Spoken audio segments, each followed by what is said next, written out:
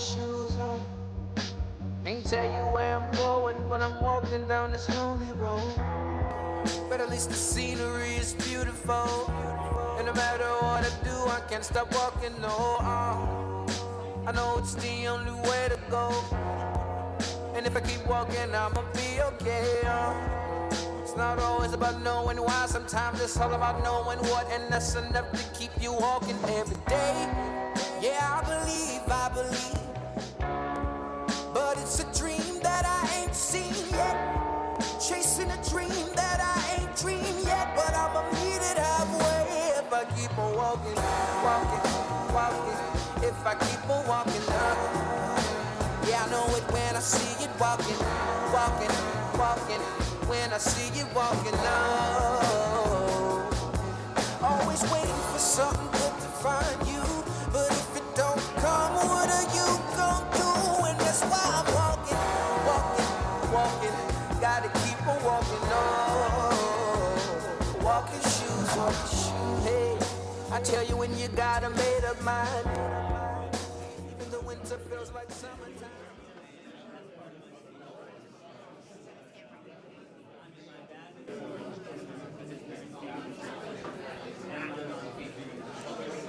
Good morning, ladies and gentlemen. Good morning. All right, I'm getting a couple good mornings back.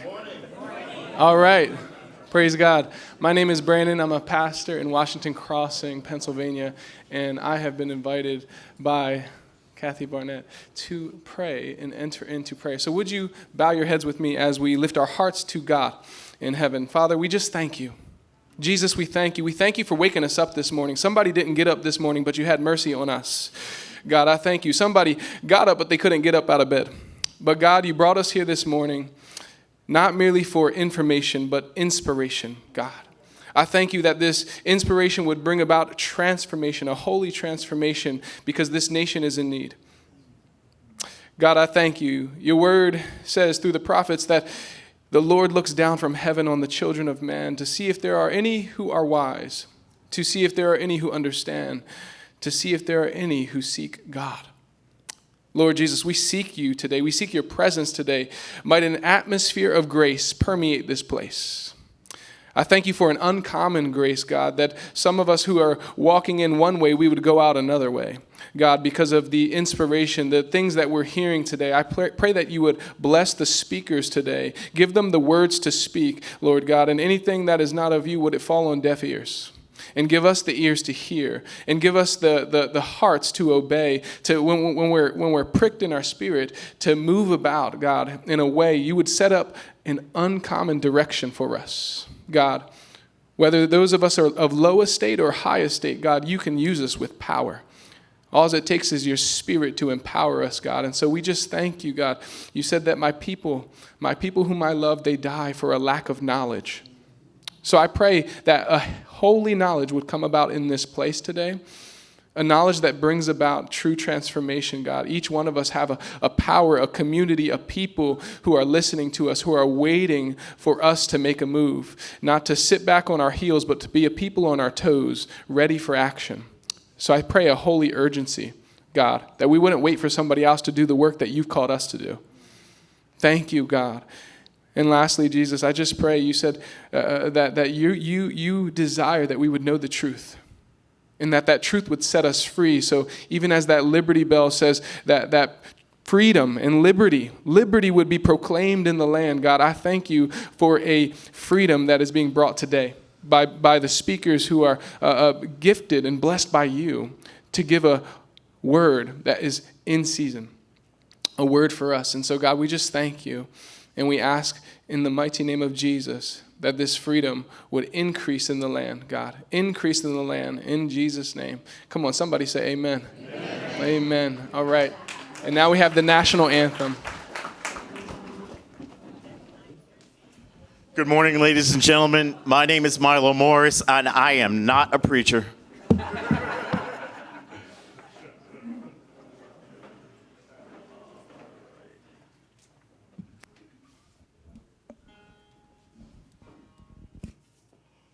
Oh, say, can you see by the dawn's early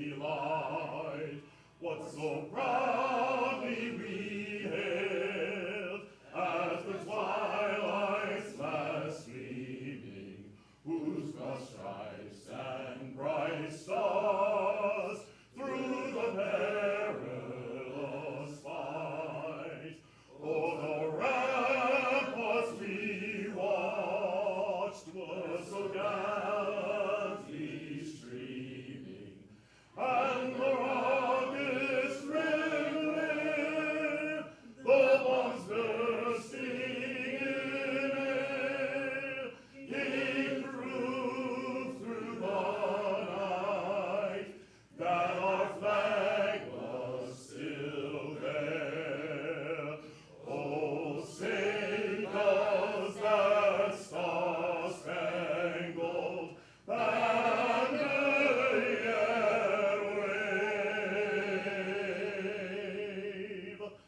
o'er the land of the free and the home of the brave.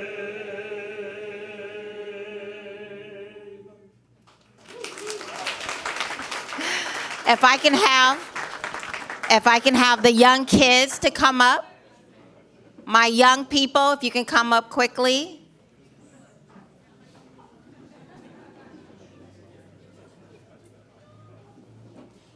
I'm sure you all can appreciate the day and age we're living in, making sure that our children know where they should give their allegiance as a nation. And so I'm so grateful that these young people have volunteered to lead us in the Pledge of Allegiance. If you can turn towards the flag.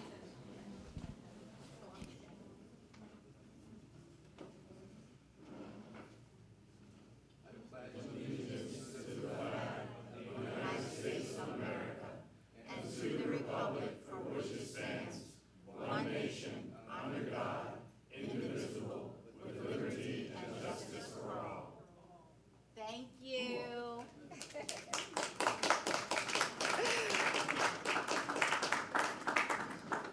Please take your seats.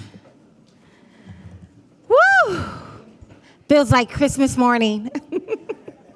Someone was asking, a lot of people asked me yesterday, Kathy, how do you feel? How do you feel? And I kept responding, I feel like a kid on Christmas Eve.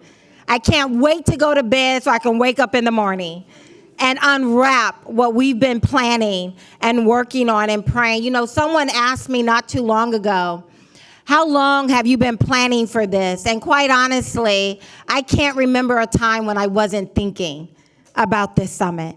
What you're going to watch, hey Vanessa, what we're going to watch by the grace of God is an outward expression of what I have been thinking about and praying about for so long. Now is the time to have real conversations. I think most of us realize we're in trouble. Something has broken in this country. Something has gone fundamentally wrong in this nation. And we have a lot of good people out here doing a lot of good things. But it is time to put down the pom-poms, stop all the rah-rahing, and let's have some real conversations. And that's what we're going to do today. All of it is not going to feel nice. Maybe some of you going to say, ouch, but just sit in it. Get comfortable. I have chickens in my backyard. And I love to watch. My husband, he's so sweet, he put a camera in the coop. So I get to watch them like Animal Planet. And I watch them when they're laying that egg and how they get comfortable in that position. And it's not an easy position for them. It's a lot of work giving birth. How many of y'all want to testify to that? Ladies in the house? Yeah, Jack. That's not this kind of party, Jack. That was down the street coming out of the hotel, not here. It's all about truth in this room today. And some truth may be uncomfortable, but I tell you, I love you. Some of you I've never met. And some of you, it'll only be a passing hi and bye. But I want the best for our country. I want the best for you. That has been on the tip of my heart since the day I stepped out and said, I will, Lord, send me. And I started this whole public career that I've been doing out here standing. I'm not on my notes at all right now, so let me get to my notes real quick. Faith, family, work. That's what we're here to talk about today. 3 simple building blocks that I use to carve my way from underneath a rock. I grew up, most of you know my story. I grew up, I say below the bottom rung of the economic ladder. I wasn't even on the bottom rung. I was below it, right? I grew up in a one-stop sign town on a pig farm in southern Alabama. I grew up in a home with no insulation, no running water, an outhouse in the back, and a well on the side. I'm looking at Vince because you can probably testify. When I say, I joke about it, but I'm serious. When I say we were too poor, we couldn't afford the other O, we were just po. But God was faithful. And it was truly faith. Believing there was something bigger than myself. Believing I was accountable to something and someone bigger than myself. And that I would chase after that. Family, there's nothing more important than family. No matter how much they rub you raw. No matter how irritating they are. What an ingenious creation. Family. This is the building block of character. Work. Some of us roll our eyes. I'm grateful for work. It gives dignity. It gives me purpose. That I'm here for something great. I know, clap on work. Can we get a clap on work? But faith, family, and work, I believe it is the key components to any community that is thriving, that is happy, and that is healthy. So you look around at the community, the different communities in our country, look at what's going on with faith in this country and the degradation of work and family. You get to just make it up as you go. Some of us have to do that. But faith, family, work. And because of that journey, I've come to believe something very deeply. I believe truth exists. I believe truth exists. No one in this room knows truth perfectly. No one in this room has truth cornered in the marketplace. But I believe truth exists. And I believe it's up to each and every one of us every day to rise up and to chase after truth. And when we find something that feels remotely true, put a stake in the ground and then hold your position until better truth comes along, until more truth comes along. And then you raise that stake and you chase after it. And this culture, you're going to need that.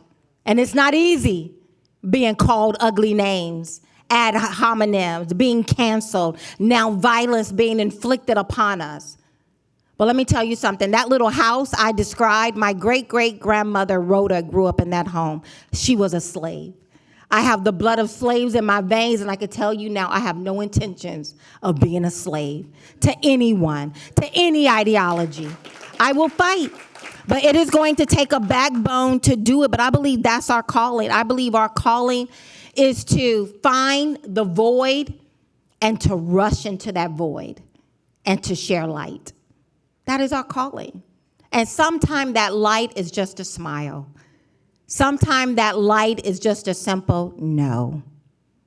You are not walking in this restroom with my daughter. No. You will not be competing on this field with my child. No, my body, my choice when those jabs, right? Sometimes it's just a smile too. And that is that willingness to stand up, to say no, to smile even when it's uncomfortable. To look at someone and say, I may not agree with you, but I find value in you as a person. I'm going to stop. I'm going to listen. And we're going to have a conversation. That willingness is what freedom demands. Freedom demands that I look at you and I see worth. That's what we're going to do today. So you may not agree with everything. 'Cause we got mixed company in this room, y'all. Look around for a moment. Look around. We are sold out.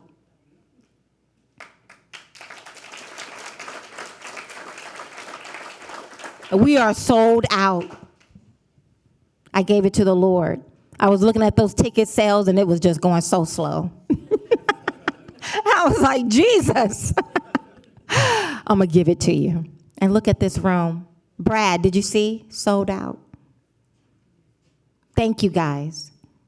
It is as much about you as it is about me. I can have the vision, but if no one else sees the vision, finds value in the vision, stays home on a cool Saturday morning, nothing happens with the vision. So thank each and every one of you for coming. I want you to feel welcome and enjoy. You may not agree with everything, but please find value in the people who are speaking. Have a willingness to listen. I baked in time for Q&A, so jot down your questions and then ask your questions so that we can all be enriched. I'm going to get out of the way, but throughout the day, I am going to have a lot of thank yous to give, but I want to start off by first thanking my hubby. He is standing back there in the back of the room. Way, babe. My better half, really, he's so good, it's irritating. But he is literally the better half of me, honestly. Kay knows what I'm talking about. I want to thank my daughter. Is she here? I have not seen her. Kayla, downstairs working. That's my baby girl, like her mama. I want to thank my mama. Mama, stand up, mama, so everybody can see that face. This is my mama. I would not be, if you know my story, thank you, Mama. My brother John and Tyrone, where's my brother John and Tyrone? Albert, there they are. They are my keepers. They protect me. I love my brothers. They're family. Family is everything. I also want to thank Mr. and Mrs. Brad and Janet Anderson. Brad, thank you so much, sir. Without you seeing worth in me and my vision, without you fanning the flames, without you and your lovely wife sowing seeds into the vision, this would not have happened. Thank you so much. I want to thank Mr. Guy and Jody Berkebile. Did I say that right? Yes. How many years have I known you now? But yes, I know, I finally got your name right. But I was on that road over towards Pittsburgh, and Guy did not know me, but he opened up his home to me and my entire team. It's a beautiful home, warm home. It was so cold. And you opened up your home for us to stay whenever we were in your area. Thank you so much for being a friend. I appreciate you. And lastly, for right now, I want to thank my double good friend, Rich Lowry. Thank you. You're so faithful. You're so kind. And you pick up that phone every time. You're a very busy man, but you pick up the phone every single time, and you invested so much in me during my races. So I appreciate you. I appreciate your friendship. Thank you. Okay. With that, I am going to introduce you. The next voice you will hear is Bishop Richard Allen. Blessings.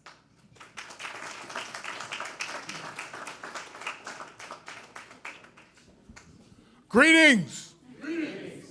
My name is Bishop Richard Allen, and I'm the founder of the first independent African church denomination in America. Maybe you heard of them, AME? African Methodist Episcopal. Started right here in Philadelphia in the first church, right down here at 6th and Lombard. Now, I want you to understand a little bit about my background. You see, I was born enslaved in the year 1760.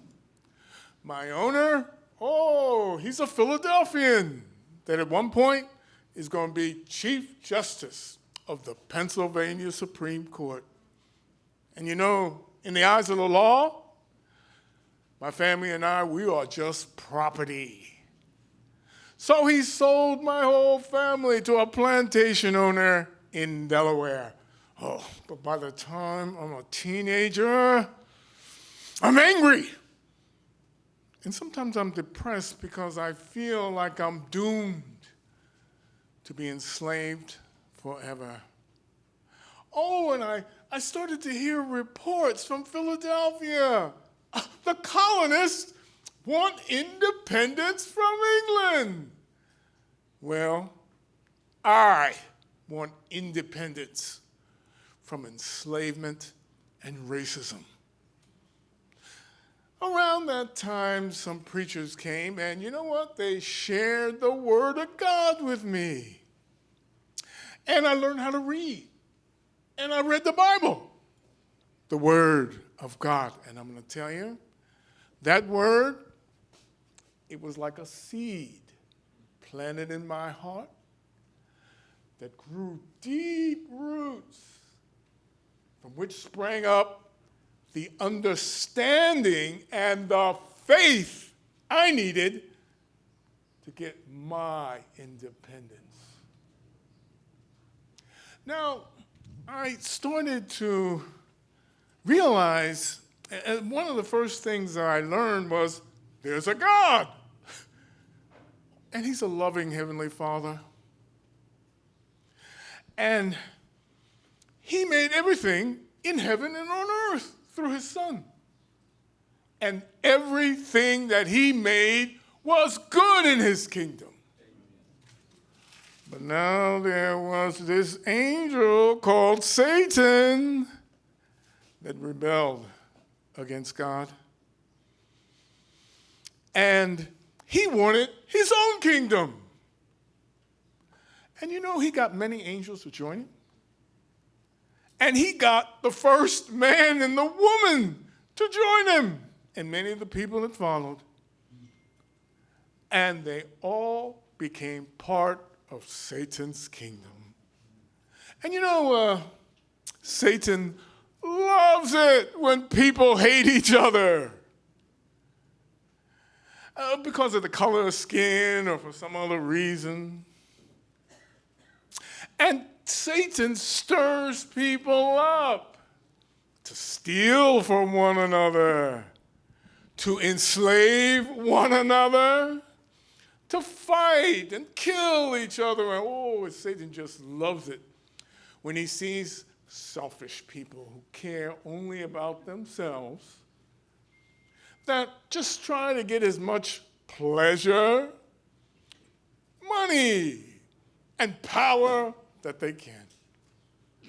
Well, you know, our God, he's not about to let that go on forever. Because the day would come when he would totally destroy Satan, his kingdom, and everybody following him. But our God, he wanted to have mercy on mankind. He gave them a way to escape from Satan's kingdom. So they didn't get destroyed along with Satan and his followers in the lake of fire. So he sent his Son into this world, who came starting to destroy the works of Satan. And the Father sent his Son to die as a sacrifice to take away the sins of the world. And the Father had planned it all along. He's going to raise his Son up from the dead. He's going to give him all power and authority in heaven and earth. And just when Satan thought that his kingdom was going to be invincible, he sent his Son back to totally destroy Satan's kingdom and reestablish God's kingdom forever. Now, Christ and his followers, they started preaching, repent, for the kingdom of God is at hand. turn away from doing the evil things that Satan wants you to do in his kingdom. And the only way to do that is to turn to Christ and accept him as your Savior and Lord. And get born again so you can become like Christ and be able to enter his kingdom. You see, because when you do that, your body, you become the dwelling place of God's kingdom. And Christ said, listen, while you're waiting for me, don't worry about what you're going to eat, what you're going to drink, what you're going to wear, because your heavenly Father knows you need these things. Seek first his kingdom and his righteousness, and everything that you need for your life is going to be added to you. Well, you know, I was ready to get my independence from the kingdom of Satan. So I got baptized. And because by faith, I believe when I go down in that water, the evil person that I used to be that served Satan died, just like Christ died. And when I came up out of that water, I believed I was coming up to a new life, just like Christ was raised from the dead. And I was ready to be filled with the Spirit of Christ so I could be born again and I could be able to enter God's kingdom. But you know, I got to be honest.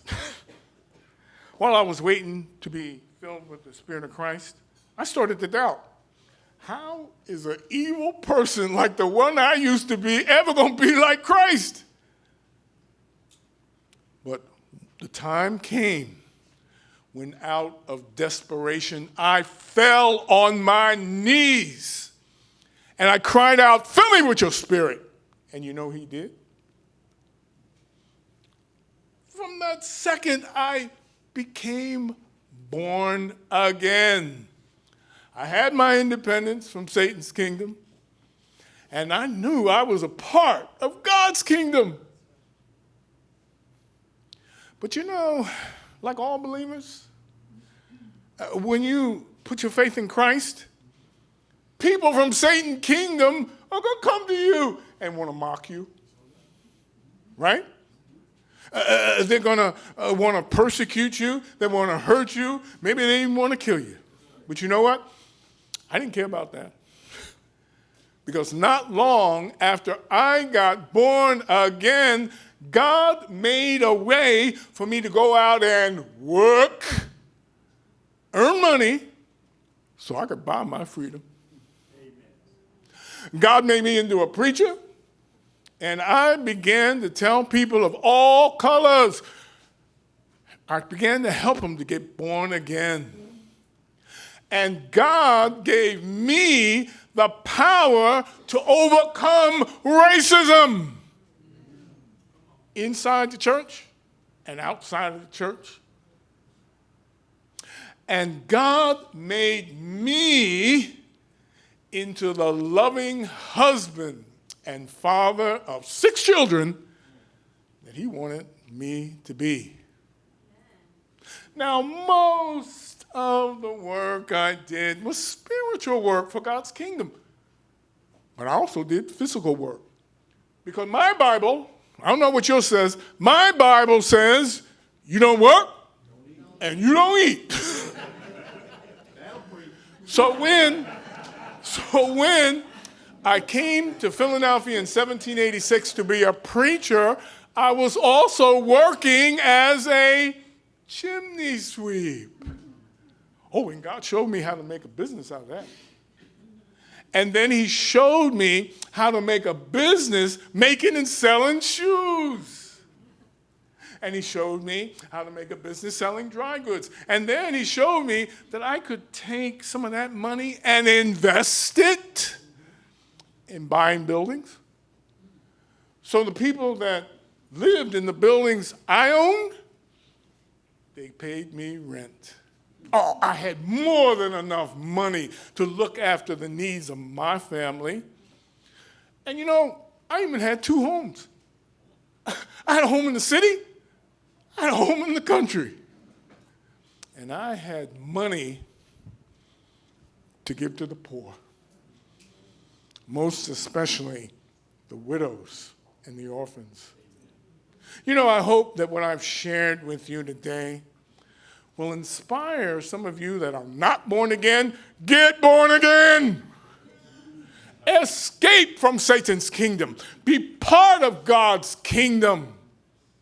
Because if you do, not only will you get the things that you need for this life, Christ will reward you when he returns, and you'll be able to live forever in God's kingdom.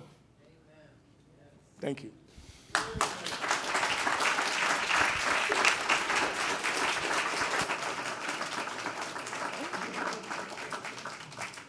Y'all weren't expecting that, were you? I thought I'd give you a little bit of a blast from the way past. Part of our history. It's not just Black history. This is American history.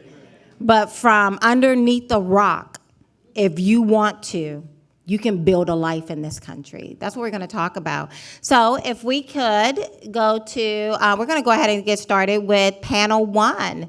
If Kaizen can come. April, everyone, if you know you're on panel 1, come on now. Oh, my goodness. Yes. Thank you. She's from Georgia, y'all.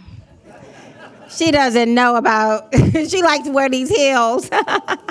Thank you so much, April. Thank you, Miss Roslyn. Can we get the clock started, please?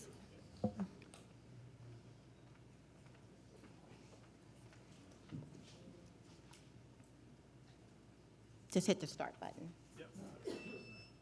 Awesome. Good. Look, we're gonna keep it on time. We're gonna get back on time here.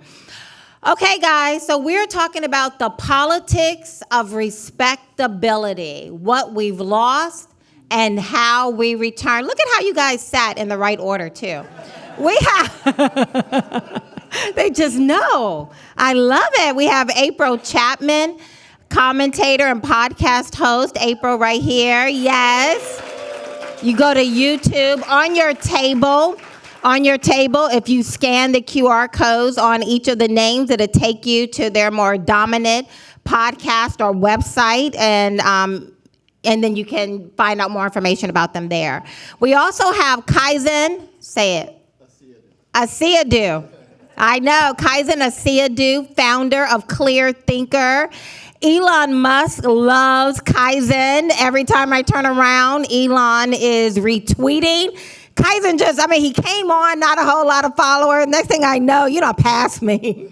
And you're just going on, doing really great thing. A young man, Harvard graduate, very clear in his reasoning. So he is here. And then I have my double good girlfriend, Miss Rosalind Williams. She is the Grassroots Engagement Director at AFP. And she is also donated to make this event happen today. So this is Miss Rosalind Williams. Thank you. Yes. Okay, guys, listen. We're just going to jump right into the deep end, okay? Hold on. So we're going to talk about the weaponization of our history. And when I know we say Black history, our history, because my history as a Black person is a part of the American story. And to all my pigment challenged friends, to my brothers and sisters from different mothers and fathers, my Black history is a part of your history too. Amen. We're all in this together. People don't get that. We're all in this together. If my side of the boat goes down, guess what? Your side of the boat's going to go down too. So we are intricately entwined. So you have just as much of an interest in the black community as the black community has an interest in the broader American community. It's not me and mine, it's ours. So we're gonna talk about the weaponization of our history. Because slavery happened, because Jim Crow laws, segregation, and everything in between happened in this country, and it did. Remember, I had the blood of slaves coursing through my veins, so I'm not talking to you as someone who read about this in a book. I know my own story very well. But because those things happen, we are being morally blackmailed as a nation.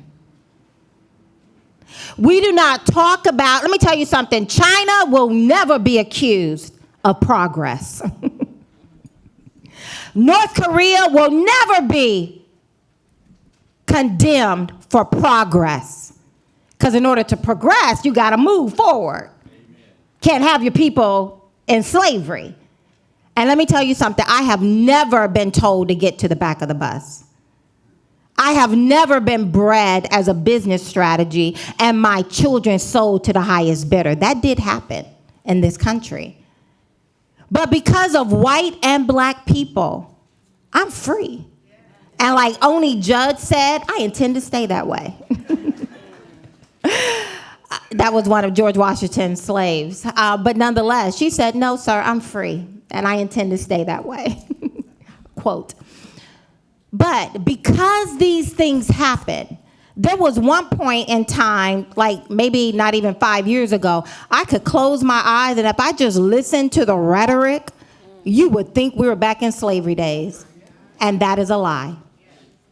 We are not slaves.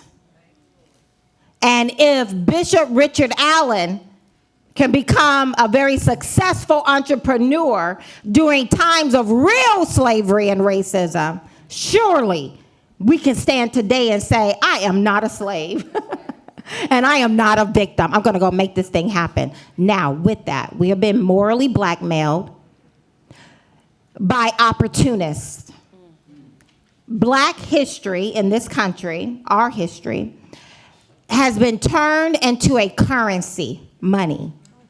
And it has been spent recklessly by people who do not care about black people and by people who are not interested in America as a whole. They don't care about me and they don't care about you. But this history of ours has been turned into a form of currency to give them power. For example, if you disagree with millions of people coming into our country illegally, we don't know who these people are, we don't know why they're here, we don't know where they're going or what they're going to do. If you remotely question it, you're a racist. If you disagree with a grown man in a dress following your 9-year-old child into a bathroom, shut up. You're a racist. If you disagree with a man twerking in a dress in front of your 5-year-old children, I've seen it. You're a racist. Now, what do any of these things have to do with the color of my skin? Nothing. But we've been blackmailed to shut up, to sit down, to be quiet, and to accept things we would never, under any circumstance, approve of. So this is important. This is just not a black thing. This is an our thing. Because they're weaponizing our history and radically changing policies and attitudes and values that we all have to now live under. That's my premise. Here's my question. Vivek, a really good friend of mine, he will always say, no one sells anything that you're not willing to buy. I'm only going to sell you what you're willing to buy. So why is the black community buying this? Because these opportunists could not get away with it using my history, and not if we did not approve of it, if we weren't buying something from it. Let's start with that. Why are black people buying what is being sold? Who wants to go first? Kaizen, look at you. So what a powerful start, and thank you for having me, first of all. Absolutely. I first want to clarify the position I'm coming from here. So I only really started paying attention to politics about a year ago.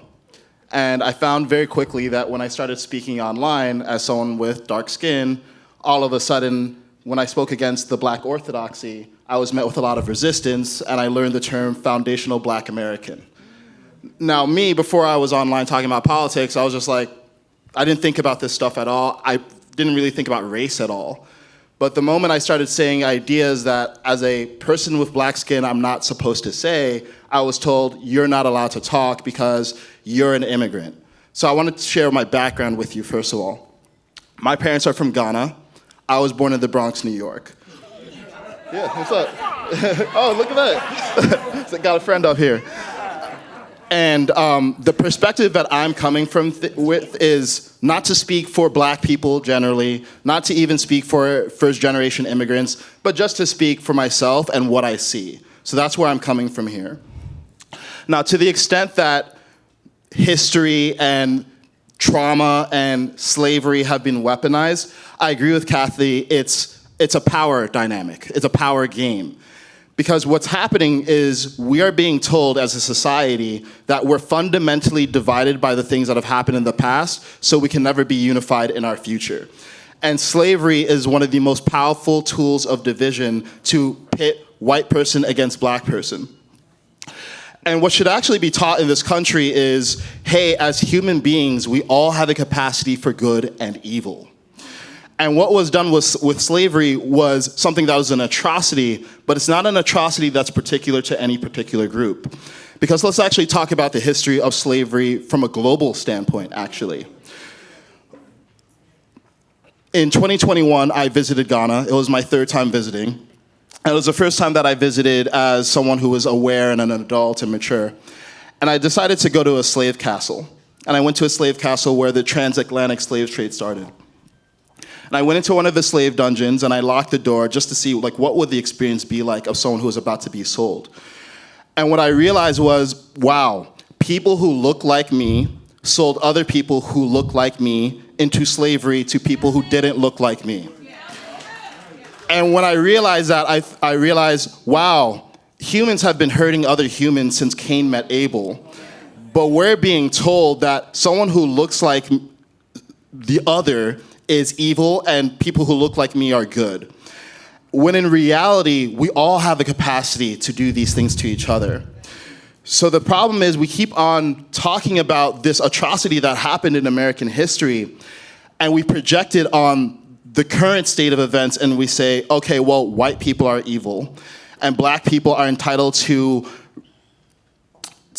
reparations from white people infinitely. And what that does is it means that we can never get to a place where we're all unified because there's an original sin that can never be erased. And what happens is that we're told that if you point this out, then you're denying the evils of slavery, or you're excusing it, or you're an apologist. When no, we can acknowledge the evils that have been done while also focus on the good that can be created. And that's what I'd like to see the conversation shift toward, rather than having this infinite politics of division. So that's where I'm coming from. Thank you. I want to piggyback off of something that Kaizen said, because so many of us, when we listen to the narrative of slavery, no one alive in this room today has ever been a slave. We have no point of reference for it. We have no idea what that feels like. But yet we're piggybacking off of, or trying to find virtue in a legitimate grievance that our ancestors experienced, but we have no emotional attachment to it. Yet there are individuals who are younger than me that are so impassioned and so enraged talking about slavery. And so I think we've allowed ourselves to be exploited because for some reason we feel that there's some virtue in the victimhood. And this is the part that's not going to be popular, but it kind of needs to be said. If we look at emancipation in this country, and you look at other slave revolutions and people who received their freedom, they actively participated in it, and it was done with their active participation and their knowledge. But the Black American Negro doesn't have that same story. We just were told the Emancipation Proclamation comes down, and it's like, okay, well, you're free now, go in peace and serve the Lord. And these people, they're on a plantation. It's like, well, I have no concept of freedom. What is that? We didn't fight for it. Now, we have to own up to the fact that, no, there were others who actively, on our behalf, advocated for our freedom, but we didn't actively participate in it like the Haitians did, who had a revolution and said, no, we don't want to do this anymore. We're going to kill the slave master, and we will not be slaves again. So we have to own up to our part of the responsibility that we've allowed a narrative to be weaponized against us today that we have no emotional connection to, and now it keeps us stuck. We are stuck, and we're unable to move forward, and we're at the bottom. Like that, you have other nationalities and other people groups who were not ignorant or absolved from being oppressed by someone else, but yet they're not using it they're not wearing it as a badge of honor. They're using it as a stepping stone to say that's never going to happen to us again, and we're going to teach our children, kind of like the children of Israel. They wrote it on. They reminded their children, and they passed it to generation so that they wouldn't forget. And we, for whatever reason, instead of us looking at the atrocity that happened and saying, look at the sovereignty of God in all of this, and that you are now living in the freest time ever, why not go and function in your freedom? We're struggling to function in our freedom. We're allowing others to exploit and make money. I mean, race grifting is like a whole industry now. Like, if I really wanted to make a lot of money, I could get on YouTube and just scream victimization. But instead, I get on that platform and I try to empower other people who look like me to say, go and function in your freedom. Have a healthy doctrine of work. Wives, be wives. Fathers, be fathers. Train up your children in the fear and admonition of the Lord, and then you won't be subject to the yoke and bondage of slavery. So to finalize and wrap it all up with a bow, we are being exploited, but yet I believe we're now choosing our slavery. We're choosing to live under the bondage of slavery now. It's just now this slavery is ideological. It's an ideological bondage that grips our hearts and minds, and it keeps us chained to the idolatry of the past, yet it keeps us from moving forward into our future. And so, God bless you, everyone. My name is Rosalind Williams, and you can't find me on a podcast because the Lord has had me hidden for the past 3 years. And you understand. Once I denied getting the vaccination in 2021, born and raised here in Philly, went down to Atlanta, Georgia, got involved in politics in the Democratic Party through ignorance, you understand. And so from that, moving back home here to Philly, and I welcome you all to my city. I say my city because I am a kingdom citizen of heaven, you understand? And so because of that, we have opened up the door for access, because the light of the world lives within inside of us. And so I want to say that I appreciate listening to my cohorts here on the platform. This is my first time being on the platform, and I understand because God had to do a work in me to take some things out of me so that I too won't sell out my people, you understand? And when I say my people, I'm saying that what is expected right now, we're at a pivotal point where it is expected for us to sell out as a Black American, just like some others have done in the past, and to pick up those same ideologies from before and make ourselves a victim. But you have Black Americans today, like me, who know who I am, who know the authority that I stand with. And so it's not black and white for me, but instead it's kingdom. You understand? And so I know the enemy that we are fighting. The enemy that we are fighting is not racism, it's darkness. It is the darkness.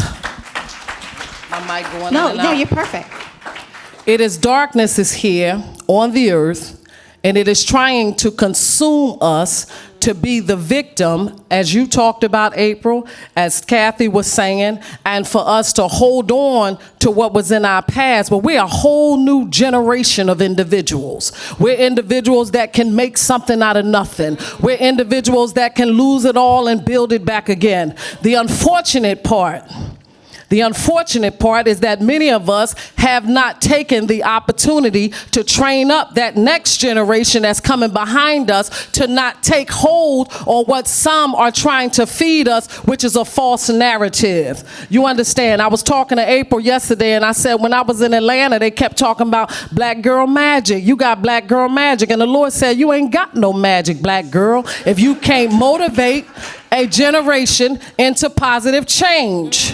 So what we're talking about here today, we're not talking for me, we're not talking for you, we're talking for Kathy's daughter.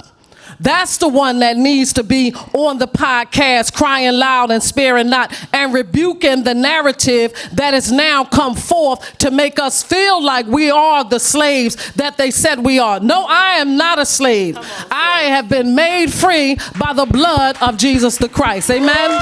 And so I want to say this, and I'm going to leave it here. I want to say this. When they offered me that vaccination, the Pennsylvania Democratic Party, and the awakening happened for me, I looked at them and I said, no, I'm good. Y'all will have to drag me down dead before I let you stick me. And I told them, I said, you are a bunch of hypocrites, because if you can fight for a woman to choose to have a right to abort her child, I should be able to say what I want in my body. And it was at that point that not only did I lose my job, but I lost all of my friends, all of my support, all of my family here in the city that they know me, simply because I would not allow myself to let them enslave me and let me continue to speak the same narrative they were speaking. You understand? And so it cost me. And so, Kathy, your question is so good. It is not a real thing. It is a distraction for what our real focus should be. And that is, we live in a country that is one of the greatest countries there is. And if we want to see it to continue to progress, all of us had better step into the real identity of who we are. And that is what is living inside of you. Are you a coward? Are you a punk? Are you afraid to tell the truth and shame to the devil? Are you afraid to take some hits that's going to come your way because you look this way and I'm black and I'm not Democrat? But I don't wave a red or blue flag. I wave the flag of the kingdom of heaven. And so because of that, the kingdom of heaven suffereth violent, and the violent take it by force. And so that's what we're doing. So we're not victims. It is not about race. I have my friends here. Vanessa, I'm here, and I want to thank you, Kathy, for having me here, because it is because of my relationships with people like Vanessa and Susan and Debbie. And the last thing I'm going to say is this. That Monday before Charlie Kirk was killed, I spoke at Vanessa and the Warrington Patriots, Kathy, and an older gentleman came up to me at the end, and he said, "You remind me of Charlie Kirk." He said, "Have you ever spoken at schools and stuff?" I said, "No, sir." I said, "I've been hidden by the Lord, but he's pushing me out." And the last thing I want to say, when Charlie was killed 2-3 days later, I said, "Lord, what are you telling me?" Because here I'm black and I sound like Charlie Kirk because I've come as a truth teller.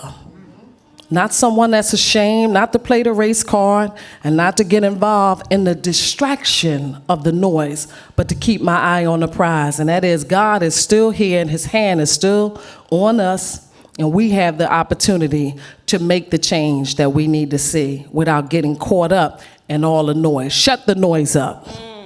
Thank you. Woo! Y'all didn't know y'all were coming to church, did you? I go back to my seat. I know I wanted to say, preach. Listen, now, I'm going to pivot real quick, but let me just say, does any of this mean racism does not exist? No. Of course racism exists. You know why? Because we as humans exist. And I have hate in my heart. And you have hate in your heart. And we have to put a big spotlight on the inside if you want to be better. And some people won't be better. But in this country today, if you don't like me because of the color of my skin, that's more your problem than it is my problem. I get to continue forward, anteing up. That's my word. I tell it to all my friends, you got to ante up. Somebody give you a nickel, let me ante that thing up and see if I can get a dime. I earned a dime. Okay, let me see if I can ante that thing up and see if I can get a platform, right? It's about looking for opportunities. If my head is down and I'm feeling really sad, you're not going to see it. But if I dare to look up and begin to see worth in people, it's amazing. But it doesn't mean there aren't people. If you know my story in that 2022 senatorial race, y'all know. People can steal from you and take from you what you've earned even. But I refuse to be a victim. That's right. I am not a victim. Even though people will victimize you and try to I refuse to be anyone's victim, right? And with that, let me pivot in our remaining time here, is that I'm reading this book. I was going to bring it up and actually show you guys because I love reading. I love encouraging other people to read. But I'm reading this book it is the historical records between 1890, Emancipation Proclamation happened in 1863, and about 3 million blacks who were slaves became free, one way or the other. But 1880 to 1920 is the history that this book goes through. And it talks about how black people began to move around, right? Because now you have emancipation. And now black people are free. So you have a lot of black people migrating from the South, coming up here to Philadelphia, Michigan, New York, and other places, right? But they were coming up here with that slave mentality because they were just slaves.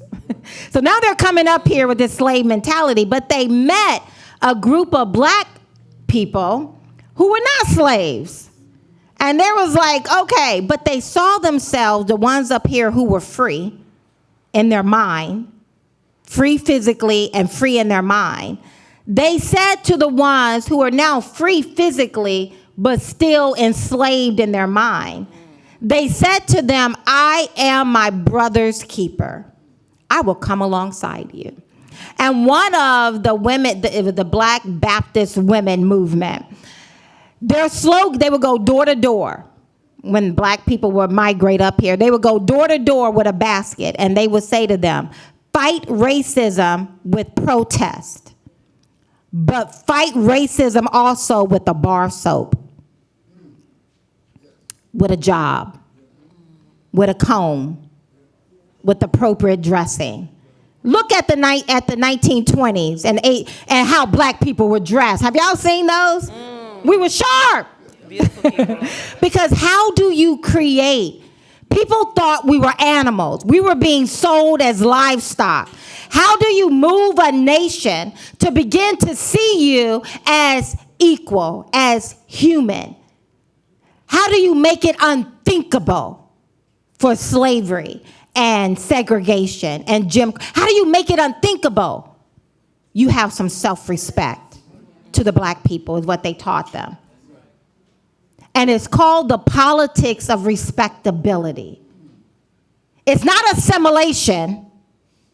It is first and foremost, respect yourself. Comb your head. Take a bath. Fathers be fathers. Women be ladies. Get a job. This is how you do it. And the black people up here in the North who were free both physically and mentally, they said, I'm my brother's keeper. I'm not going to talk about you behind your back. I'm not going to side eye you. I'm going to come with a basket with soap, comb, and hair grease. And I'm going to show you how to make yourself respectable. And let me tell you, you don't got to take my word for it.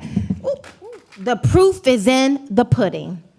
When you look at the number of black doctors, black lawyers, black nurses, black professors, we have movies talking about black engineers and figures, I think it's called.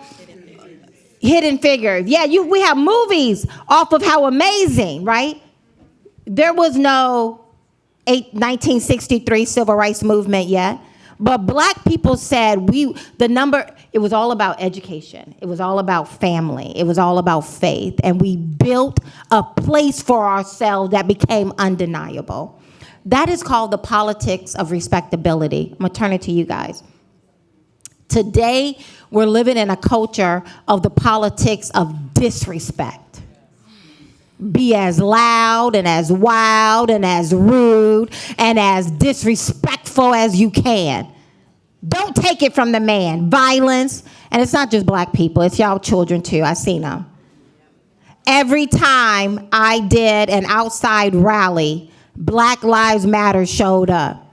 And it wasn't a black person in the bunch. Every time. My team members, are y'all here? Am I lying?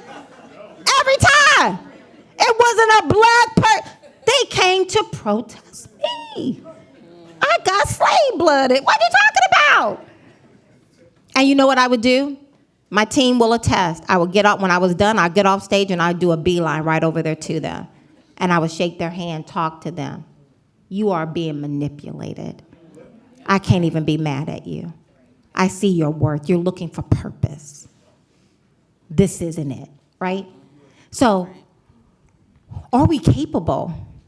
What do we need to do to get back? Clearly, the politics of respect yourself. You see it with the Indian community. They are the number one on every government list that measures anything economically, anything good. Indians are at the top. Right. I won't even say who's at the bottom. But white people aren't even in the middle. It's every Asian group taking up and if you watch them when they initially come over anyway, it's very respectful. And they create a place for themselves. And they keep their identity, right? What can we do as black people? Because I'm tired of looking at those polls. I feel some kind of way when we're always at the bottom of those polls. These aren't my figures. This is a reality. I know this may hurt. Just say ouch, but say I love her anyway. We got to have these conversations if we're going to move and go anywhere. So. These were conversations or things that used to happen in the home.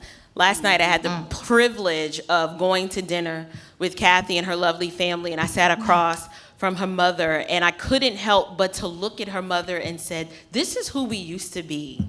This woman sat there radiating class and poise, and yet we have in the halls of Congress, we have what I call the female imbecile who can't manage her misery. We have the orangutan, we have the Jasmine Crockett prototypes that are now teaching us that this is what we want you to be, and this is who you should be.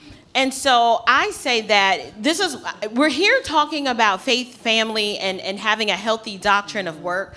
But if we don't get back to the basics, such as a two-parent home, right? Like, I don't have the privilege of saying that I came from a two-parent home, but I understood what one of those was supposed to look like. And I knew that something was different about the deficiency from which I came from, being from a single mom.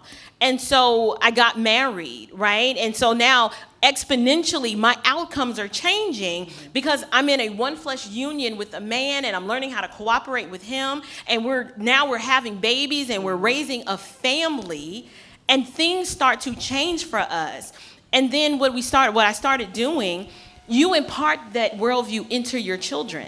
And so we don't need more activists. We need more wives. That's right? Like we need to marry before we carry. We don't need to be afraid to say that.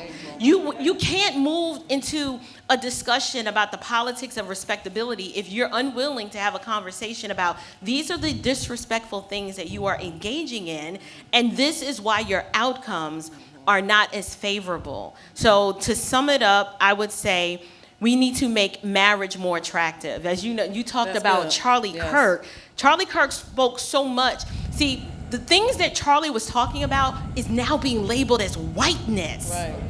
That's crazy talk. Crazy. It's whiteness to present yourself as someone with respect and to say, I have a wife or a husband and we're married and we have children.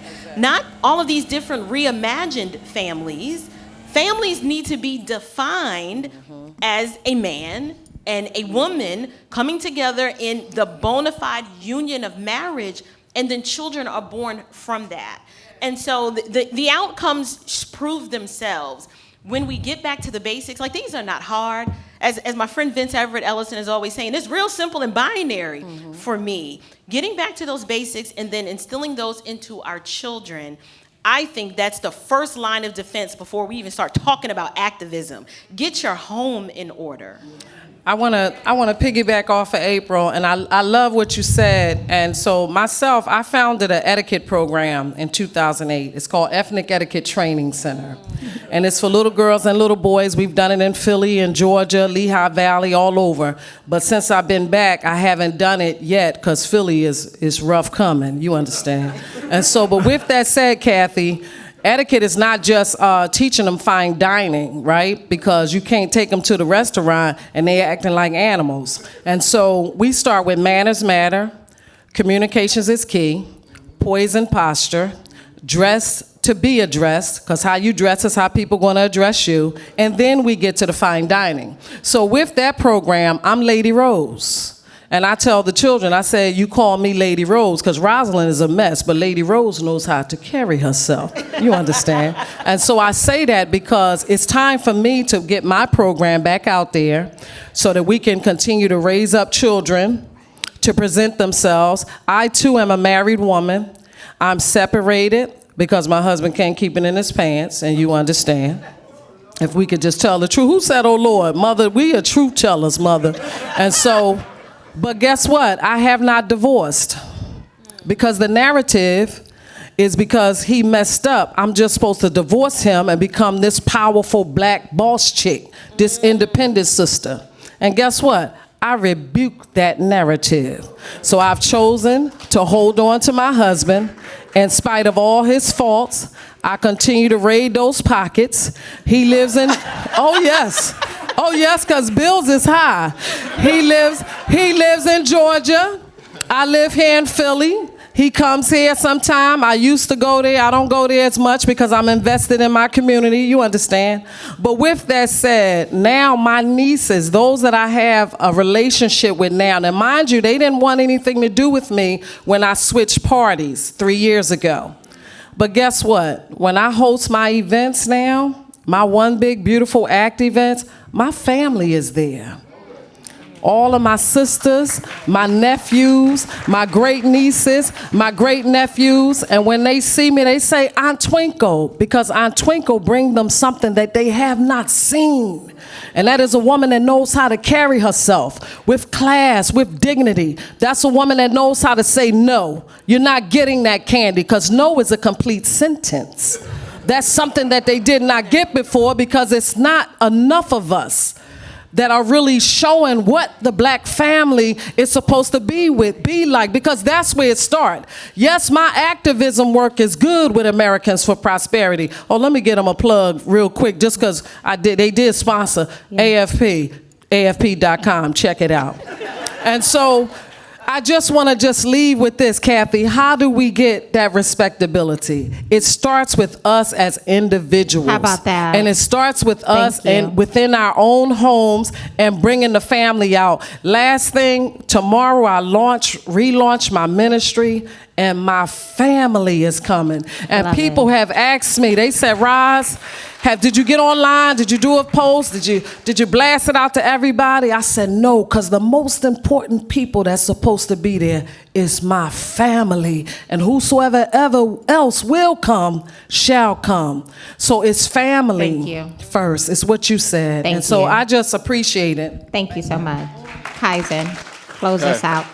So first of all, thank you, Lady Rose, for teaching people the things that you're teaching, like etiquette and how to behave in a pro-social way, because I actually think a lot of what's going on here is somehow behaving in a way that is pro-social and self-respecting has been conflated with acting white. Yes. And, growing up, I remember my mom, she was always, I went to Catholic school growing up, and she would always hassle me, like, iron your shirt before you go to school. And you gotta have your hair look good. And she doesn't like my hair now, but I'm a grown man now. And growing up, I never got it. I was like, why do I need to iron my shirt? And like, why do my shoes need to look this way? And I would go to school, and I would be in these classes, and sometimes kids would call me like an Oreo, or say, you act white. And it never made sense to me. I was just like, what am I supposed to be doing except speaking the way that I speak and behaving the way that I behave?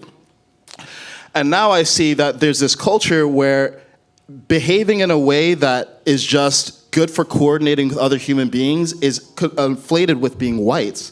And that's actually one of the most racist things you can possibly believe. And it's causing people who are black to reject behaviors that would actually advance them and advance their lives because, no, well, I don't want to be white and I don't want to be rejected by the community. And we need to let go of this. And, you know, yesterday I was talking to a friend who had recently been fired from his job. And when he was fired, he started telling people in his community, well, he was showing up to work smelling like weed and showing up to work late. But he noted that, oh, well, he held a black community event at his workplace, and he got fired after that. And he insinuated that he got fired because of the black community event that he held. And I looked at this and I thought, well, we don't know if your employer's racist. We do know that you smelled like weed and were showing up late. And I hesitated to give him the feedback on it because I was like, you know, I don't know if he's going to react and say that I am victim blaming or something like that. You're a colonizer. Or yeah, and he actually said, oh, what's a colonial system? And I said, I can't define colonial systems of oppression and unconscious bias. I can't define if you're 5 minutes late for work and smell like weed, though. So I gave him the feedback like, hey, man, if you're entitled to believe whatever you want, but if you communicate in this way to other people, they're not going to be on board with the subjective claims you're making about colonialism. And if you're not owning your piece, which is your own behavior, you're just going to be getting in your own way. And I'm actually glad to say that when I told him that, there was a pause in the conversation. He stopped talking, and I heard him writing. And I was like, wait a second, are you taking notes? And he said, yeah, I am, and thank you for telling me this. Because if you hadn't told me this, like everyone else was just feeding into it. It's like, yeah, you are a victim, and yeah, you do need to stand up to the man. And I was the only person who was willing to tell him, hey man, I think there's some things you could look at in your own behavior that if you change would actually give you the results that you want. So that's actually the loving conversation that we need to have with people who are behaving in ways that we see are clearly antisocial. And when Kathy talks about the politics of respectability, I would love if we called this the politics of self-respectability. Because behaving in ways that just elicit other people wanting to work with you will actually make you feel good before it makes other people feel good about you. And that's the emphasis we need to have on the individual. What can you do? Because is there racism? Of course. Is there prejudice? Of course. Are there things that you can always do? Yeah. And unfortunately, the idea of responsibility has all of a sudden become a dirty word. As if you tell someone that you can be responsible, it's a burden to bear, or we're dismissing their hardship, when in fact, it's the opposite, because responsibility is the ability to respond. It is power over your circumstances, not being a victim of what happens to you, but choosing what are you going to choose to do to your circumstances. Thank you, guys. Woo! Okay, so we're going to open this up to Q&A. Let me just set this timer so I can be a good... Okay. I know y'all got some questions after all of this. And let me just say, before I open it up, the Black Baptist women that I spoke about up here in the North, their motto was, I am my brother and my sister's keeper. Do not think I'm just talking to black people, my white friends. There's a bunch of, what did he called them, old white hippie who need to go take a nap. Stephen Miller. That's what he called them. They're right across from our hotel room. Yes, in the tents. We in the tents. We need, all of us need to turn to those and our sphere of influence. Maybe you don't go down there, but you have sisters and brothers and children and cousins. I remember when I was on the campaign trail and all of my little white friends I would meet as I'm going out and about. They would say, I can't talk about politics to my kid. They won't come. I'm like, then bye. Someone said, well, what would you do, Kathy, if your kid says they feel like they were born in the wrong body? Which, let me just say, is horrible. I cannot even imagine living life believing you're in the wrong body. My heart goes out to them. But this person was asking me, what would you say if you were given the choice? Because these are the choices. I've talked to a number of neurologists who say these are the choices that are presented to most parents before they start physically transitioning their children, is that either you will have a dead son or a living daughter. What would you do? I said, start making burial arrangements. I know we laugh at that. But this is how hard the decisions we're gonna have to make. And please and thank you is not enough. You, all of us, black, white, and difference, we have to start taking ownership of those. And before I can affect Harrisburg or Washington, D.C., how about I just impact those in my home? That's right. And in my sphere of influence. That's right. And start having conversation. So don't think because we're black and we're just talking about black people, we ain't talking about everybody. We're talking about everyone. As my brother Tyrone would say, everyone. We're talking about everyone at the same time. Thank you so much for coming. So with that, though, let's open up, boom, to questions. Okay, boom. Question. Okay, I'm going to go back here first. Your hand was up. Stand, talk loud.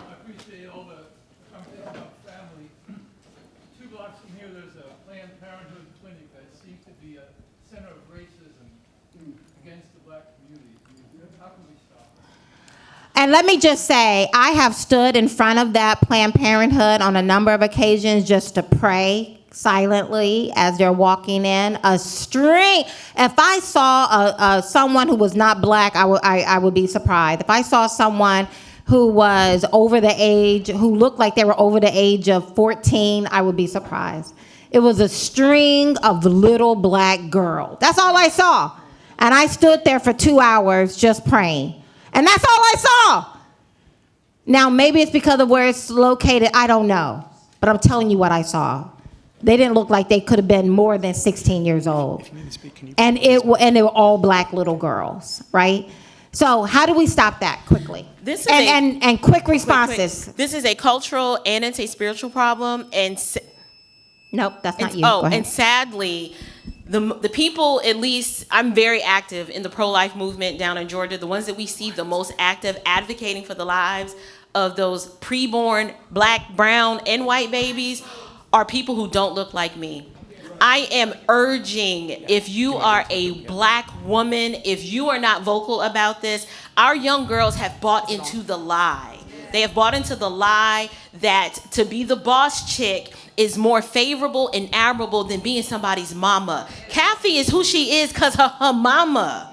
Her mama spared her life and raised her in the fear and admonition of the Lord, and look at all of the amazing things she's been able to accomplish. So we need to take ownership of this, black women. Thank you. Okay, another question. Yes, yeah. Right here. Mm-hmm.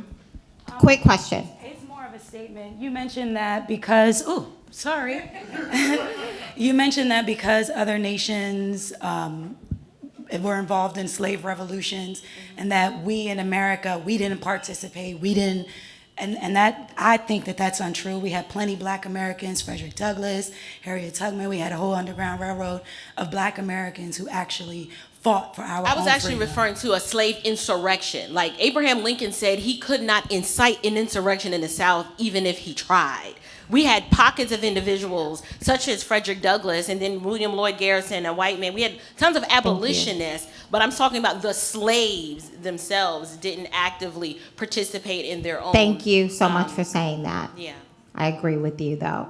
We'll talk about it. Because you're right, too. It's a balance. Yes. We did. Just real quick, I wanted to ask, how do we start the conversation? Let's say within our church or within the community that we're in. No. Yeah, somebody else. Mm-hmm. Say that again. How do we start that conversation about, I do a lot in my community. I live in Texas, and so We saw on Pop and Politics, and we decided to come. But I want to know how to start the conversation about doing more, like for our Black people. I do a lot myself, but I want to start like encouraging people to start looking at the other side of things and being more active. Thank you. Well, if A quick response. Yep, if I may be honest, start your own church. Many of these churches done sold out. These pastors are getting paid to sell us out. Start your own church like me, sis. Yes. A quick question.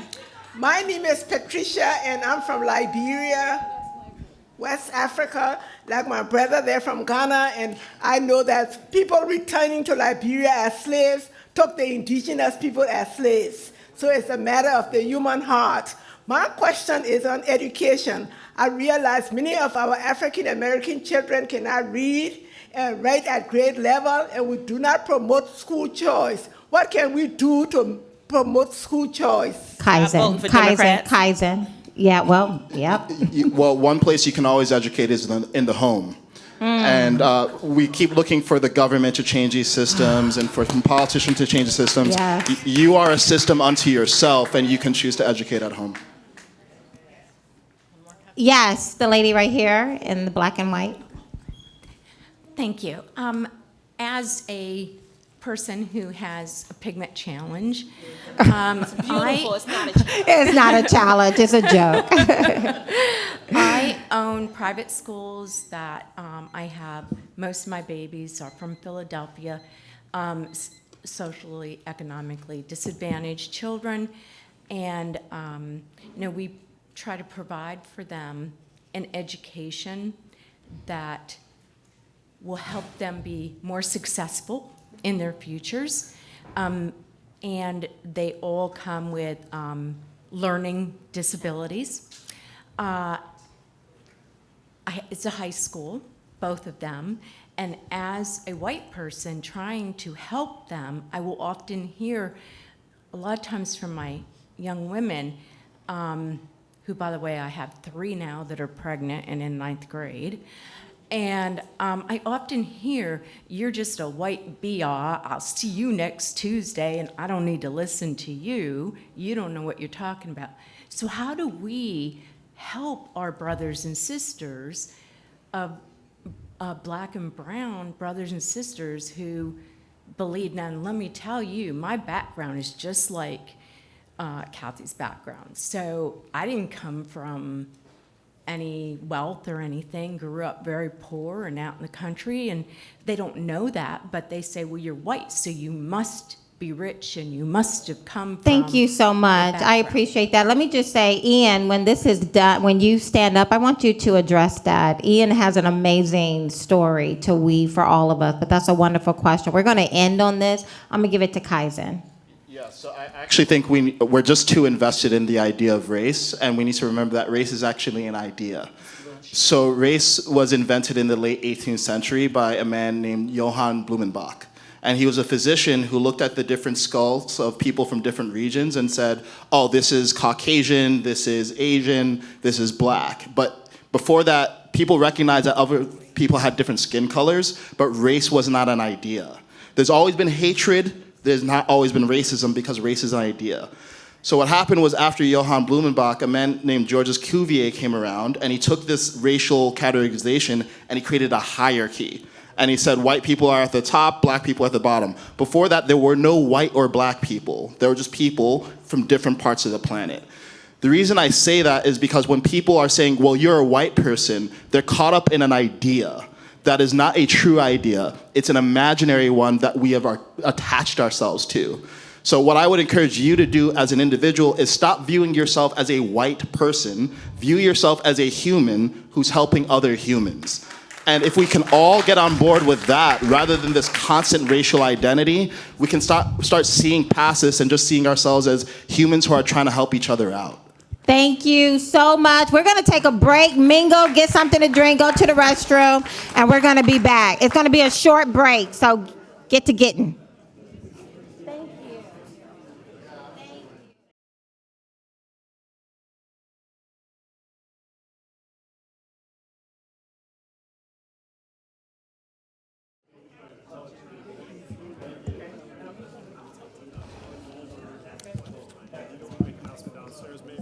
Yeah, you could do that. We're going to go ahead and get started. Hello, everyone. We're back. So my team is bringing the raffle tickets. Do y'all have all of your tickets? Yes. Well, you should have gotten one when you came in, when you were registered. So every admission ticket automatically enters you into our raffle. You could walk away today, with incredible prizes, including a 55-inch smart TV, a brand new iPad, AirPods Pro, a laptop, Beats, headphones, and more. Wow. Want to increase your chances? Extra raffle tickets are available for just $5 each, or three tickets for $10. So stay until the end. You must be present to win. So Seed and Roots organization is a 501c3. We are a charitable organization. There is a table in the back for donations. I would encourage you all to do just that. Or you can go on your phones to kathybarnette.com where you signed up for the ticket. You can hit the other button and make a donation. If you want to see this, see more of this, have us. The goal is, my prayer is that next year we will do 4 of these. And we will be going into, right now we're in conversations in Atlanta, Michigan, back here in Philadelphia, and then one other place that just escaped me at the top of my mind. Hello, young man. Love it.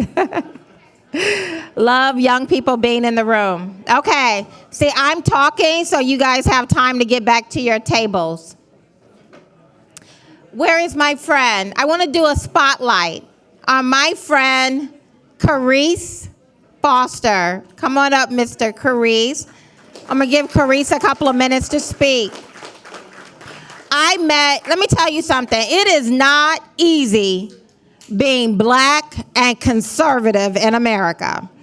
Today, it's a little cooler. You see more and more black people acting like they've been here since forever. I think it's great. I'm very welcoming to that, and it's very encouraging to see the shift in trends. But before it became cool to be black and conservative,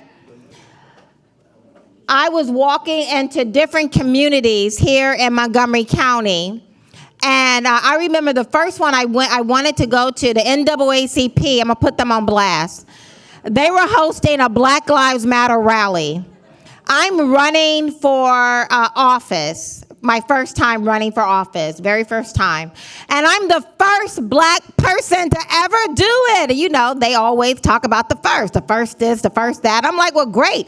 I'm the first black person to ever run for office. And the NAACP was a part of hosting this Black Lives Matter rally. And they had every white Democrat in the state there. And I called him, and I said, surely you intended to invite me. I'm the first, and I'm black. And he said to me, no, I did not intend to invite you. So what did I do? I showed up with my team. We walked up on the stage, took the mic. I'm black. How y'all doing? And I would always introduce myself as, my name is Kathy Barnette. I'm a Republican. Now get out of your emotions. And I would start talking. Let me tell you, the people loved it. The organizers were fuming. The Democrats were fuming. But the people, they loved it. Because why? We're not unicorns. I'm talking things that people understand. But very few people would invite me. My team got chased from a black church up in your neighborhood. Well, the pastor has now died. I'm not saying there's any connection. I'm just saying I got chased. It's not funny. But he did die, and he did chase me away. He was very angry. But the one person in this predominantly black community that did not agree with me, he did not think he agreed with me. But he saw worth in me. He saw value in what I was saying. And he came. I think you actually introduced yourself. Yeah, I'm just coming. This is going to be a mess. But he talked, he saw value, and he said, I want to help you. I want to introduce you to some people. I want to create an event for you. And he became, every time I think about doing something, I think Carice. He's such an encourager. And he's so hardworking. He's not a person who just talks about making a difference. He does a lot in his own community. And he was willing to reach across the aisle when so many wanted nothing to do with me. And he didn't even know me from Adam's apple. He just saw someone and he saw value. So, Carice, I wanted to put a spotlight on you, my friend, because I appreciate you. I love you. I appreciate your heart. We're actually like two peas in a pod. I appreciate you, and I would love to give you a couple of moments to say something. Sure. Whatever you want to say. Whatever you want to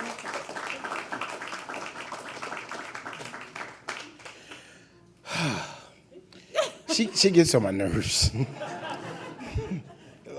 Like I'm one of the guys, you're just rattling my feathers, but I stay in situations like this because I have a very open mind and I need to know what people are thinking and how they were thinking. And I believe that everybody believes that they have the answer and everybody believes that they're the smartest. And I find myself, like she said, I got friends that are Democrats, I got friends that are Republicans, and the one thing that's most certain is they're all right. They're all right. And I'm the guy that's over here, I got people like, you're a Republican. I'm like, no, I'm not. You're a Democrat. All right. Well, I thought you was a Republican. It's because my mind is so open to what is true. I don't put labels on anything. I don't necessarily believe that a Republican is going to save my life. I don't believe that a Democrat is going to save my life. What I do believe is that division is divide and conquer, and division is set there for a reason, to keep us going back and forth about things so that they can remain in the power. But the true answer comes from us as individual and as people. Some of the things that made me uncomfortable here is that I feel like there should be more black African-American males in this room, specifically Democrats, because I feel like we need to hear what the narrative is. I didn't hear anything that was untrue, except for the we didn't stand up for slavery part. But I got what you were saying, though. But I understood what was being said. So a little about me is everything that they said, I embody that. I embody that. I come from very humble beginnings. I did 3 years in a federal institution, and in that institution, I realized that I wasn't coming out the same. And when I came out, I am also a minister. And when I came home, I seen God elevate me in so many areas, including my good brother's business, which is a contracting business and a landscaping business. And he got me to a point financially where I was doing so well. I said, okay, God, when I came home, you didn't allow me to leave because you told me that I didn't give you a testimony for people not to see. And I stayed. But now people seen the testimony. And God said, well, give back. And I said, okay. And immediately he said, made. I said, wow, making a difference economically. So everything that made is we teach the trades. We teach plumbing, electric, carpentry. We teach all those things. We give out pre-apprenticeships, certifications.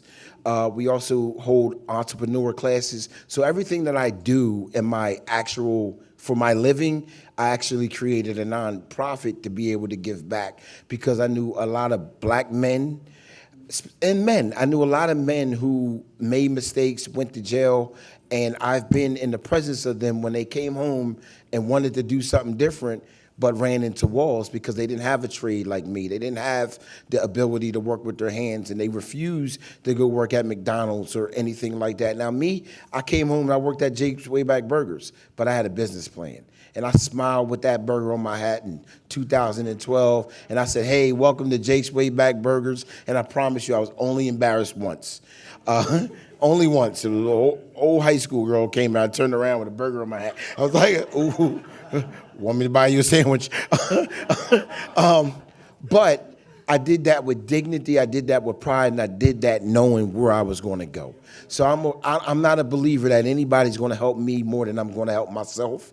I'm not a believer in trying to get at the table, and I flip tables. That's what I do. I flip tables and I create my own space, like she was saying. Just like this, I'm creating my own space. And everybody that's attached to me, everybody that knows me, I try to get them to create their own space, and I try to get them to flip tables too, because you're right. We are not victims. We are not victims, and we can succeed. Reverend, I knew you was a pastor as soon as you started talking. I said to Susan, I said, you know her? Yeah. Is she a pastor? Yeah. The pastor voice came out. Oh, I thought she was going to hoot and holler. But anyway, I'm going to get out of here. I want to thank Kathy for everything that you do. I did not know anything about politics. I'm from Pottstown, Pennsylvania. I moved to Exeter, so my backyard is cornfields. And the problem I had was when I left my house, I seen Trump, we support the police brutality, so that sign didn't sit well to me. I felt like it was sarcasm. And then as I got to Pottstown, I seen Biden. When I left Pottstown, I seen Biden, they'll go Trump. And in my head, I said, all these people can't be racist. Like everybody just can't not like black people. Like, and if so, where am I living? And these were the things that Kathy challenged me on, and I would ask questions, I would disagree, and I believe sometimes I helped her, because if you give Kathy 30 seconds, you're not gonna like her. I'm like, Kathy, you got 30 seconds to make people like you. And I had to break things down to really get it out of her, but she took that time to actually teach.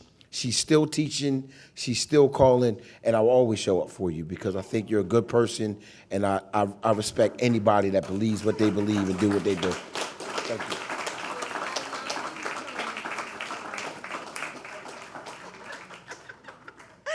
Woo, good people, all of you. Right? I tell my kids, my son, he was so little at the playground, and some kids didn't want to play with him, and he came home, he said, Mama, they don't want to play with me. And I said, baby, you are a really good person. You see those kids over there? I bet if you go and introduce yourself, they'll play with you. He was like, okay. And he went over and started playing, right? Judge people based on how they make you feel. Are they nice to you, baby? Are they good to you? Do you feel good being around them? Right? Not, are they black? Are they white? Do they check off certain boxes? That's where we need to go. Babe, were you going to do something? Do you have the raffle? Do you have it? Okay. Okay, y'all got your ticket. Now, if you want to increase your odds, and the raffle is extra raffle is $5, 3 is $10. It goes to this charitable organization. We're using it to bring conversations like this. Y'all ready? You got it? You got it? You ready? Let me see. I don't know if all the tickets are the same. They probably all start off the same. Okay, so let me do the last 3. 033. What did she win? Phone cable charger. Just one, babe. Hurry up, babe. What kind of phone you have? Awesome. Okay, we're just gonna do that just for fun. And my love language is our gifts. So I'm giving you some of mine. Okay, with that, if I can have panel 2 to come on the stage. Yay! Come on. Oh, let's see. Timer. Awesome. And look, they too went right under their names. Give them a hand of applause. Oh my gosh, I love you guys. You're so good, so faithful. Dave, I just met you, and we could not get off the Zoom call with one another. Started talking about Jesus, and it just went from there. I just love it. Thank you so much for being here. First, we have Mr. Brad Anderson. As you can see, he's the CEO of Best Buy, took the company from, former CEO of Best Buy, took the company from 20 billion to 45 billion. Wow. 4 million to 50 billion. How about that? That is strategy. That is a good mind. And then I have my other good friend, Mr. Guy Berkebile. He is the founder and president of Guy Chemical Company out in Somerset, Pennsylvania. Wonderful man. Thank you so much. And then we have AI expert, founder and CEO of 5K. So we're going to get into this, and I'm going to not do as much talking because I want you guys to talk and share whatever it is that you want to share. But when I called each of you, what I asked was, work is changing in America. That is this panel, the future of work in America. And I wanted CEOs who have built something from the ground up, who understand what is happening all around them. And I thought to myself, it wouldn't be complete if I don't have an AI, because AI is here. For the first time in human history, we've actually built a tool that does not need us, that takes us right out of the circle, right? The printing press needed us to press a button. The car, you got to turn it on. Every tool we've ever created in human history, we were a part of it. AI does not need, they can actually replicate themselves. They don't really need us. And they're smarter than us, overwhelmingly. And that presents a very different landscape of what life and work is gonna look like. And to my founders, right now we have the border closed, Trump has said, and I looked, 0 illegals coming through the border. But whatever that's going to look, we are repatriating trillions of dollars back into this country. You hear what Trump is talking about constantly. Work is going to change. The border cannot stay closed forever. We're going to be talking about these H-1Bs, but I wanted you, and I'm going to start with you, Mr. Anderson, if you could, as a former CEO, but a brilliant mind, look across the horizon. What does work look like? What do we need to know today, not only for ourselves, but for our children, in preparation of how life is changing? Sir. Wow.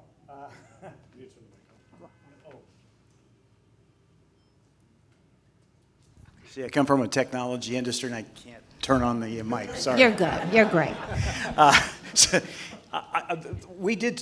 Kathy and I talked about this, and I think this is, I've always been a history buff, and for the young people that are here, like I'm 76, and I am so jealous of teenagers these days, because I'm not sure that it won't be a frightening future, but there's a capability comes to each individual human being like has never been there before. I remember watching as a kid, I could have never gotten in MIT, and so now I'm an adult, and MIT has courses basically for free online. Right. So I start watching this MIT course, and I realize it's not very good. And it's like it is such a different. When we were talking earlier, and you look at something and say, I've got something that needs to be said, and you take a microphone and you go online, and you are all of a sudden talking to the world. So this is the last thing I think we're running into is a period of time in which people's skills aren't needed. But there are many things that are currently being done today that essentially will be useless. I had a technology, and I'll turn it over to you in a second, but I had an AI specialist the day before yesterday as a former CEO. He just went online using the current AI tool, and he was talking about, okay, let's talk about a problem you could see that you need to design a system to solve. So he comes up with this question as an abstract, but a question of a very sophisticated nature. And in my head, I was last a CEO about 15 years ago, but I'm looking at millions of dollars of coding needing to be able to be written to be able to do that job.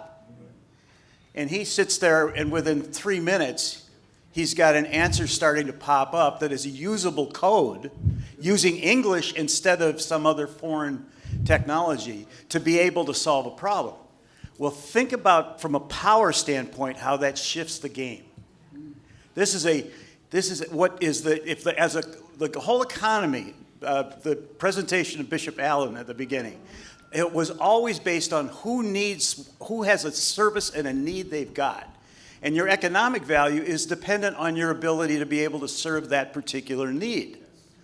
Well, if you had to do it through somebody else's skills, or it took a whole bunch of money to do it, or now you could, as an individual, what's coming, and it's here already to begin with, you can start to imagine solutions that as an individual you can start to deploy. And that is a different game. Now, that also will mean that the world will get perhaps more frightening for a while, because a lot of entrenched power is going to be destabilized. So the highest, you go back a few years ago, there was, go back in my life, say 25 years ago, there were billboards up in the Silicon Valley, you too can learn to program. And somebody about a year and a half ago put a billboard up, you too can learn how to plumb. Because entire industries, I think, are going to go through major shifts. There's huge opportunity for young people, there's huge, well, for all of us, but for young people in particular, to see the need in the service and to be able to fill it. But there will also be pressure on where power is currently entrenched, at least from my angle. Thank you. Guy?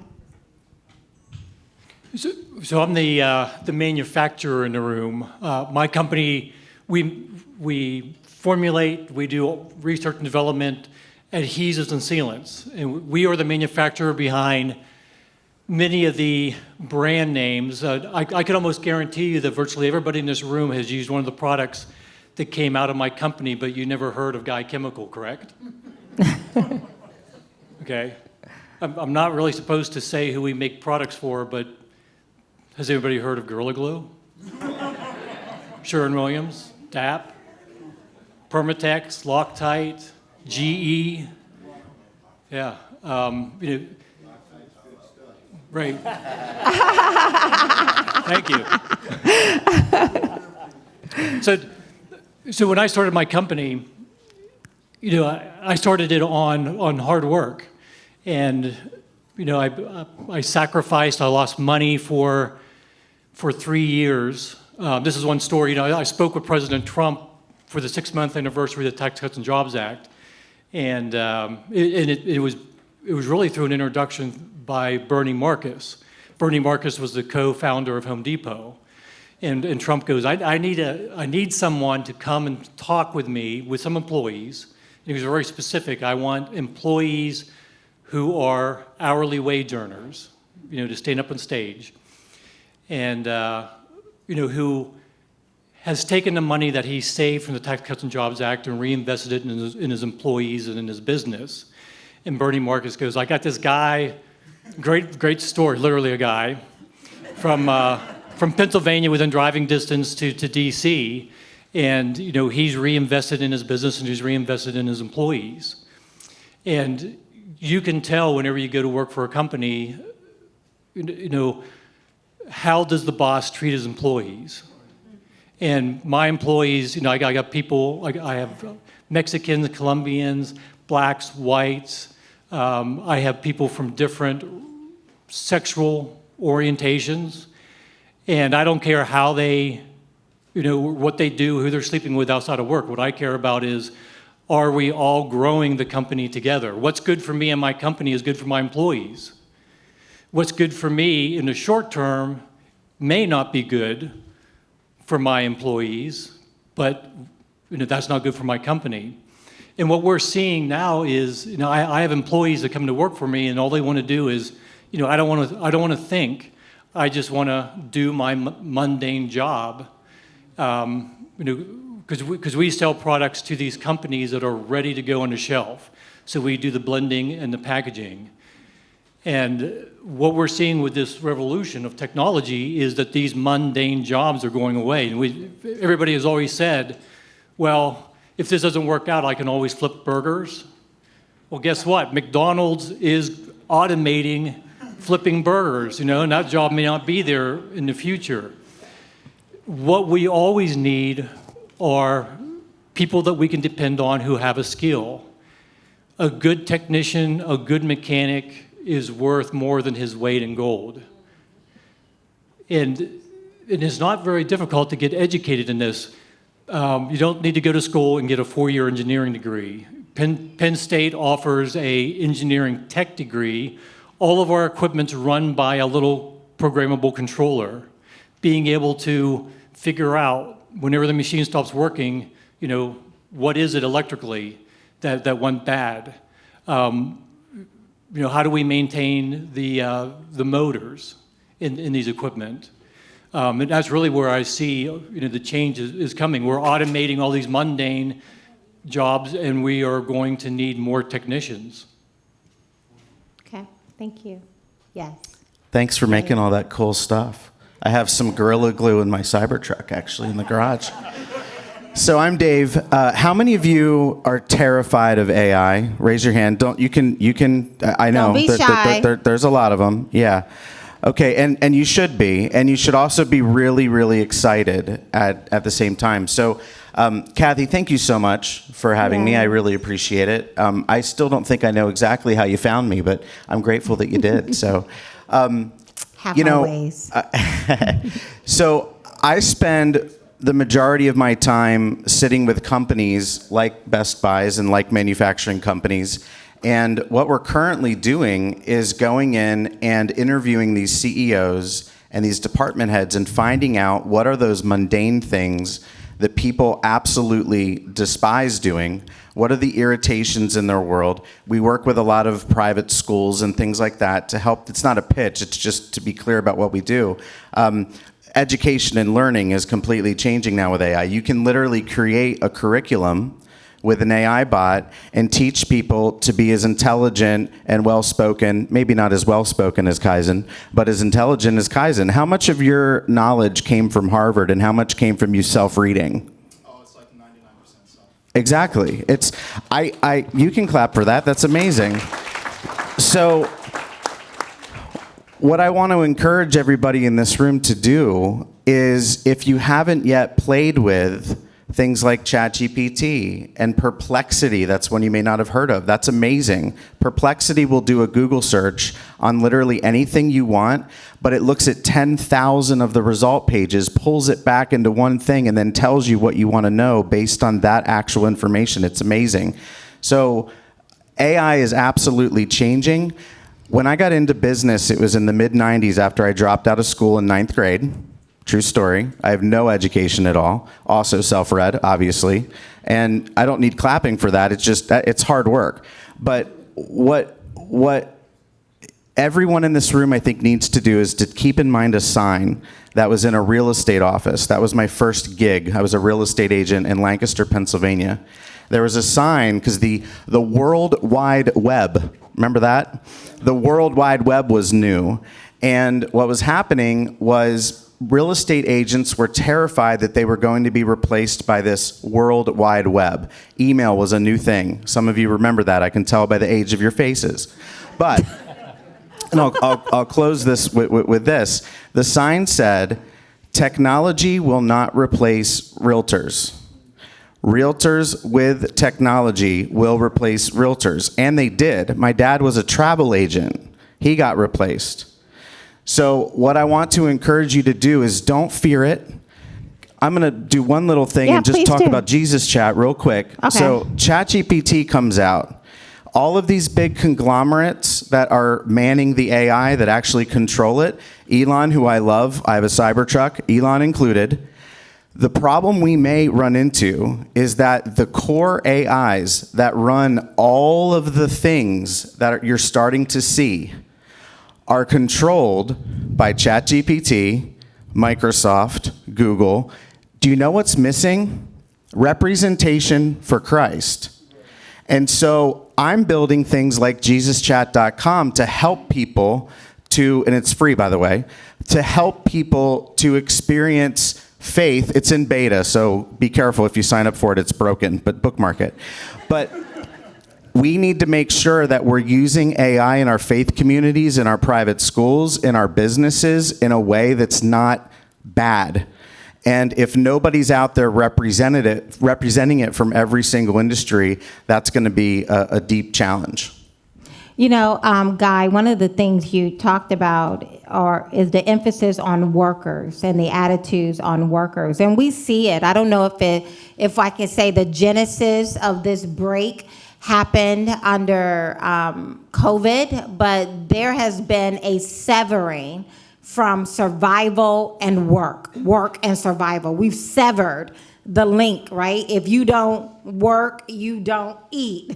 We've severed that. And now we have a lot of people who are like, well, I'm not working and you need to take care of me. It's your fault, right? But the world is changing very rapidly. You talked about the mindset of the worker. How do we motivate unmotivatable people, whether they're my age or whether they're like this young Ukrainian table we have back there right now? Stand up, all of you young people. They canceled Ukrainian school today so that they could come and be here and listen. That is amazing, right? So thank you so much. So how do we motivate? Because none of what you're saying is rocket science. We know the world is changing and has changed. But how do we motivate people to do what is necessary, to want more, to show up, not ready, just give me the mundane task so I don't have to think, or thinking and like anteing up on life to go to the next level? Either one of you can start. Whenever somebody this is how I met Kathy. My company, I grew it up to about 225 employees, and we're a manufacturer. So the the candidates like to come in, and Kathy came into my company, and she had a great story, and people loved her at my company. But a lot of it just comes down to we depend on people whenever they come to work for us. And one of the big divides that we see right now between my generation and the younger generation is the ability to communicate and talk. I have people that come in to work for an interview, and they sit there with their parent behind them, and I ask the kid a question. I say a kid, it's a young adult. I ask the kid a question, and the parent answers it for the kid. What? I didn't mean to say that in there. Really? Yeah, on multiple occasions. So the values, the biggest thing is that we need to transfer the values that we have. And I was talking to Brad earlier. My grandparents, my ancestry were Anabaptists coming from Germany. My grandparents were strict Mennonites. My dad worked in the steel mill in Johnstown. These values are transferred from grandparents to parents to children. And this is where I got my values. So a lot of it just comes down to, our parents making sure that we instill in our children that you need to work to find your value. You need to work in order to eat. Yeah. Brad? I just say, Kathy, you started this with faith, family, work. Right. I can't think of anyone I've known who's happy that does not have all three of those in their life. I don't think you can, if you're not serving. I watched this with my dad who died at 96. He kept working because it kept him healthy. Right. That need we have, we're social animals. We need to be engaged. And the way work is essentially our service to others. And for me, faith is connected to the truth. Right. So if you're connected to something, I stumbled into a business career, and it was like I didn't know what I was doing at all. Tell them. Well, I was like my dad was a Lutheran pastor, and so he wanted one of his kids to be a pastor, and my brother was much brighter, so he picked him, but my brother wouldn't do it, so I didn't really want to do it, but I went to seminary, and I heard us at the homiletics, which is preaching class. They said, the guy, really good teacher, and he said, you're lucky if you got one good sermon in you. And this is the most important thing in life because you're talking about what does life mean. Right. So don't do this unless you're serious. And I quit immediately. It's like, but I didn't know what I was going to do. I stumbled into job selling as a clerk in a store, which we eventually turned into Best Buy. But the core premise of the whole thing was I couldn't sell anything. I had like a college degree. I couldn't function as a clerk in a stereo store in a business I loved because I loved music. I still couldn't sell it. And it was like the first thing I learned was, I was so frustrated. I quit. They wouldn't let me quit, so because they were paying me so little.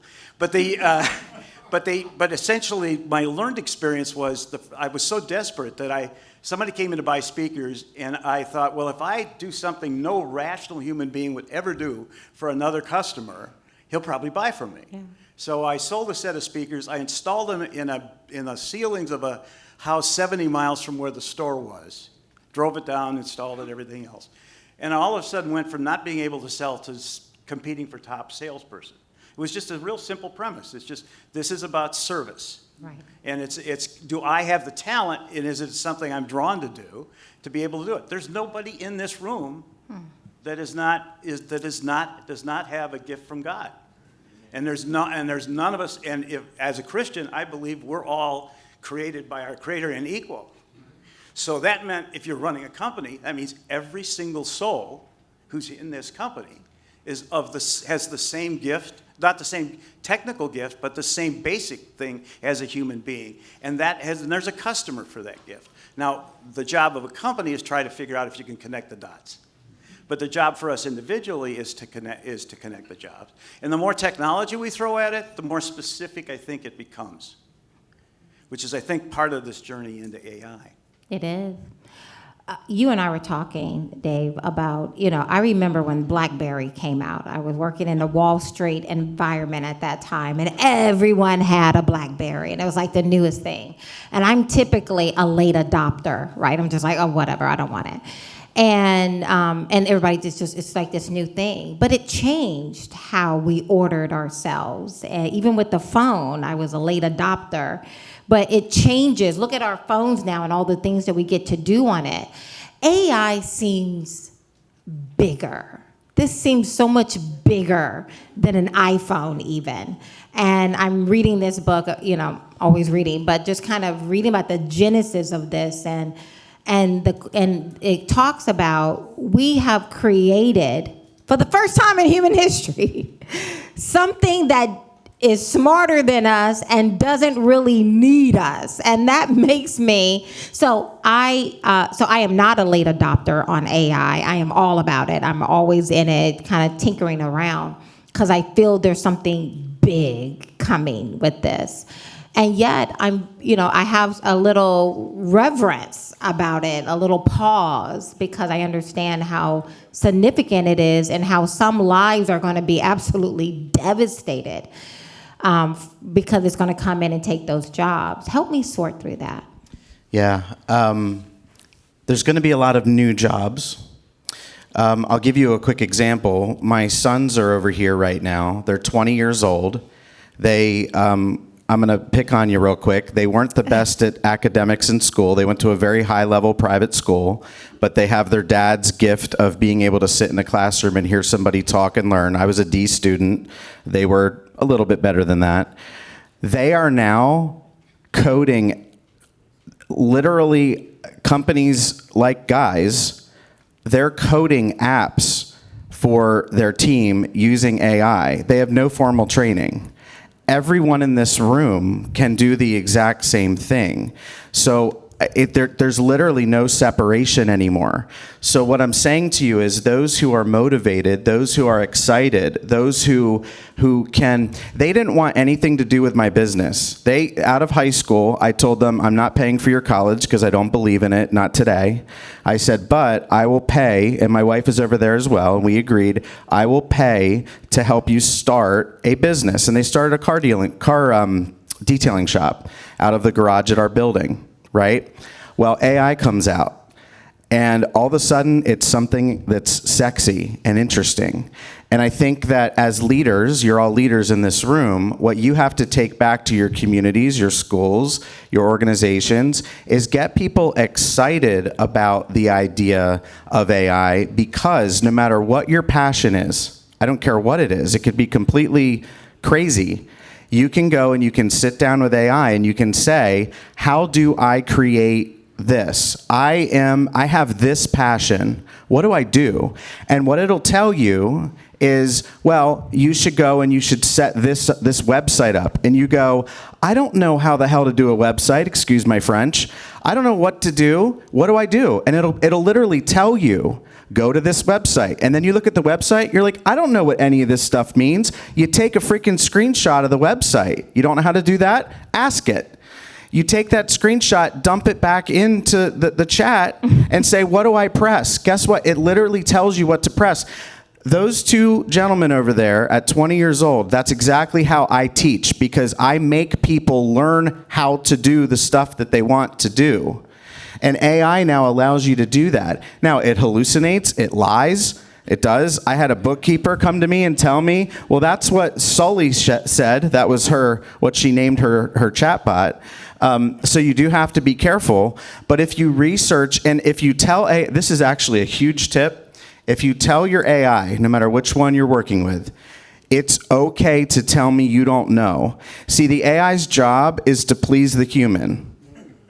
I want you to hear that again. The AI's job is to please the human, whoever the user is that's currently using it. So if it doesn't know, it doesn't want to tell you. But if you tell it that it's okay to disagree with you, if you tell it it's okay to say it doesn't know, then it will. But you have to tell it over and over and over again. So to answer your question, to kind of spin this full around, I think it's our job as leaders to get people excited and to understand that AI is going to be in your toaster. It's not going to be talked about like this. I said World Wide Web earlier. The phrase AI, it's electricity. That's all it is. Sam Altman, the founder, kind of with Elon, of ChatGPT, talks about it as being electricity, and it's a great way to think of it. In 5 years, it will be in everything. It's already in my car. I hardly touched the steering wheel to get here today. Like the cyber cab is a legit thing. There are going to be millions of cars driving people around that have no drivers in about 12 months. It's already in Austin. I was watching, I'm going to close with this because I do this a lot and I apologize. I'm not used to the panel thing, so I'm so sorry. But I was sitting outside waiting for my wife to come out in downtown Lancaster just yesterday. And I'm watching, there was a gentleman that came out with a trash can, and he was walking down the street and he was throwing the trash bags in a dumpster.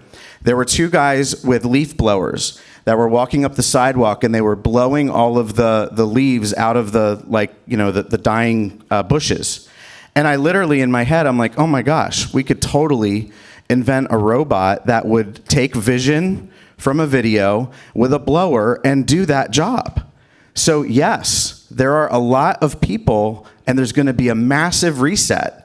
So my suggestion is understand it, because you can become a part of that reset if you're motivated to and you're willing to try something new. So if you don't like change, start to like it, because the whole world is about to change. We don't have a choice. You cannot like it, but there's nothing stopping this train. Yes. I'm going to open this up to the floor for Q&A a little bit just on this segment. Because this is really huge. AI is here. The world is changing. Work is changing.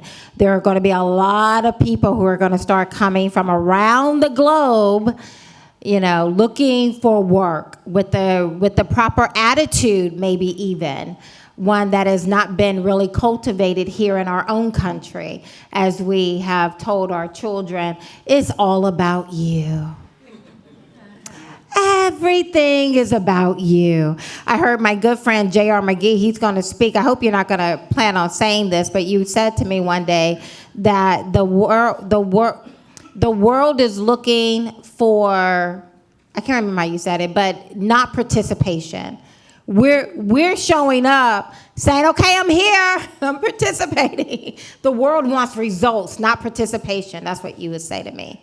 That is so true. I'm going to open it up to question. I see a hand all the way in the back. That's what I'm talking about. You lady with the pretty hair. Just turn your head around. Yes, you. Okay, so I want to know, I'm sarcastic, how can you use AI for white liberals to vote for conservatives? So. Wait, hold on. What is the question? What is the question again? Say it again. How can we use AI to convince white liberals to vote for conservatives? And I mean, I that don't was know. the I don't know if sarcastic- AI can help that. It can't help. but It was more sarcastic, but let me. Look at Brad. Brad is trying to start trouble. Okay. The second question one moment. is, I mean, I had to make that comment. It was too Okay. good to let it go. But what I'm looking at you, three very accomplished gentlemen. Do you feel that there is room for people like me who stayed home 20 years to raise a family and is ready to go back to workforce? And may I say I'm 61 years old, so don't think I'm 40 and I want to go back to work. Do you feel anywhere, are you hiring? That's all I, but this is what I'm coming up to, that I see a lot of people who have done maybe a lot of community work, a lot of organizing and so forth. But now they're thinking like, maybe I need to get back. So it's not so much about white people, I mean young people.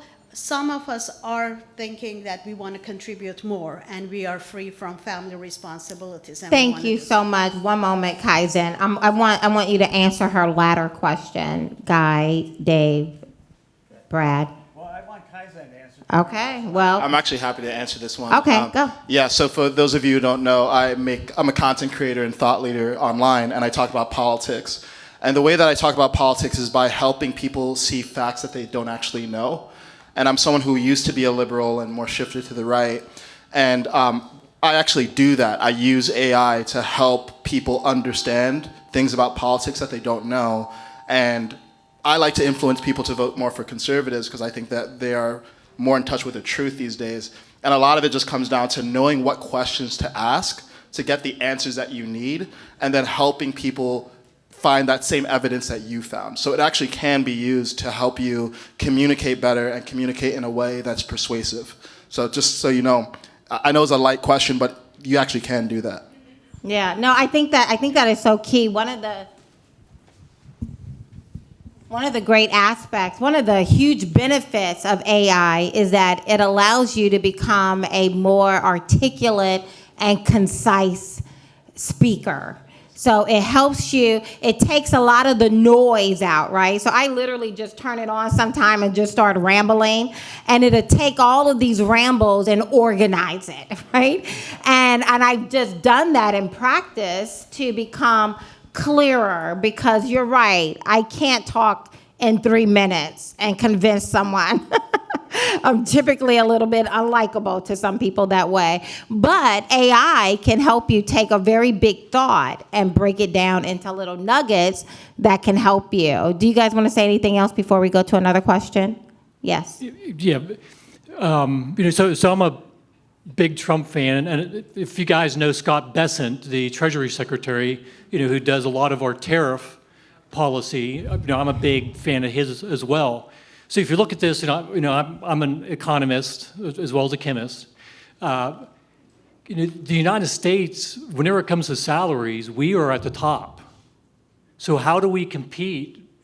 Trump wants to reshore manufacturing, grow manufacturing in the United States. How do we compete against salaries that are a fraction of what they are in the United States and Mexico, when they're a fraction of what they are here in China? How do we compete against that? And we do it through productivity, and what makes us more productive is technology.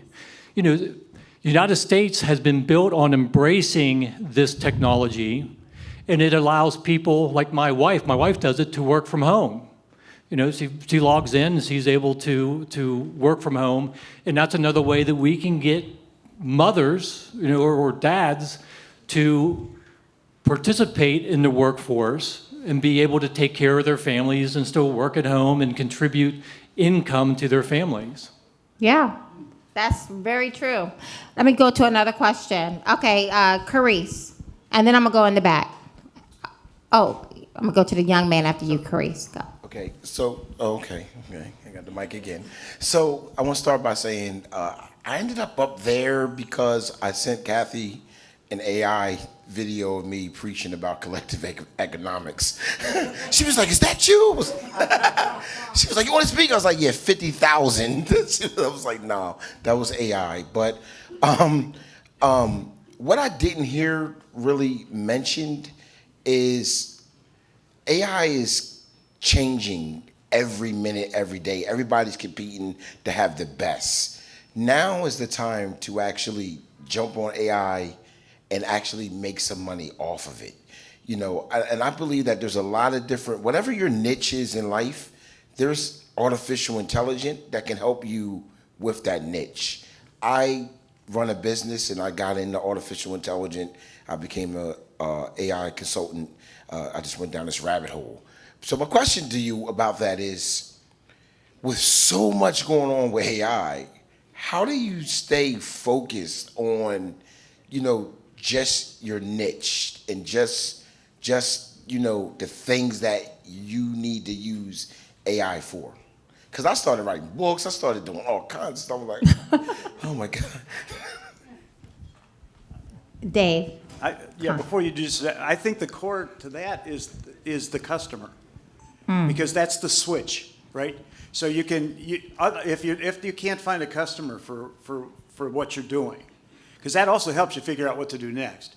But if you can't find a customer, then you might enjoy it and it should be a great hobby and something you like, but it's not going to have an economic outcome. And the fundamental use of AI is to get things done for people. And so part of it is identifying the need. And then the second thing is, can I figure out how to do it with the current existing tools? And the use of AI, if you don't use AI during that, you're probably disadvantaged in most cases. Allow me, and I'm gonna let you answer the young man in a moment, but you said this a couple of times, Brad, is meeting other people's needs. And and when I hear you say it, it's like so the opposite of what we hear in the culture, because in the culture, it's all about me, myself, and I. Right? It's all about me, what I want. Listen to me, my voice, my grievance. This is my time, me. And you said it a couple of times when you first started. How can I sell music? Oh, let me think of it from the customer's perspective. They will probably appreciate someone installing it too, right? But you were thinking that, and right now you just said the same thing. How can I, there's a lot of things you can do in AI. How do I streamline it to focus? And your response goes right back to the customer. Do they need it? If you go back to my earlier story with the learning in terms of, I loved music. I loved the product the speakers I was trying to sell. That's your people. niche. That was those two things were good, but I couldn't sell any of them. Right. So I had to flip the lens to that's why I wanted that. To why are you here as the customer? And that will always be different. And one of the great things we've all got is that there is an infinite range of customers. And there's an infinite range of needs, but it's the linkage between my talent and my enthusiasm and the customer's need set. And if I can't get those two things linked, but at 61, for instance, there's probably a lot of things you have with other people that they need in terms of that you've learned and can do. And then it's finding who's the customer for that particular service. And what we've done is we've taken the tools and then we've gone nuclear with the tools. But the core is still the same thing. What's not met, if you walk out on the streets, are there unmet needs on the part of the people who are standing out there? And there will be forever. Can I figure out how to help?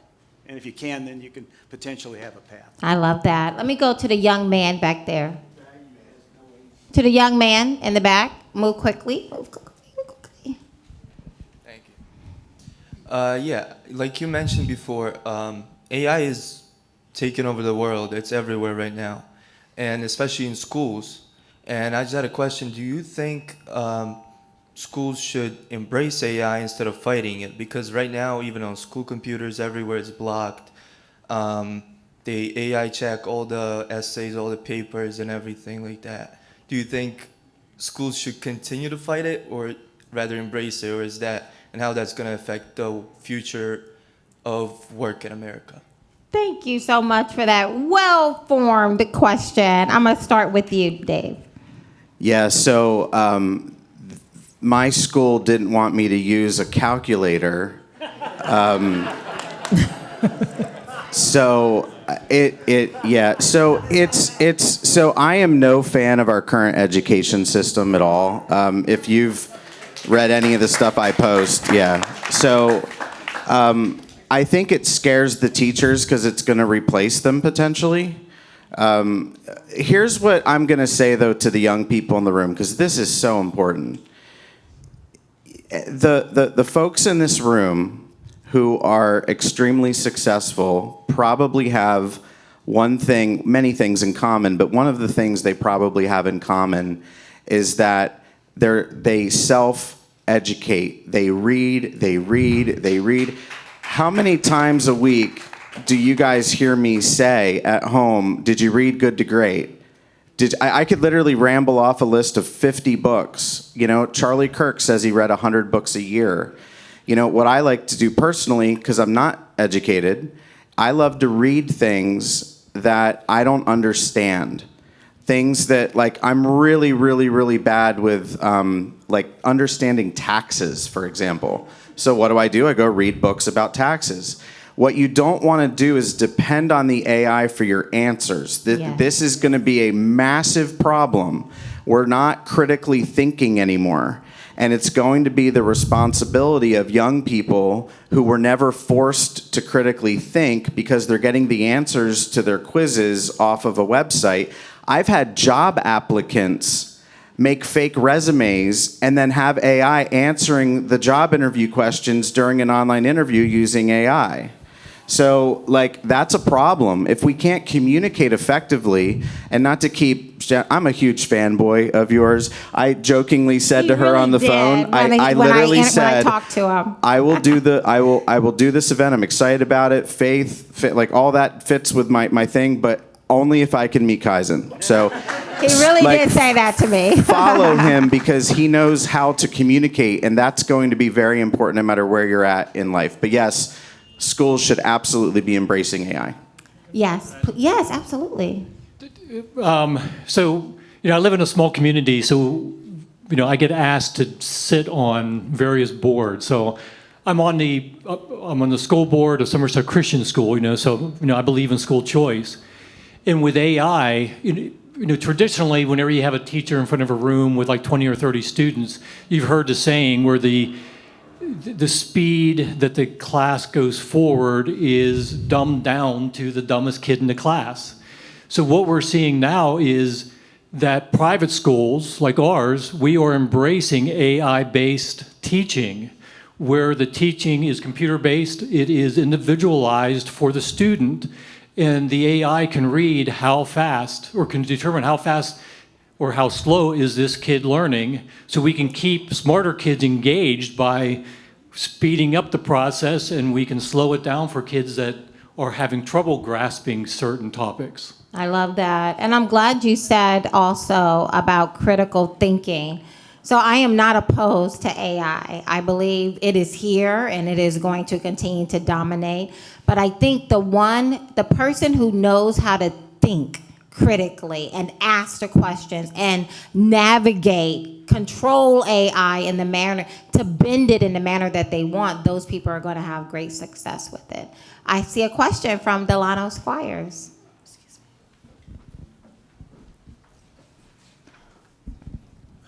Thank you. This question is probably for Dave more than anything. Are you concerned at all? Because the last example you gave when you talked about the robot doing the leaf blowing, I see the benefit if you're thinking about technological innovation, but I ask myself, okay, now I'm thinking of 10 men who would have been doing this work around the city, and now only 2 will be doing it because they'll be supervising the robots. And that leads me to ask this question: are you concerned at all about an AI to UBI pipeline, UBI being universal basic income, where people will lose jobs and then be demanding support from the government, and you can see where this is going. If fewer people are working, then there's more people saying, I need something from the government to sustain me.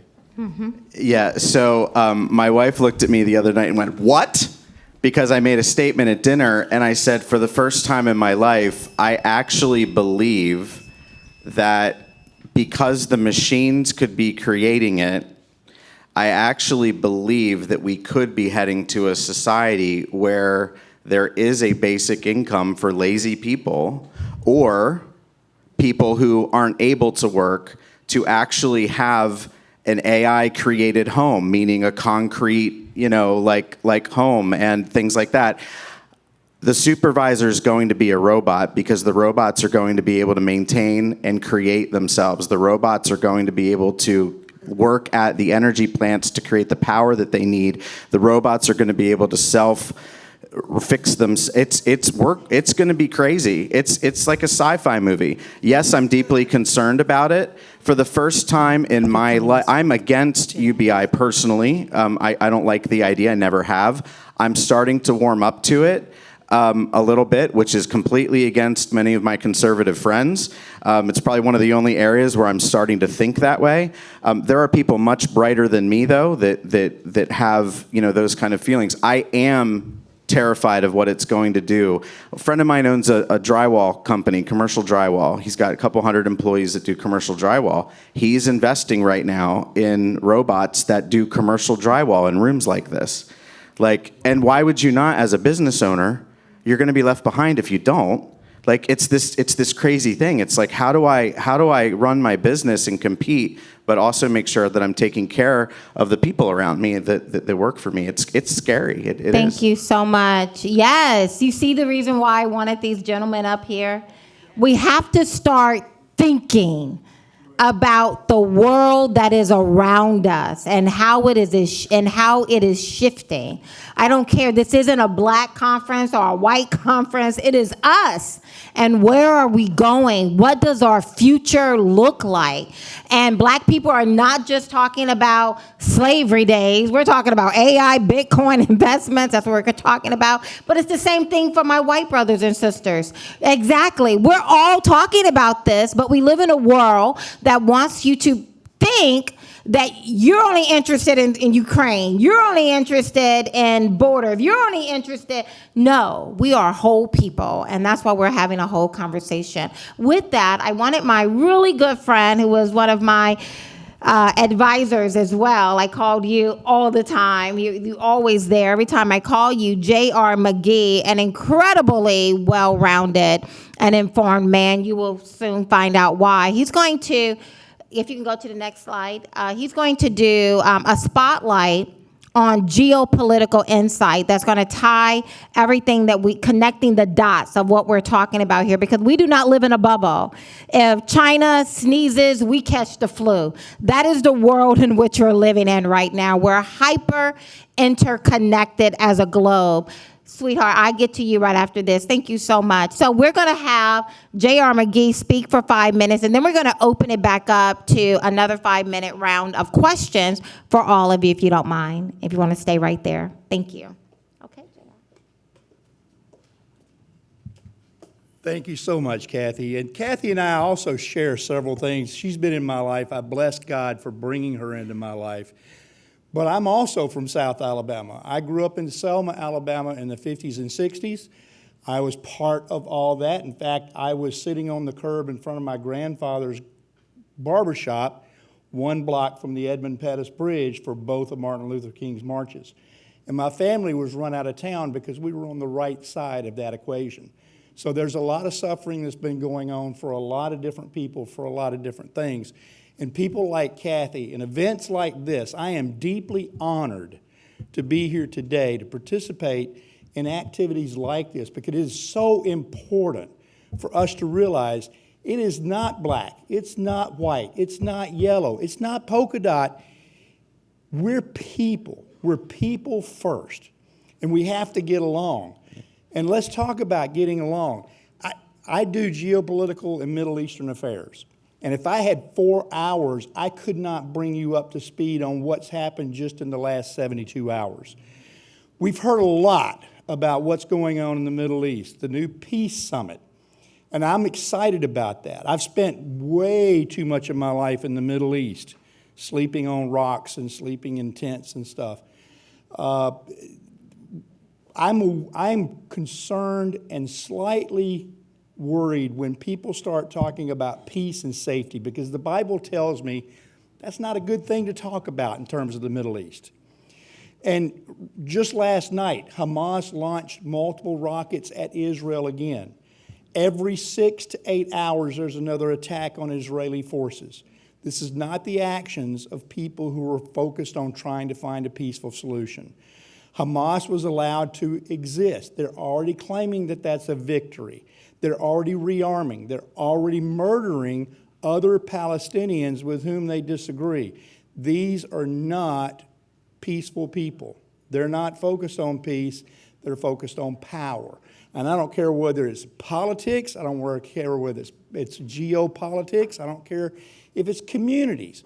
When people focus on power, they lose sight of people.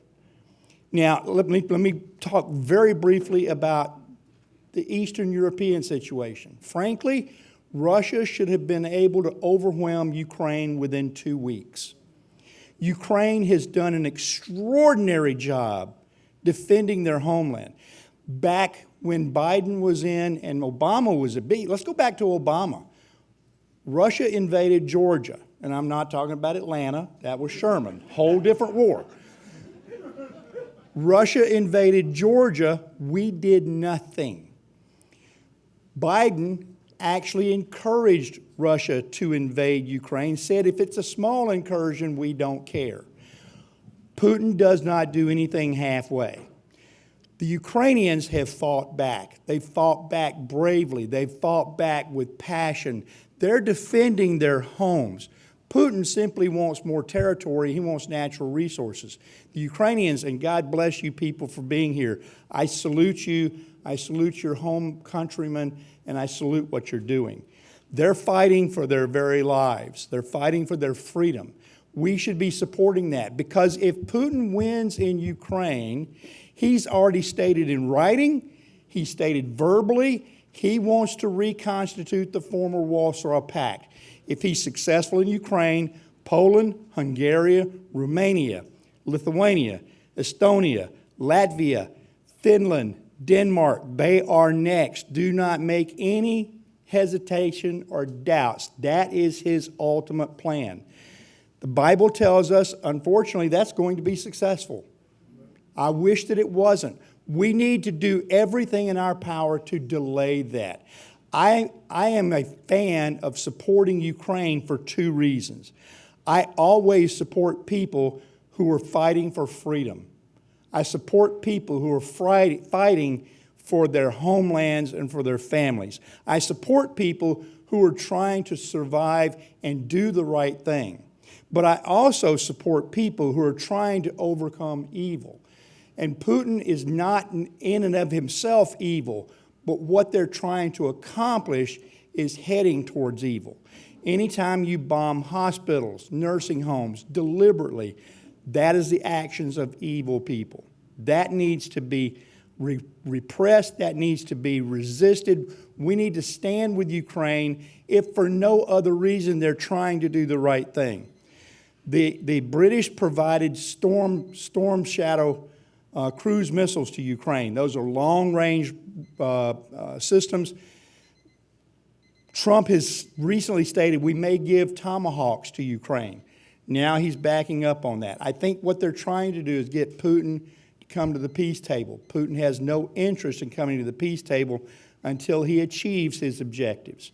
So if we're looking at all of these things are building up towards a major conflagration. And one last thing, China has engaged in more cyber terrorist attacks against the Ukraine and Western Europe in the last 2 weeks than we've seen in the last 20 years.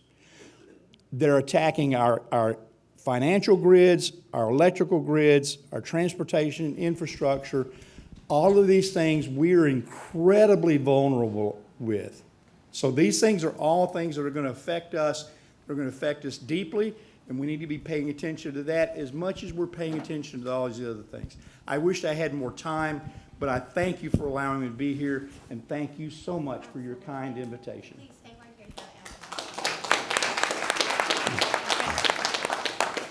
She's ready. I just want to ask a question. What's it called? Where in the Bible does it say that, what's it called? What did you say? It's in Ezekiel. If you'll read Ezekiel chapters 38 and 39, it talks specifically about Russia leading an alliance of countries. And frankly, they're all Shia Islam countries against the state of Israel. The Battle of Armageddon in Revelation and in Matthew 24 talks about a different battle. Those are all Sunni Islam countries, totally separate battle. The Ezekiel's battle is coming upon us very quickly. You can read that in Ezekiel chapters 38 and 39. There was another question I got to take. Yes. So my question was about AI. So as we know, AI requires a lot of energy to support itself, whether that's a large-scale water cooling system or anything like that. You say that in the future we will use AI for almost anything, but how can that even be possible while we can barely support current systems right now? Excellent question. Boy, is that a good question. I think the number is we need about 4 times as much power to do, if you envision the world we're talking about, somewhere between 3 and 4 times as much power generation as we currently have. It's on. Oh, there we go. Hey. That is a great question. I think that's one of the reasons that the current administration, this is, from my understanding, true, that every AI data center that is created, there's also an approval from, I believe it's Sean Spicer, who is giving an approval for a power plant. Right down from my house, 3 Mile Island near Harrisburg, Microsoft just bought that nuclear power plant that was shut down partially or fully, I'm not sure, to power a data center. The interesting thing is this, Elon recently retweeted something, and it's a little red square in the center of the nation, and it talks about how, I think it's a 200 mile by 200 mile square of solar power could power the entire United States currently. There's a big solar plant that was just shut down, I think in California, that was like the environmentalist dream, but the technology is so outdated in that solar that they actually shut it down.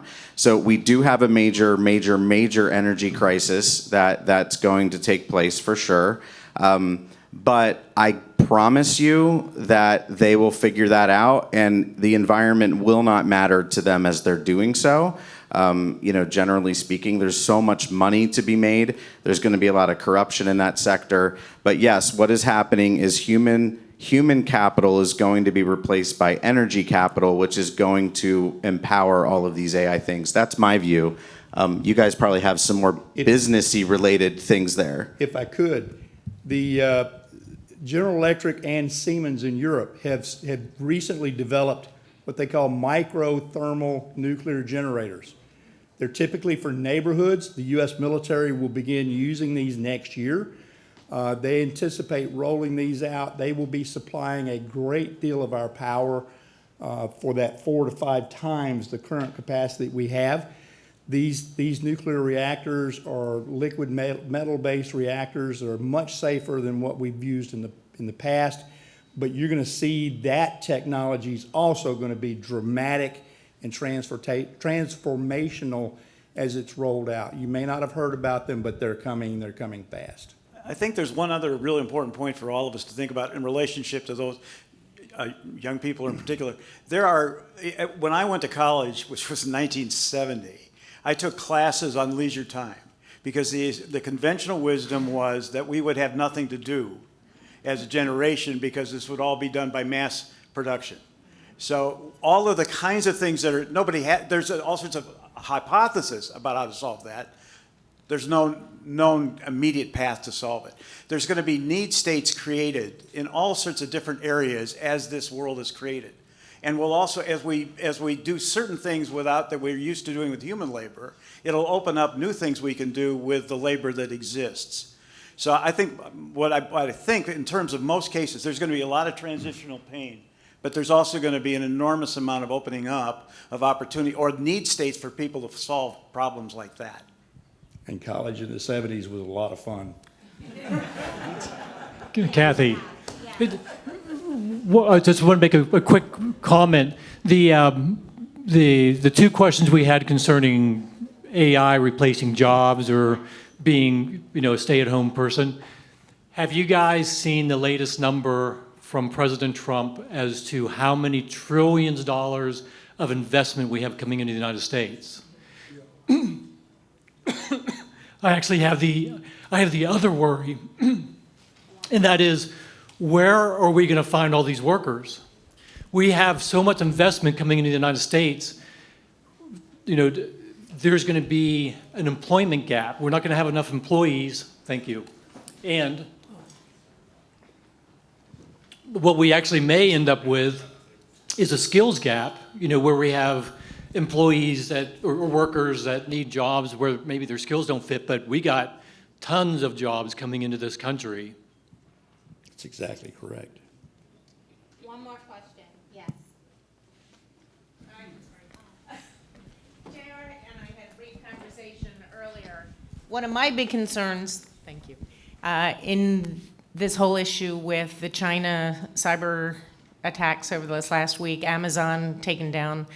In the UK, they're introducing the Brit card, opposed to the millions of citizens who are saying we'll have no national ID. Where do you see us going with that issue? It's inevitable. Real ID, sorry. It's inevitable. The government is going to try to mandate a national ID on us, and commerce will be in control by this. The part of me that says I'm for security, and I am, is offset by the part of me that is passionate about individual liberty and individual freedom. When you've got a national ID and your finances and all of your transactions are monitored and controlled, that can be turned on and turned off at will. If you don't think so, go talk to the Canadian truckers.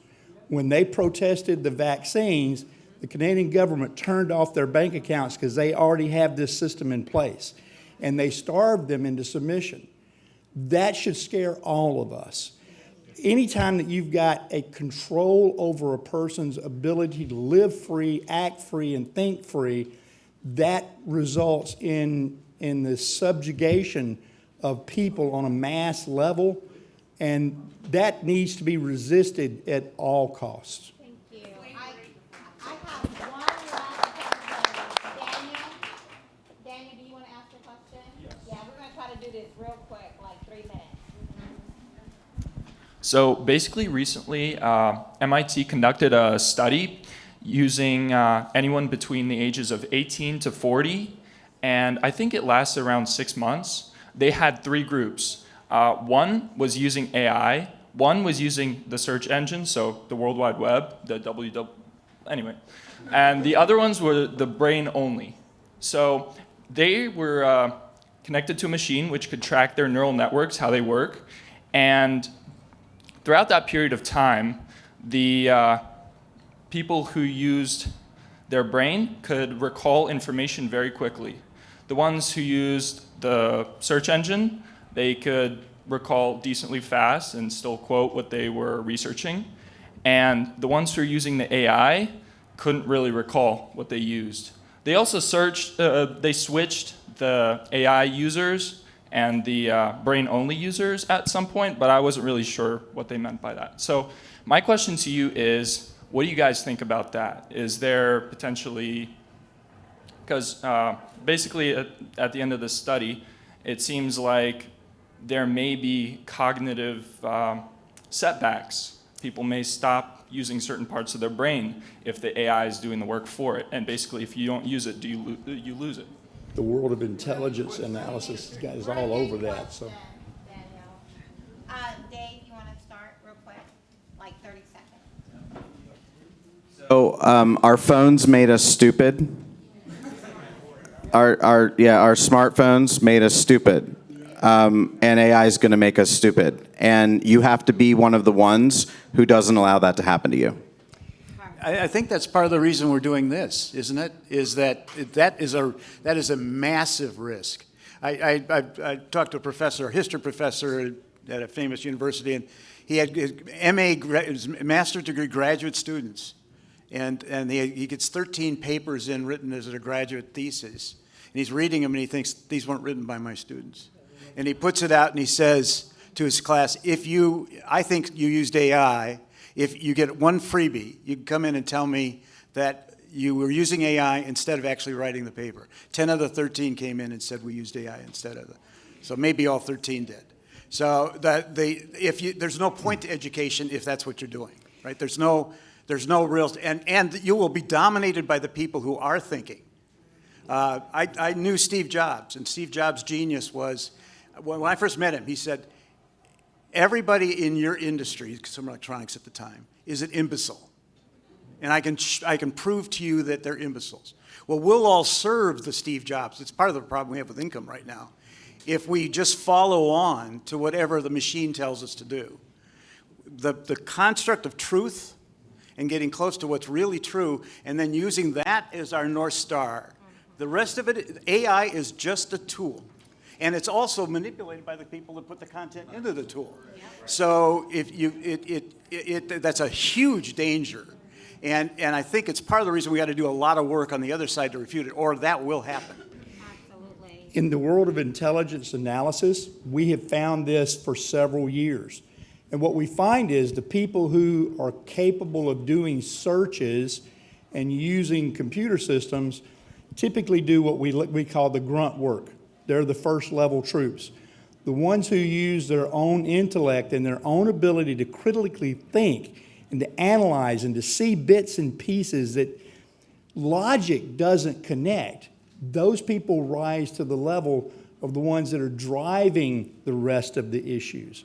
Those people will be in extremely high demand. If you can critically think, if you can connect the dots, if you can see a picture with a small number of pieces of the puzzle, AI does not do that well. AI can only look at what is and aggregate what it sees and gives you that piece. It takes human intellect to see things beyond. We call it synthesis of information. And that synthesis requires a uniquely human capability to quantify and to deal with it in a way to produce something that's unique and creative. Those people will always rise to the top, and I encourage us to be those people. Yes. Guy, I'm going to give you the last one. Do you want to say anything in closing? Okay, look, Guy understands the rule. Don't stand between people and lunch. Right now, we are at lunch. So if you can go swiftly so we can make up time, come back. We're going to have a musical entertainment for you guys. You're not expecting this. So if you can go outside and get your lunch and come right back in, that'd be great. I just wanted to end this by saying thank you for inviting us, and I really think that there was a reason that I was the only one that said I would come, because I was not expecting to have an epiphany that I just might be a Republican. Thank you. So, I'm looking forward to networking, connecting, and speaking with whoever is interested in, helping me understand. I don't have Republican friends, so I never really desired to understand the point of view, but now I want to just thank you. And this with thank you. And at the end, I just found this quote that kind of related to my moment today. Of all ignorance, the ignorance of the educated is the most dangerous. Not only are educated people likely to have more influence, they are the last people to suspect that they don't know what they're talking about when they go outside of their narrow fields. So I'm looking forward to learning, because I do not want to be the person to not think that I don't know what I'm talking about. Take care.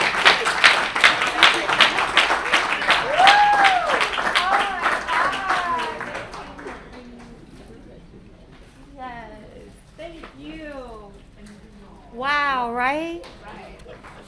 This is why we do what we do, of just stepping out of our bubble and having conversations, being willing to see value in other people and other people's opinions.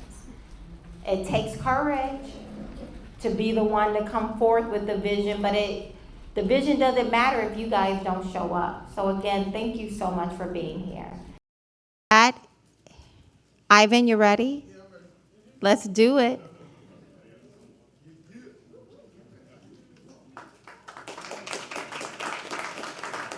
So what is your name? My name? Yes, your name. Little technical issues. What do y'all think so far? Yes, I am so grateful to all of you. Let me finish with my thank yous. Let me add some more thank yous in here. Where is Rosalind? Rosalind, there you go, girl. Trying to get you something to drink. Wave your hand, Rosalind. Let everybody see Miss Rosalind Williams. She's with AFP, Americans for Prosperity. They are one of the contributors to this day. They helped me make it happen. And with that, I give you Ivan Bandana. How y'all doing? How y'all doing? My name is Ivy Bandana. I'm the performer today. We just gonna get into it. This song right here called Last Prayer. Cause sometimes you feel like you ain't talk to God every day. And then when you get to him, it's been a while since your last prayer. So this is how I felt when I wrote this. Yeah, it's been some time since my last prayer. And I'm trying to get it like my last player. I'm hanging on the limb, it's like my last leg. Just trying to make my good outweigh my bad days. Feel like voodoo more than half days. Stressing putting out here trying to get my bills paid. Feel like I sell my souls to get my bills paid. Cost of living go up, they don't change minimum wage. Stuck inside this cycle, invisible cage. Trying to live just like you, it's harder these days. Know the world don't like you, I feel it the same. You the one I call when I deal with this pain. Cause if I tell my boys, they gon' look at me strange.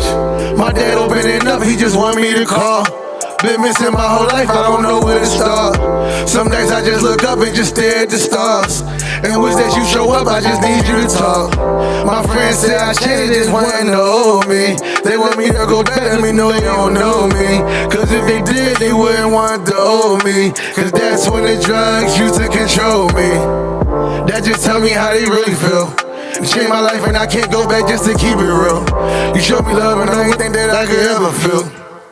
It's been some time since my last prayer. And I'm trying to get it, it's like my last prayer. I'm hanging on the limb, it's like my last leg. Just trying to make my good outweigh my bad days. Sometimes it feel like voodoo more than half days. Stressing putting out here trying to get my bills paid. Feel like I sell my souls to get my bills paid. Cost of living go up, they don't touch minimum wage.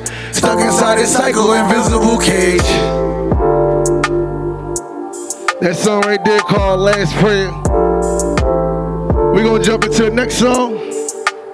This one right here is called When the Lord Come. Cause nothing can prepare you when the Lord comes. You can prepare for everything on this earth.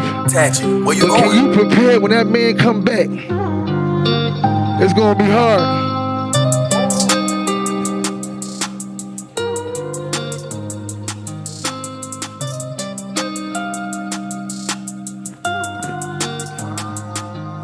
When the cloud block the sun and the rain turn to thunder, you prepare when the Lord come.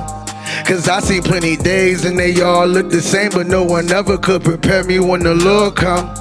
They say it's gonna be terrible and frightening, bunch of thunder and lightning that day when the Lord come. I just hope you saved and I hope that you praying out the way on that day that the Lord come. Lord, Lord, many a call but he won't answer. Before he come back, he gave you 1,000 chances. He said he was cold, but you didn't give him a jacket. Said he was hungry and said he need money, you said you didn't have it. He even said that he was thirsty. The same lips you bless me, you curse me. So many people gon' say it ain't fair, but he gave us all this time on earth to prepare. When the cloud block the sun and the rain turn to thunder, you prepare when the Lord come. Cause I seen plenty days and they all look the same, but no one ever could prepare me when the Lord come. They said it's gonna be terrible and frightening, but you thunder and lightning that day when the Lord come. I just hope you saved and I hope that you praying out the way on that day that the Lord come. Woe to those who desire the day of the Lord. Only the Bible could tell you how to prepare for it. And this time when he coming with a sword. And when he come, it's gonna be too late to walk through that door. Oh, this wicked generation. It's crazy how they celebrating Satan. You either cold or you hot dog. And lukewarm, he wasn't even true, y'all. I'm telling you to get on your knees and prepare. It's gonna be too late when you see him appear in the air. Two gonna be in the field and one gonna be left right there. I got a feeling we won't even make it through the year. The sun and the rain turn to thunder, you prepare when the Lord come. Cause I seen plenty days and they all look the same, but no one ever could prepare me when the Lord come. They say it's gonna be terrible and frightening, but you're thunder and lightning that day when the Lord come. I just hope you saved and I hope that you praying out the way on that day that the Lord come.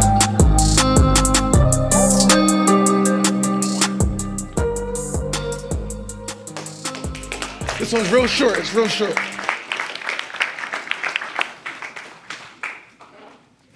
This one right here is called Flow, because out of the heart flows the issue of life. So I named this song right here Flow. It's a little bit more upbeat.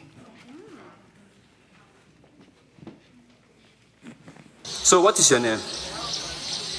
My name? Yes, your name.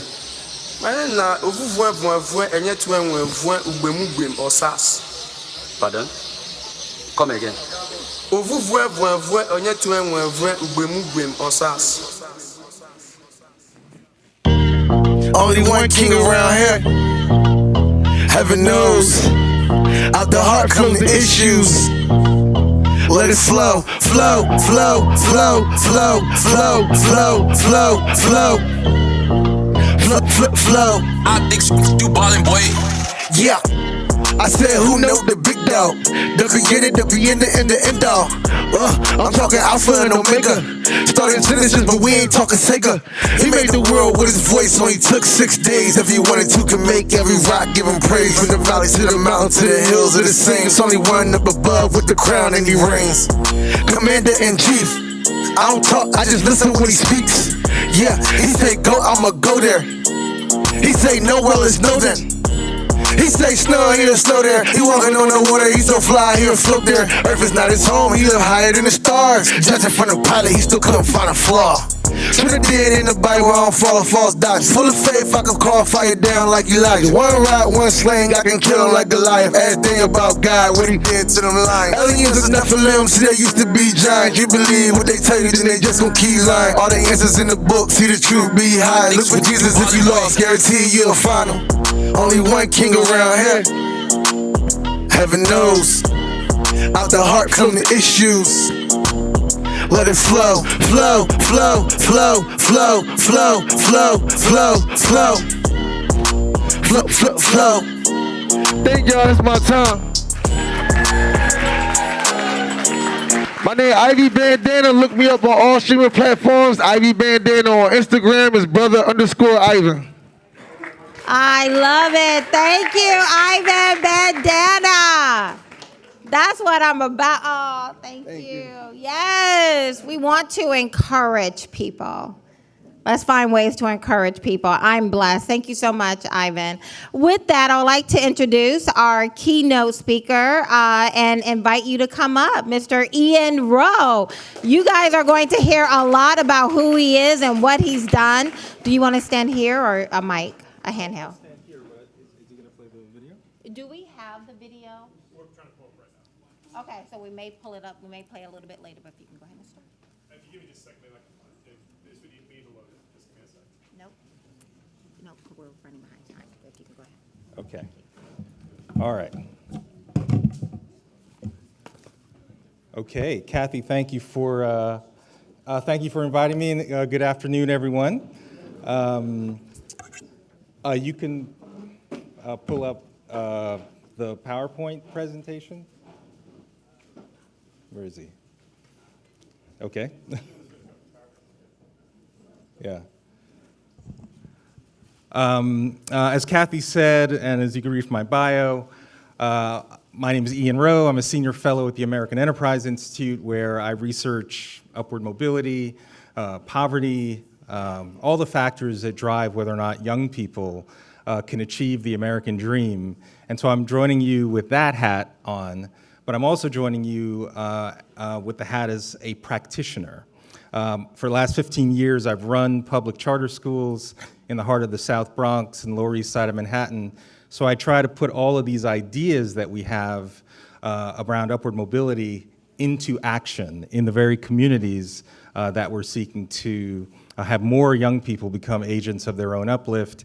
And I spend a lot of time on this idea of how do we break the cycle of disadvantage? How do we get more young people to reject victimhood and cultivate this concept of agency? You're way in the wrong place. Can you just...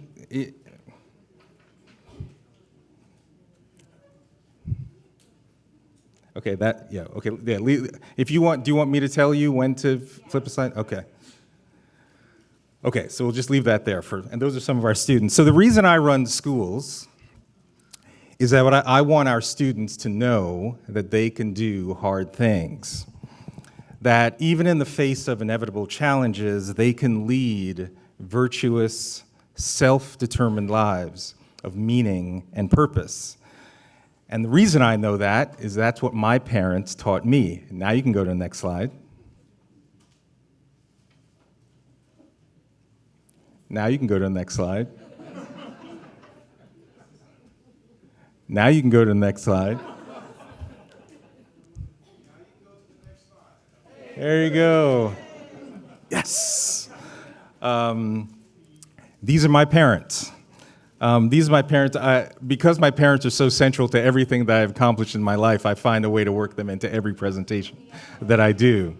My parents were married for 48 years before my dad passed away. But these are my parents on their wedding day, Vincent and Eula, in 1957 in England. They had emigrated to England from Jamaica, West Indies, and ultimately we came to the United States in 1968, which was, as you may remember, a very tumultuous time in our nation's history, particularly around issues of race. But my parents weren't running away from Jamaica or England, they were running to the United States in search of the American dream. Yet we gather today amidst evidence that young Americans in particular are increasingly seeing the American dream slipping out of reach. Atlantic Magazine just published an article called "The Death of American Exceptionalism," citing data that says most young people in the United States no longer even believe that our country is anything special. In the early 1980s, nearly 70% of high school seniors agreed that, quote, "Despite its many faults, America's system of doing things is still the best in the world," end quote. So nearly 70% of high school students in the early 1980s agreed with that statement. In 2022, that number has fallen to 27%. So at a time when belief in the American dream among all young people seems to be in free fall, the moral imperative of what we're talking about, I think, is extremely urgent, because I believe we have the responsibility to offer the optimistic view and truth that the American dream is real and it persists, even while acknowledging that it is not always fairly nor evenly distributed. We just have to let young people know how they can live the dream and break the cycle of disadvantage. So towards this end, Harvard economist Raj Chetty and his team at a group called Opportunity Insights conducted a study entitled "Where is the Land of Opportunity?" They researched the income records for more than 40 million children and their parents. The core sample consisted of all children in the United States born between 1980 and 1982. So there's never been a study of this size ever done. So all children born in 1980 and 82, and then their income was measured in 2011-12, 30 years later. The idea was to identify those localities where children from families that were born into the lowest 20% of income were most likely to have incomes in the top 20% as adults 30 years later, okay? So born in the lowest economic quintile, 30 years later earning in the top economic quintile. I'm gonna pray that you get this. The next slide. Yes. This is the resulting map. It's called The Geography of Upward Mobility. And what's interesting about it, it illustrates the chances of rising out of poverty, again, the lowest economic quintile, to the top income distribution based on where children grew up. And the way to look at this map, the lighter the color, the greater the likelihood of upward mobility. So what's the first thing that you notice about this map? It's not all the same color, right? And what's also interesting is that we are all governed by the same national policies, but clearly intergenerational mobility varies substantially across the country. And given the variation of coloring, what matters most in terms of upward mobility is what happens locally. And if you want to dive into this, there's a website, opportunityatlas.org, where you can actually go and dive into each of these areas. And even in those areas where it's much darker, if you dive in, there are areas that are very light, meaning that there are pockets of upward mobility even in those areas which are generally upward mobility is lower. This is a key point.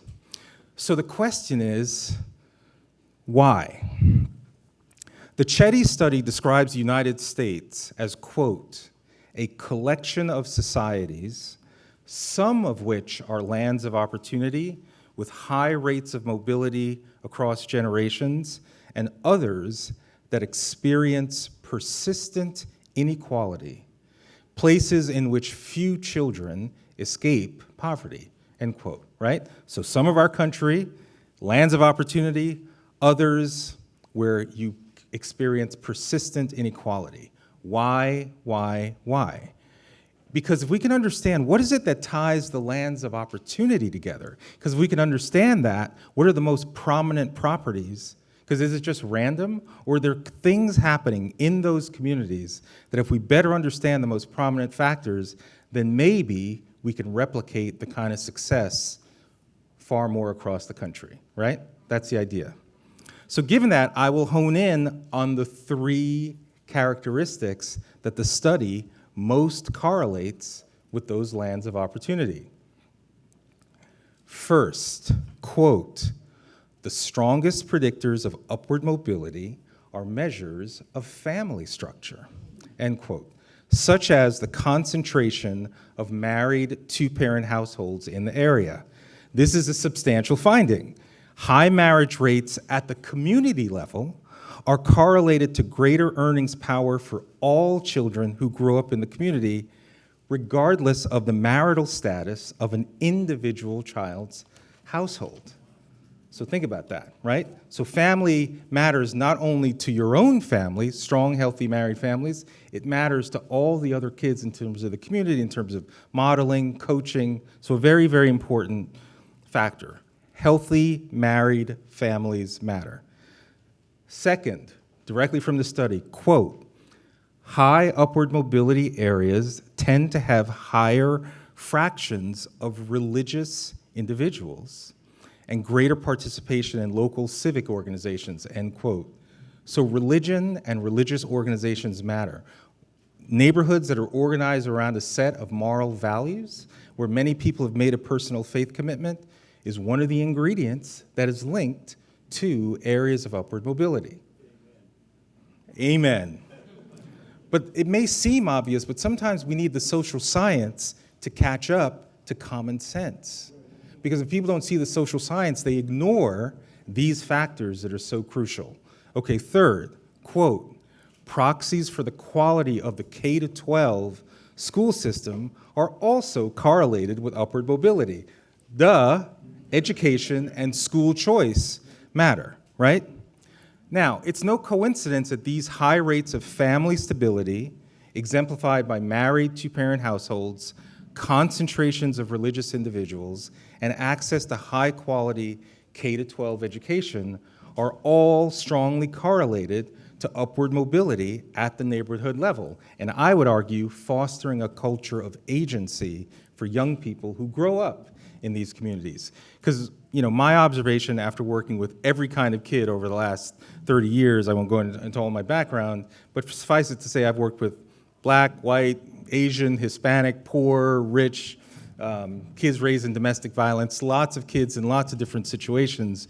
And my observation is that students that have been able to break the cycle of disadvantage typically had a sense of personal agency, a belief that they could lead a self-determined life of meaning and purpose. But the thing is, having a sense of agency doesn't come from nowhere. Kids don't just magically pull themselves up by the bootstraps, right?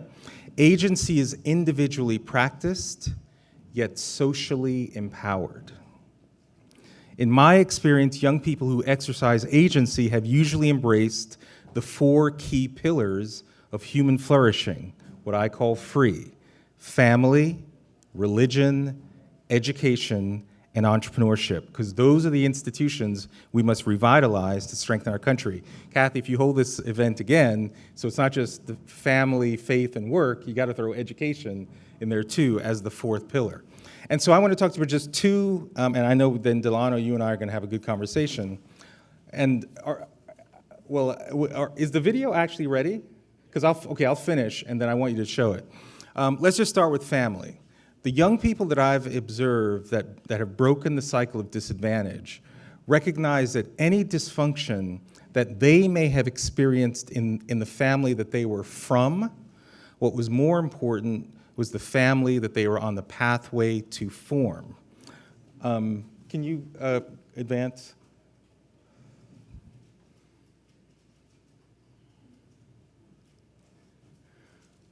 Right. Next. Free, yep. Okay.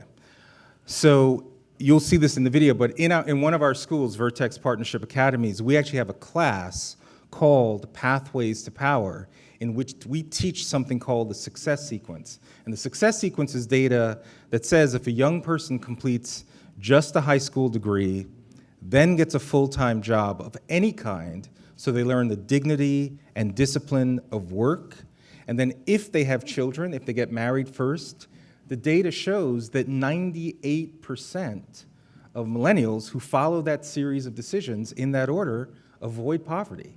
And the vast majority enter the middle class or beyond. We think that that's crucial information that young people need to hear. I mean, in the schools I lead in the Bronx, the non-marital birth rate is 84.5%, right?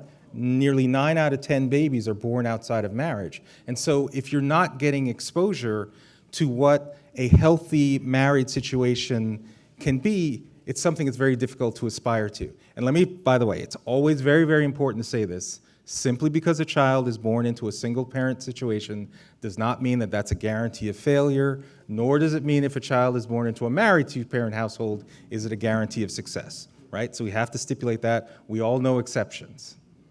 That said, the data is overwhelming, though, that a healthier environment for children of all races is important, and so we aspire to the ideal. And so we have the courage to teach this in our schools. It's very controversial, but many of our families, the vast majority of whom did not follow this sequence, say to me, thank God someone is teaching this to my children, because I wish someone had taught it to me when I was growing up, okay? Next slide. So our school in the Bronx, Vertex this is a beautiful thing on faith. Next one, we'll just go. Well, you like skipped over, you skipped over multiple. Keep going. Next. Sorry, guys. I think this is it. Okay. All right. So our school is organized around the 4 cardinal virtues of courage, justice, temperance, and wisdom. And the word cardinal comes from the Latin root cardo, which means hinge. Because all other standards of moral excellence are built off these 4 virtues. So gratitude, perseverance, determination, optimism, hope, all of those character-based strengths emanate from the 4 cardinal virtues of courage, justice, temperance, and wisdom. I was going to have you recite with me the actual I statements associated with each of the virtues. But I'm gonna say them because this is what our students, our beautiful students, mostly low-income students, Black and Hispanic students, say every single morning, okay? So for courage, so imagine a room full of our students in their beautiful blazers, talking about respectability, their beautiful blazers and ties, standing strong. And for courage, the I statement is I reject victimhood and boldly persevere even in times of uncertainty and struggle. So when people on the outside are saying, well, you're marginalized, you're oppressed simply because of your skin color, your poverty, whatever, no. I reject victimhood. For justice, I uphold our common humanity and honor the inherent dignity of each individual. You're not special because you're Black or you're white or you're green or whatever, right? You're special because you're a human being, right? And so every morning our students make this statement. It's very hard to demonize people when you have a fundamental understanding that we share a common identity, which is humanity. Third, temperance. I lead my life with self-discipline because I am responsible for my learning and behavior, right? I say to her, who's responsible? I am, right? Ultimately, I'm the one that governs the decisions that I make in my life. I need support, I need a structure, but ultimately, I'm the one responsible. And finally, wisdom. I make sound judgments based on knowledge of objective, universal truth. So there's not her truth or his truth. There's the truth, right?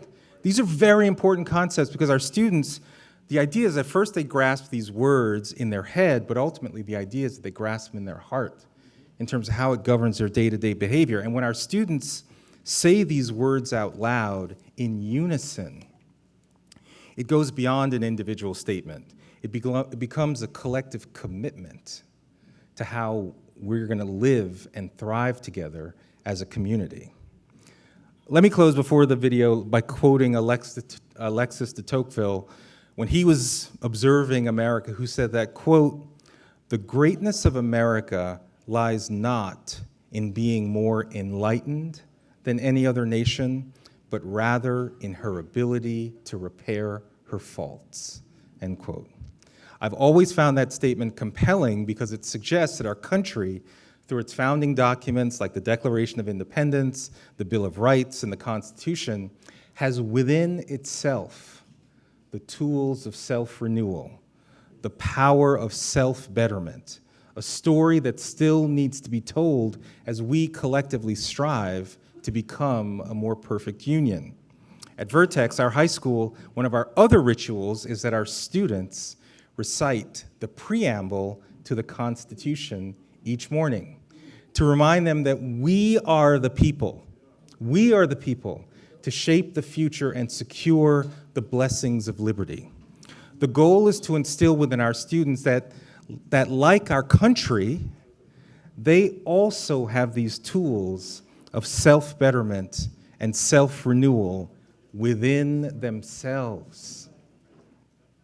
That they live in a remarkable country that is not hostile to their dreams, but in fact can help make those dreams come true if they live with virtue as architects of their own lives. And the very last slide, oh, you're now ready to show, okay, I was gonna show you a slide with our, let's play the video and then we'll chat. Hold on, go. There are many, many schools that make the assumption that based on a kid's race or their income level, that they are inherently marginalized or oppressed or disenfranchised. We don't believe any of those things.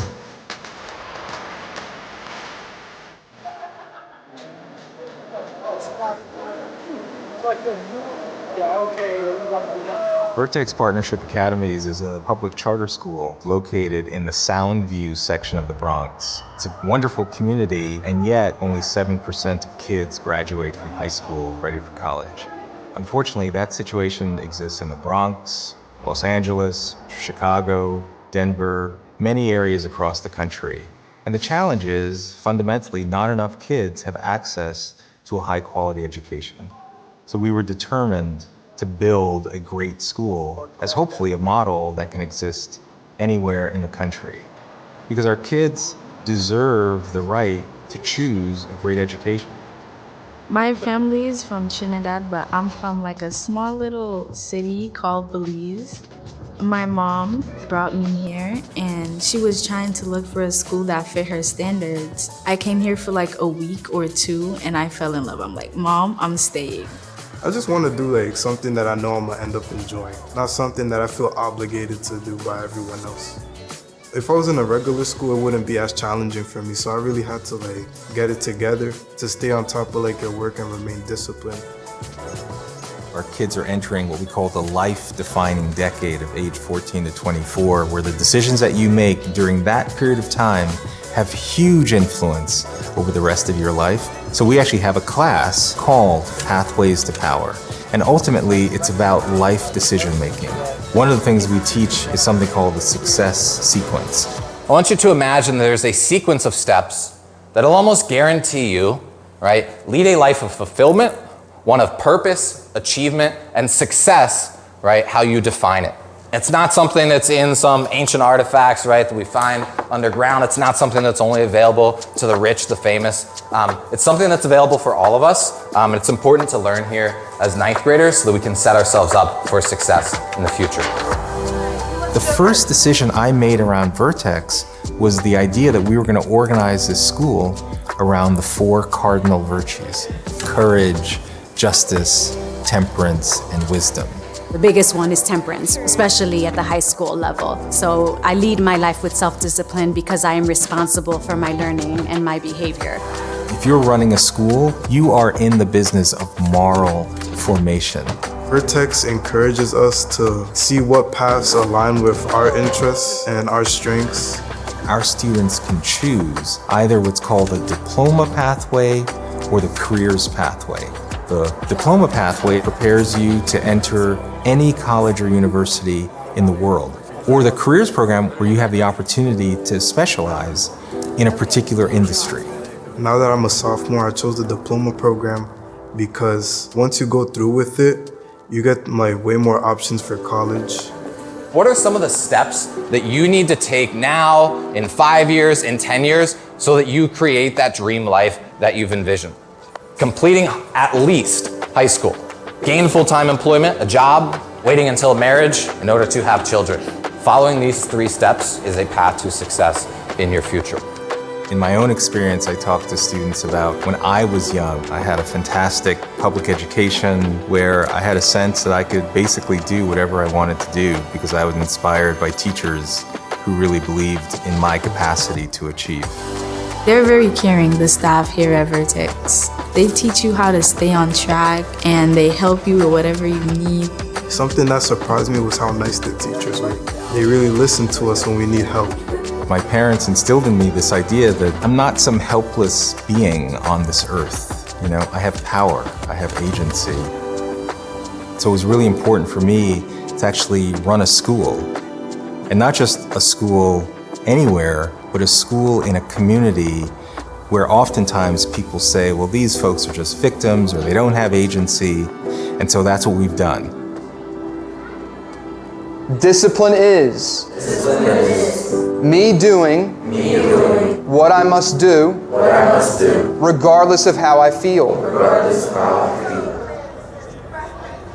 I think it's really easy for teenagers to worry about like what's in their little bubble and about just checking off the boxes, going to classes, doing what they need to do.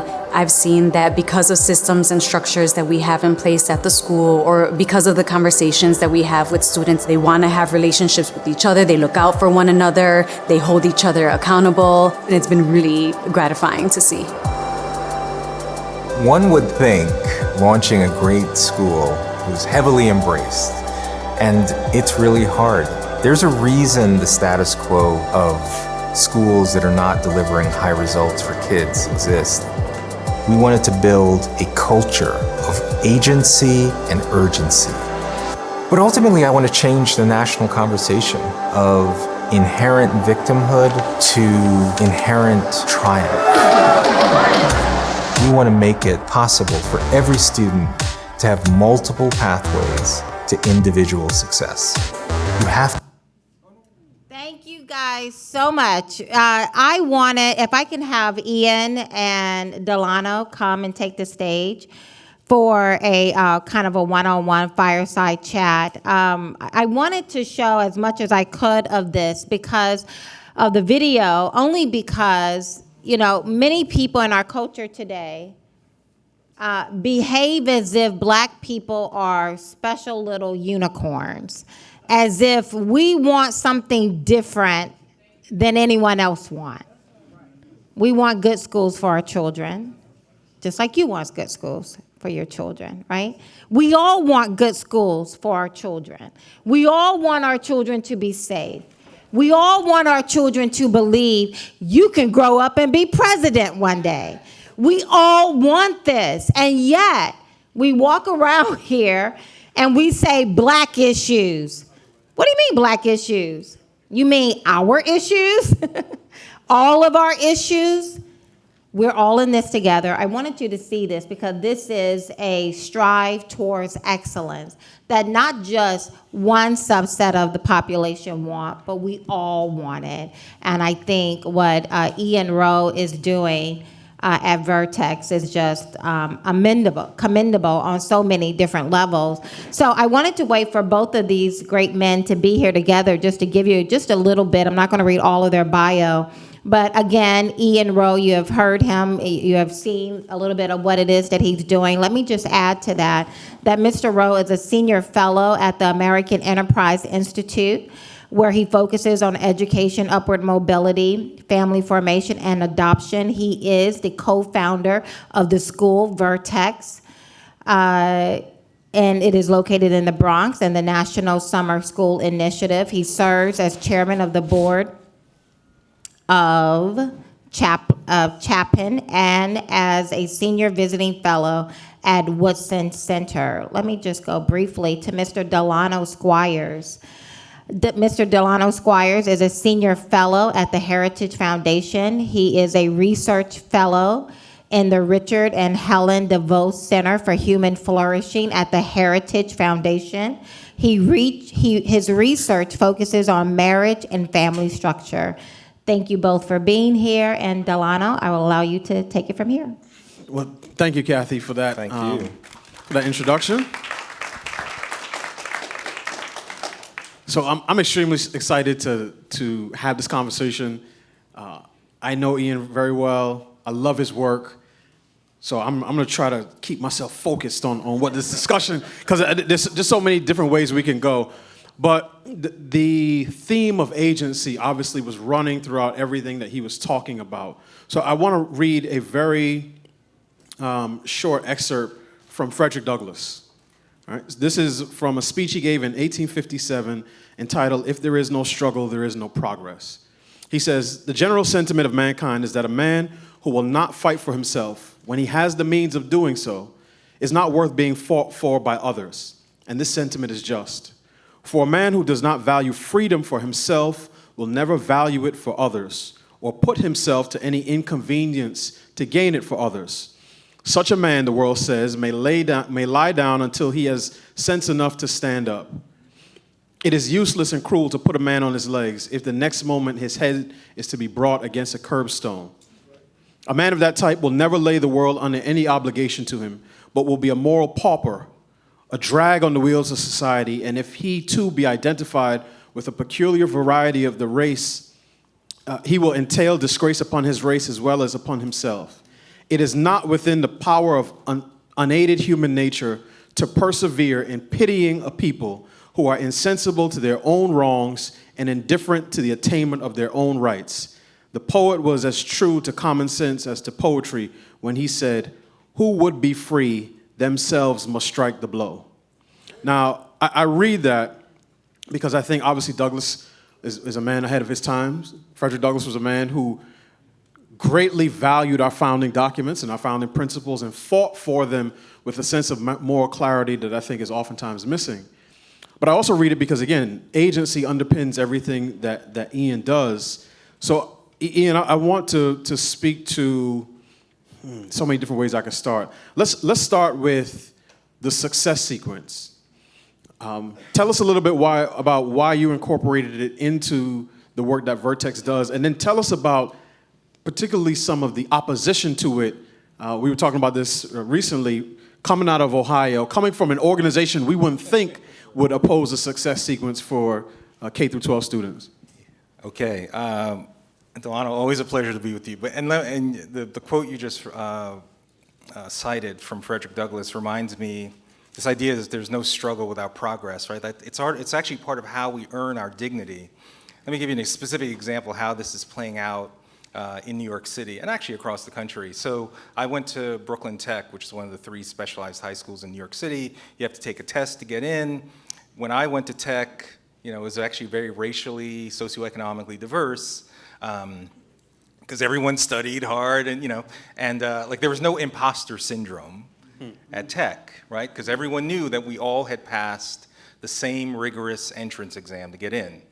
Now, for a whole bunch of reasons, the elimination of gifted and talented, there's a whole bunch of reasons. Now, the racial makeup in the school, all the specialized high schools, there are far lower numbers of Black and Hispanic students, right? But there's some people, typically progressive, who look at that and say, not how do we improve the quality of education K to 8 so more kids are prepared. They say, let's eliminate the exam, right? What I think these folks don't realize, that very act is what robs. Yes.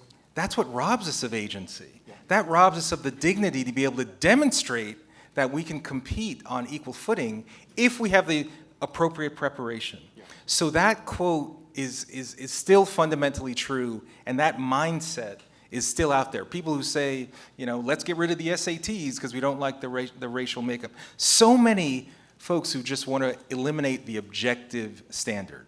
Okay, success sequence. So the success sequence, and by the way, that's just a fancy title. How many folks have ever heard the term success sequence? A few. That's just a fancy title for what the vast majority of middle class life has been for decades in the United States. It's kind of the middle class script. You get an education, you get a job, get married, and you have children. And then you have children. Who said it before? You marry before you carry. Correct. Right? And throw a little faith in there, and then you're really good, right? That's where free comes from: family, religion, education, entrepreneurship.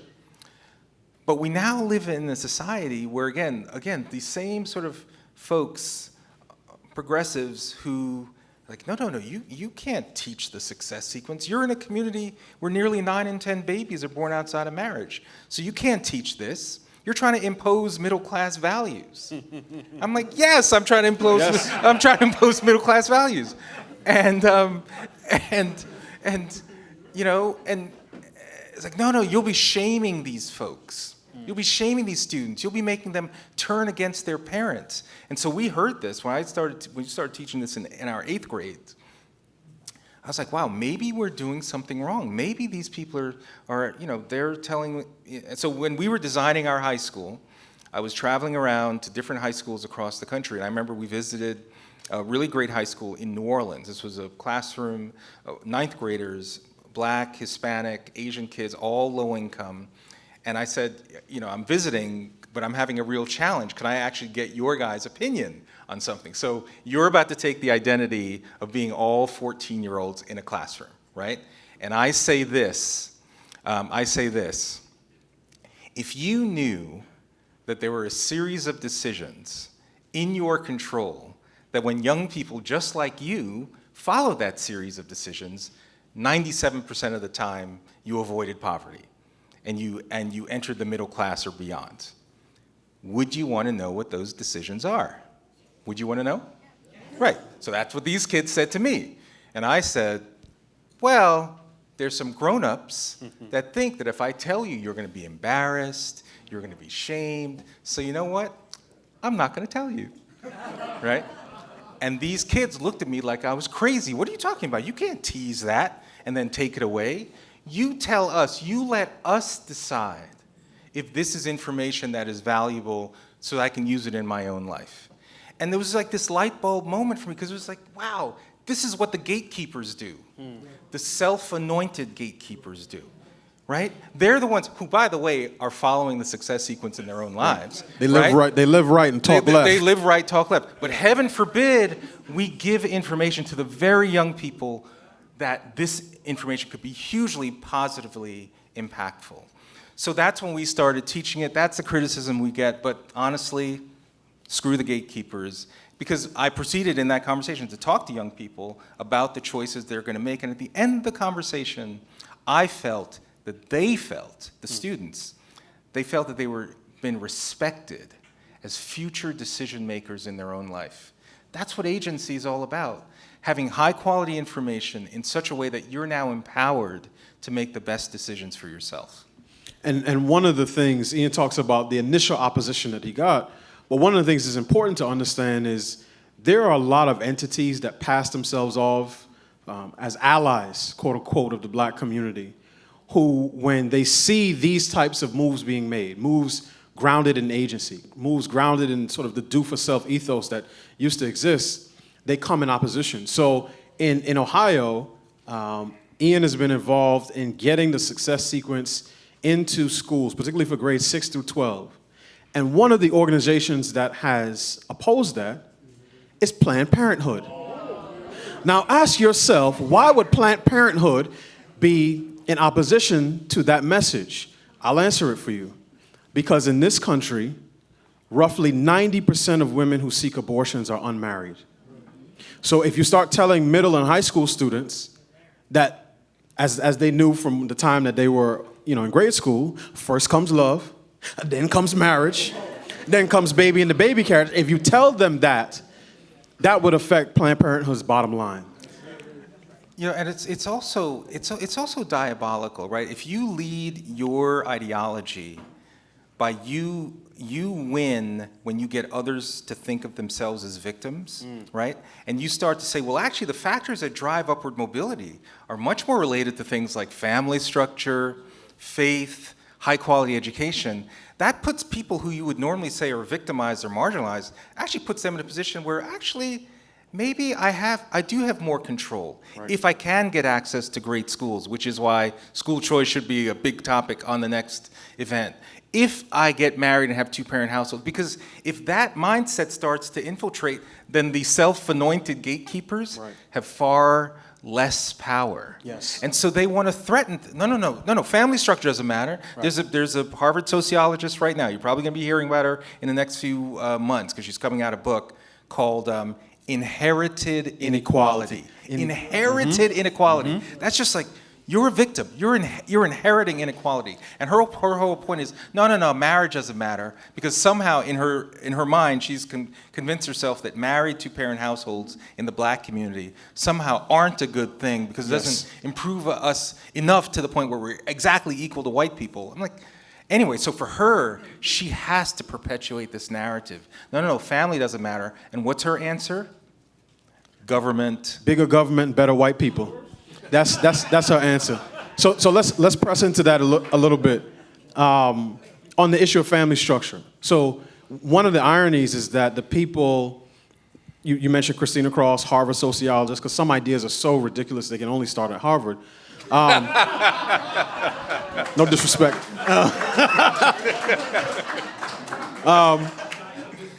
But these are people who are typically obsessed with racial disparities. Let me give you one. In the nation's capital, in Washington, D.C., this is according to data from the CDC, which tracks it on a state level, so they include D.C. In Washington, D.C., 77% of black children in Washington, D.C. are born to unmarried parents. And 93% of white children in D.C. are born to married parents, which means 7% are born to unmarried parents. That is a 70 percentage point gap in marital or non-marital births, which speaks to the issue of family structure. You cannot, I bet you good money, I bet you the deed to Ian's house, that you cannot, not mine, that you cannot find another social outcome with that larger gap. But for some reason, these individuals do not focus on this because, to Ian's point, they would rather have us cast in the role of victims. I say it this way, they want black folks to be supporting actors in our own autobiography. Right? They believe in the beneficent government who will bestow upward mobility on us. And this is what Christina Cross says. So I wanted to press into this issue of family structure and why you believe that this attack on the two-parent family seems to be so prevalent, either an attack outright or silence on the issue seems to be so prevalent, particularly on the progressive left. Well, I think it's for the reasons we just both described. It's much more powerful. Again, if you have this, even giving them the benefit of the doubt, if they really care, about these communities, we can't expect any. I did an event in Grand Rapids a few weeks ago, and this literally came up. We can't expect these people to get married. I mean, look at where they're from. Yeah. Right? Look at where they're from. They're saying it with such a moral superiority, and yet it's a dagger in the lives of our kids in terms of what we have the possibility to achieve. And so I actually try to receive those words with grace, because otherwise I'd punch a lot of these people in the face, right? But I actually try to say, okay, I'm going to accept the premise that you're saying these things because you actually really believe in that you think this is the right strategy for better outcomes for kids, right? Because I don't want to demonize, I don't want to do the things that we're often accusing the others of doing, right? And so I try to influence through data, through storytelling, and also, frankly, through running schools. I try to, how do we take these ideas and translate them? Like, I want you to do this event in the Bronx at my school next time. How do we bring, there's too far a divide between all the great ideas that we're talking about and getting these ideas implemented in the very communities that we talk about. And then try to bring those folks who have these ideas where marriage doesn't matter, or let's just have more government welfare. Let me have you talk to people who have seen the adverse impact of living a life fully dependent on government welfare. And to Ian's point, he mentioned this new book, and I'm writing a book review, a lengthy book review, because I had a lot to say on this particular topic. And really, her solutions to address the disparities between white families and black families is more government welfare, which I would certainly argue is part of the reason that we have some of these problems, right? But to your point, Ian, in terms of bridging that gap, one thing that I do want to say, and I take Kathy's point and I support it in terms of this message being applicable to everyone. But Kathy, in her own book, says to be black and conservative in America. And one of the things that is weighing heavy on my heart is I would love to see the next generation, particularly of black conservatives, if whoever identifies that way, harness the social, cultural, moral, spiritual, financial, and political capital in that group and point it right back into our communities. Because too often, it seems as if we're trying to outsource certain things. So when I hear Ian, I draw inspiration, because Ian is operating in the spirit of Booker T. Washington, an institutionalist. He's a builder of Anna Julia Cooper, who was who was the headmistress of M Street / Dunbar High School in Washington, D.C., right? Classical education. How many folks know of Dunbar High School? Okay, that's good. That's good. That's really good. Classical education for students no more than 2 generations from slavery, and operating in the spirit of Marva Collins, who was teaching young black kids, I believe, on the west side of Chicago. So my thing is this: how do we have more opportunities to bridge those gaps, and what can we do so that the next Thomas Sowell, the next Walter Williams, sees the communities that they come from as their primary mission field? So let me put a fine point on it. So it may be that person doesn't spend most of their career at Harvard and MIT and Stanford, but maybe at Fisk, Howard, Hampton, and Morehouse. And running schools in the Bronx.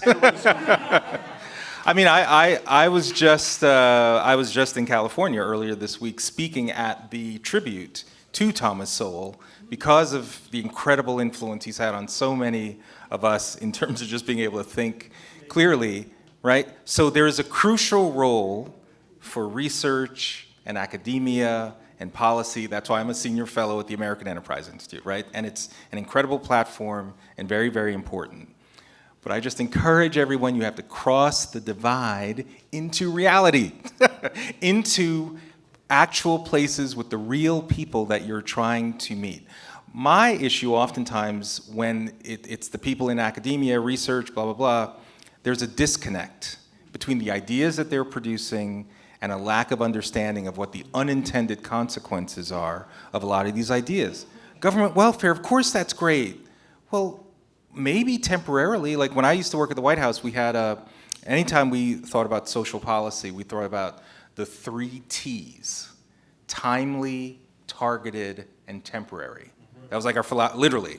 Timely, so timely, if you're gonna provide some kind of welfare, make sure it shows up so at a moment where it can actually be used. Targeted, that it doesn't get trapped in bureaucracy, but it actually helps the people that it's intended for, and it's temporary. It doesn't become a life habit, right? So there's a way to think about these things. It's not that welfare, for example, is inherently bad, but when it becomes a way of life because there are no consequences, no expectations. But that's what happens when you've got people in a sort of an ivory tower not understanding what the real life impact is on just real people. So my advice, Walter Williams, Thomas Sowell were amazing, but they weren't running schools. And the thing is, how do we get more school leaders that are influenced? That's me. That I want to run schools. I mean, the last slide I was going to show you is a picture of our students with Clarence Thomas at the Supreme Court with our motto, there are no victims in our school, only architects of their own lives, right? That's so again, this connects to school choice. We need more, and this is where the legislative advocacy agenda comes in. How do we get more states and localities to approve people like me, people who are influenced by the Sowells of the world, the Glenn Lowrys of the world, to build new institutions, to actually do the things that many of us are talking about in this room, but we have to move away from the safety of being in these rooms and go to the Bronx, go to Chicago, go to LA, go to rural Appalachia, whatever. Go to the places where kids really need it the most. And I just really encourage you to think about how you can take whatever it is that you're doing, whether it's supporting or building yourself, into the actual communities that you care about the most. Absolutely. I know we have about 40 seconds left before Q&A. And one of the things that I want to highlight, because I brought up HBCUs, so Hampton University, which is in Hampton, Virginia, has had a conference on the black family every year since 1983. I've spoken at the last few because, reviving the ideas around reviving marriage and restoring the black family are ones that I work on. And when the organizers were putting this year's conference together, I said, you all have to reach out to Ian Rowe because you need to hear his message. And I think part of it is that it's us being able to willing to go into environments that typically don't have, anyone who's to the right of Barack Obama circa 2008, and to be able to deliver these messages so that we are contending for the hearts and minds of the people in our own communities.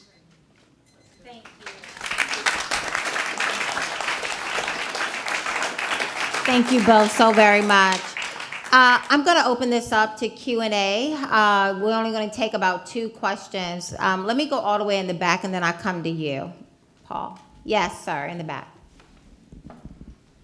I don't really have a question, but I just want to commend both of you gentlemen. Y'all put on a master class, and I just appreciate what y'all are doing. Thank you, sir. Okay, Paul. so if you were inspired,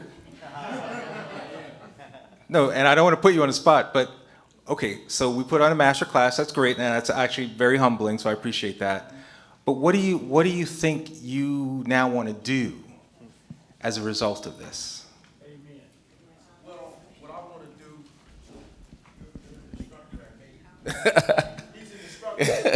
Yeah. See that? There you go. know You're what? already doing it. Excellent. Allow me to just say, I said it earlier on, is that we're in a room full of mixed company. Yes. So you don't know who No, I is don't. here and who's doing what and where people are. And we're also in downtown Philadelphia, in the belly of the beast, okay? And that was very intentional, right?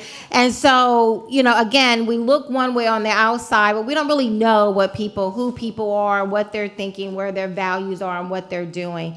But when I said we're in mixed company, I mean that from a variety of perspectives, and I'm so very grateful. Paul, do you have So thank you for what you are doing already. Yes, Paul, right here.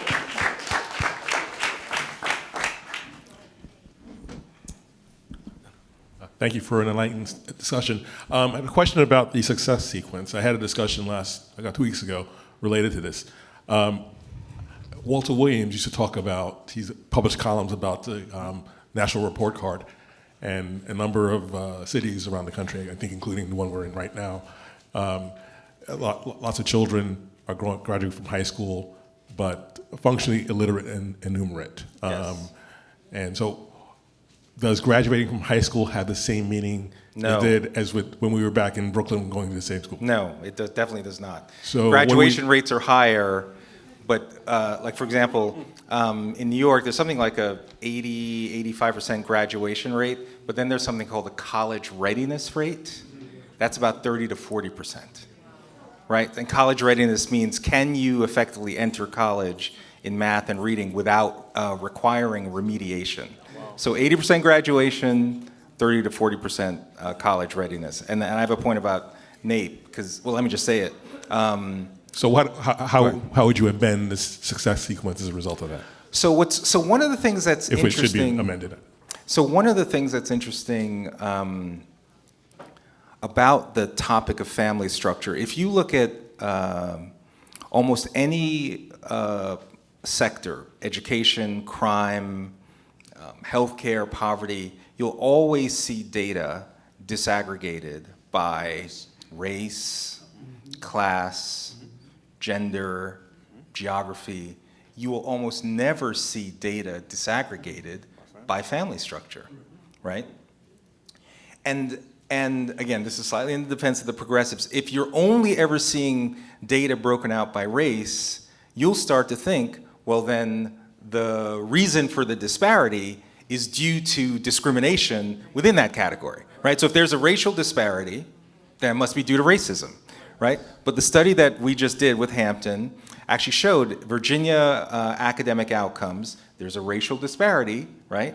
But we were able to get the data to get the family structures of all the kids. There was virtually zero difference in the levels of A's and B's of black kids and white kids raised in married two-parent households, right? Suggesting that family structure is actually a more prominent factor than race. So we are working with the Department of Education. This is with my AEI hat on now, before the government shutdown, and hopefully soon this thing will come to an end, but we're meeting with the US Department of Education to get family structure now to be a category of measurement of student outcomes in the same way that race and class, what I call the usual suspects. And my belief is once we get that data, more people will see that actually family structure, differences between married two-parent households, single-parent households, all these other variations, people will see married two-parent households, guess what, have the best outcomes for kids, which will then lead more states like Ohio to start teaching the success sequence in schools and doing other things that are more family friendly, that are actually focused on the things that actually matter for upward mobility. Thank you. Thank you all so much. Let me, Delano, would you like to close us out? Yeah, I mean, the work Ian is doing, what he said just now, where he ended in terms of focusing on family structure, I think that is the most important work for the next generation. Conservatives are focusing on it, and I'm glad to be a part of that. My frustration is that within my own community, particularly among sort of black center-left people, these conversations never come up. Right. So I think, again, we have to harness that collective power to revive marriage and rebuild the family. And that is the only way that this is going to get better, and that's the only way that we're going to move forward. I agree. Thank you so very much. We're going to take a 5-minute break, and then we're going to go staccato. Boom, boom, boom.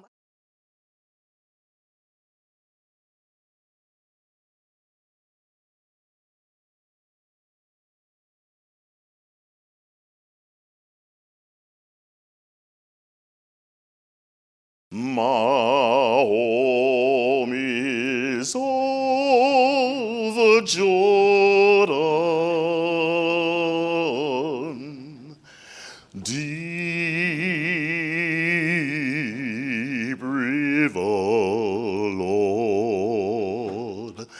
I wanna cross over into campground. Deep river, my home is over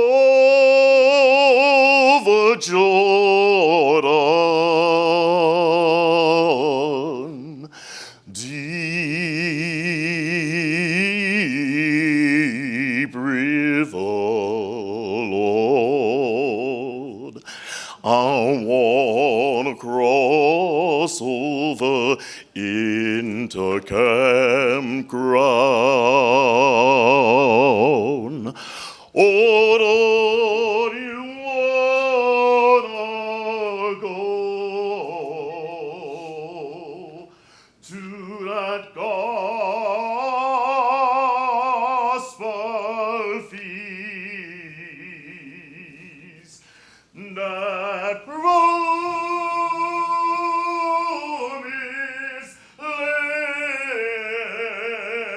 land where all is peace. Oh,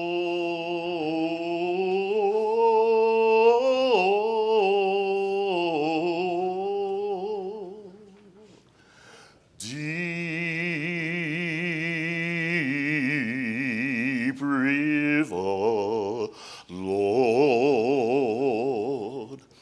I wanna cross over into campground.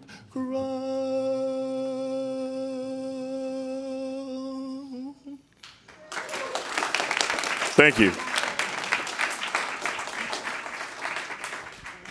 Everyone who's part of the next panel, if you can come up.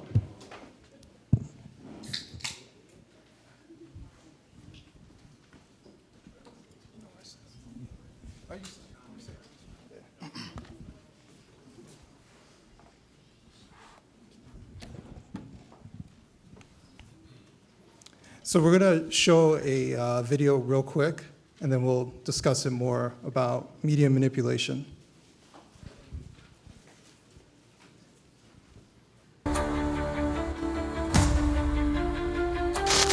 Police in Philadelphia arrested dozens of people last night after a violent looting spree, a growing problem around the country. Police in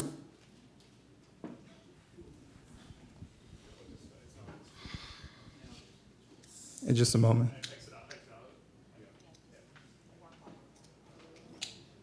While they're figuring that out, I just want to say part of the reason I'm standing up here is because of media manipulation. As someone who's a former Democrat, now present-day independent, what had me shift was realizing that I was only getting part of the story, and my emotions were being used to manipulate me into taking on policy decisions, viewpoints that I didn't intrinsically believe, but I was being motivated by an external force that made money off of my emotions. And so what I realized is that it's not just one outlet. This is the state of media overall. And so as Americans, we have to start questioning ourselves and questioning, do we really believe this? Is that person really a bad person, or are we just saying this thing because someone tells us to say this thing? And so while he's working on that, what we're going to show is a video about the term black fatigue that was trending recently. And, and so I guess my first question for the panel is the term black fatigue a genuine, is it a term that is actually genuine of people with legitimate concern, or is it a manipulative term for nefarious reasons? It's both. Often the thing with media is not that they're exposing something that isn't real, but they exaggerate the degree to which it's present. So when we talk about a term like black fatigue, which I mean, I take it to mean people tired of hearing about the issues of black people, it's not that it doesn't exist at all, but often what will happen is the media will take any kind of negative narrative and amplify it to orders of magnitude greater degree that it actually exists in the real world. And that creates hostility and division that they can continue to monetize. So I'm not sure what you're going to see in the particular video. I mean, it sounds like it's something about a black person or maybe black people committing crimes. But with a lot of what you see on the news, I mean, I remember I landed at the airport yesterday, and the first thing I literally saw was a news story about a black person doing something to someone else. And I thought to myself, how often do I actually see crime on a day-to-day basis? I mean, raise your hand if you've seen a crime in the last week, like in your actual personal life. Okay, we got one person. What about the last month? Okay, if you were to pull up your phone, how long do you think it would take before you saw a crime on your phone? Yeah, someone said 30 seconds. I think that's actually long. Right? So we have to remember that I think a lot of what's going on in this country is actually not a physical problem, it's a psychological problem, where there's so much psychological manipulation going on that it starts to translate into our physical world. So that's what I would say. It's both, but it's a matter of degree. Okay. And just to follow up on that before we get into the video, we have to understand the motivation for media is money. And money is measured by clicks. So all of it is clickbait, basically. Their jobs are driven. Now, I was a communications major back in the 70s when newspaper was still made out of paper.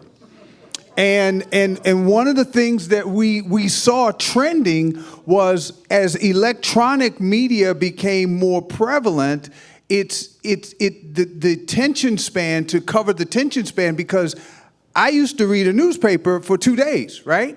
You get through half of it one day and the next half the next day, or the stories you like, you used to have to clip out. Oh my goodness. Back in the Stone Age, right? But understand the media motivation, all media is motivated by attention, by clicks, by all of those things. So sensationalism drives the narrative. The truth does not. The truth does not. And often the truth is, and I learned a lot from the media being a religious leader, a community leader, and a political leader in New York City. And, you know, and also an athlete, a professional athlete in New York City. So I know how to go toe-to-toe with the media, and I can tell you they are not quote-unquote bad people. They're just working stiffs trying to earn a living. And the truth is irrelevant. The truth is irrelevant. They take a position and they push it. Now, this may offend some people. Conservative media does pretty much the same thing. They do the same thing. So we, in this conversation, and Kathy, thank you so much. Kathy, we haven't done that enough. To gather all of us together around the conversation, having a conversation around these issues is wonderful. We need to understand, as it relates to this topic, keep media, understand where they are. They're not the evil one. They're motivated by money. And understand also that, you know, because so many of us have said, oh, you know, and we're praising the Republican Party. Okay, so I'm a Frederick Douglass Republican, right? I don't intend to be a part of any other party. However, there are times when people who wear that label do not adhere to the values that I was brought up on in this party. I am a small government conservative, and I'm sorry, some of the party figures have lost their way. I read the Constitution once a month to make sure I'm getting it right. But that's in contrast. But anyway, I digress. Sorry. Yes. So It's yeah, we can go to the Charlie Kirk one. Yeah, that's fine.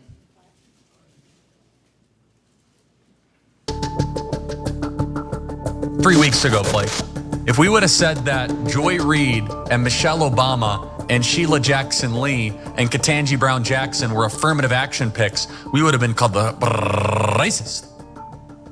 But now they're coming out and they're saying it for us. They're coming out and they're saying, I'm only here because of affirmative action. Yeah, we know. You do not have the brain processing power to otherwise be taken really seriously.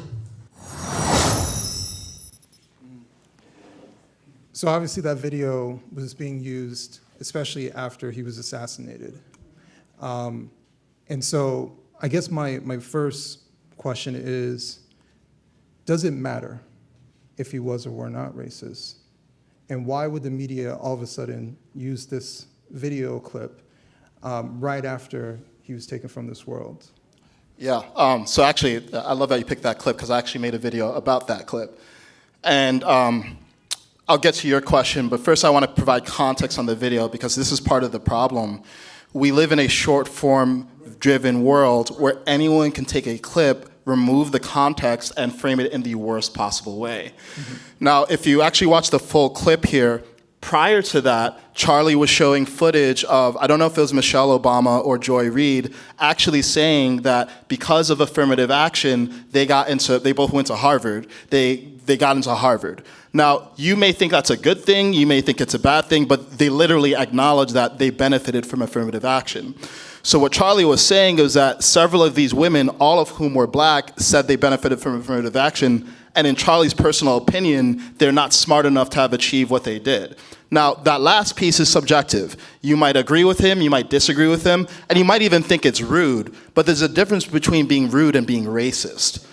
And unfortunately, in this algorithmically driven, short-form driven world, we can take anything bad and make it sound like the worst thing. So you take something that's like a 6 out of 10, make it a 10 out of 10, and then people who don't like that person, they never see anything good that they said. And so to your question, like, does it matter? Of course it matters, right? Like if Charlie said something that was racist, of course he should be called out for saying something that's racist. Mm-hmm. Does it erase all the other good things that he said? Of course not also. And we should even be precise about what does it mean to be racist? Because he didn't say black women don't have the IQ processing power. He said these specific 4 women who are black. And it might be an insulting thing to say. I think there's a better way to make the point, but it's not the same thing as saying racist. So we also gotta be precise in our definitions. I mean, these words, they just don't mean anything anymore. It's like racist, fascist, communist, like all of these terms, they become political swear words rather than things that we specifically define and use in a discerning way. The last 20 seconds of what he just said, we should record it and everybody needs to understand it. That's the narrative right there. You have to take the power out of the word racism. My father in the ministry was Jerry Falwell Sr. I flew around the country with him. I was in the room with him. We had some intimate conversations about race. We got down into the nitty gritty, and now the media painted him, and there were times when he would say things on the media that I would call him up and say, Doc, why did you say that? He gave me that access. That I could say, why did you say that? That was blah, blah, blah. He said, yeah, you're probably right, and so forth and so on. But he was one of the most gracious men, one of the most God-loving men that I had ever been around. Now, his image in terms of in the world, just like Charlie, his image in the world was used by those who hate God and hate any kind of conservative position. It was used. And sometimes we say and do things, those public figures say and do things that lend to that narrative. But we, as part of this conversation, have to get used to looking beyond the soundbite. We have to look beyond the soundbite.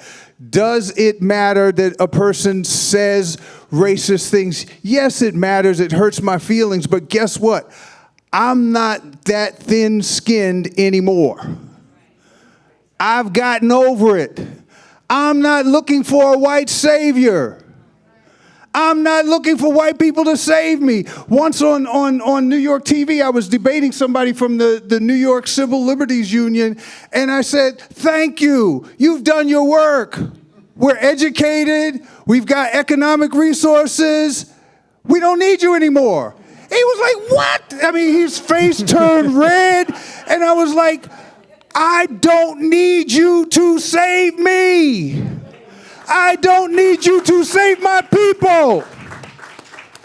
But those stories, that narrative has to be displayed and has to be championed more than, oh, they said racist things or they did racist things. I can tell you, now, to finish the Jerry Falwell narrative, the last time I talked to him before he passed away, he told me, he said, yeah, your buddy just left here. I said, who? He said, Al.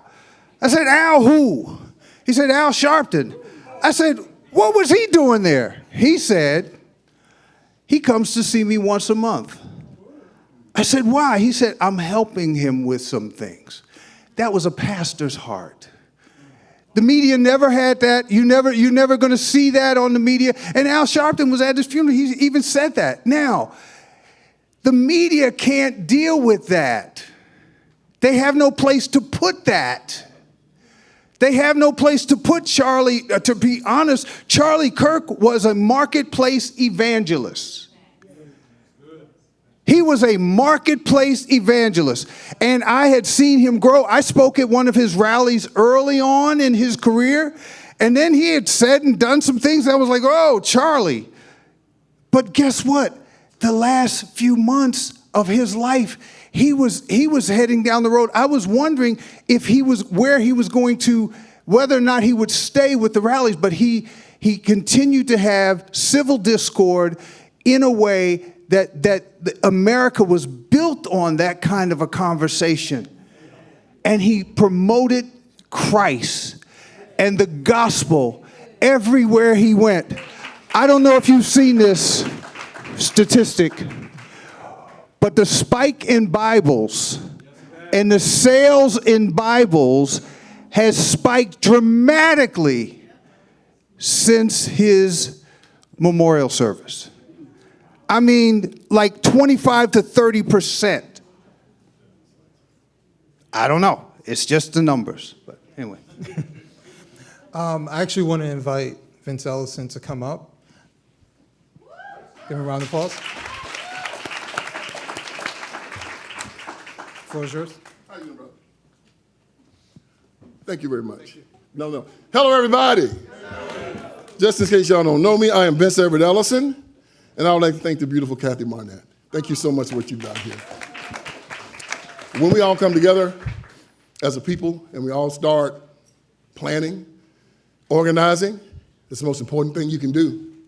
And I want to talk to you today about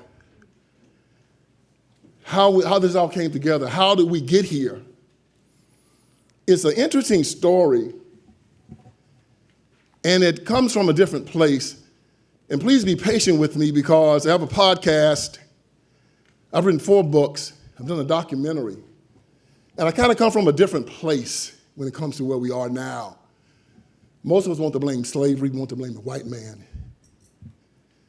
As long as you're blaming, you can't fix yourself. You have to stop. And any football coach will tell you, you got to look in the mirror. And you got to understand that I am the cause of everything that's happened to me. Because when you do that, you can change it. If I have to depend on you to change you before I can succeed, I'm done. It's over. Game over. You have to take full responsibility for where you are in your life. Now, heard this joke. This man said, son came to his father. He said, Dad, when I grow up and become a man, I'm going to become a liberal. Dad said, son, you got to choose. You can't be both a man and a liberal.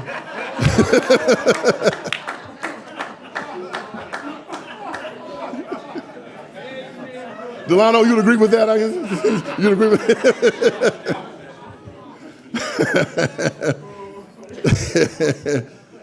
Y'all, we got to deal with this. Like Kathy, and like most of my brothers and sisters in here, we know black people. We know them. We know they're conservative. And then we deal with this craziness that they vote for these liberals, right? Do you believe that evil exists? I mean, do you believe that evil exists? What is evil then? I'll make it easy for you. Evil is anyone that would intentionally harm a child. What did Jesus Christ say? Anybody harm one of these little ones? It better let a millstone be tied around your neck and you be thrown into the sea. And this was the Prince of Peace, y'all. This is how serious he was about messing with these children. And these people have an abortion law that has abortion up to the 9th month. Cold-blooded murder. And yet Christian people vote for these people that allow it. They have this thing called perinatal abortion. This is abortion after the child is born, which is really, really murder. It was a bill called the Born Alive Bill. It says the child survives an abortion, you have to render aid. Almost all of these guys voted against it. Held it up in the Senate, still won't let it pass. They believe in castrating little boys and calling them little girls. They took Tennessee to the Supreme Court because Tennessee said you can't do sex change operations on children. And the Supreme Court ruled against Joe Biden. They believe in allowing demented men to go to the bathroom with your wife and your children, watch them urinate. They believe in allowing demented men to go into the locker room with your daughters. How did we get to a point in America where black men will allow such a thing? Me and my father would cut your throat with a smile on my face. Oh, I'll do 20 years for that. How did we get here? Let's go back. Delano and Ian has done some work on this. The black family was doing extraordinarily well between 1940 and 1920. We had two-parent families, man. We had shrunk our poverty gap, the greatest reduction of poverty in the history of the world. We were rolling, and we remained on the same trajectory. We be where the Asians and the Indians and the Jews are right now in America. Am I right? Yes. What happened?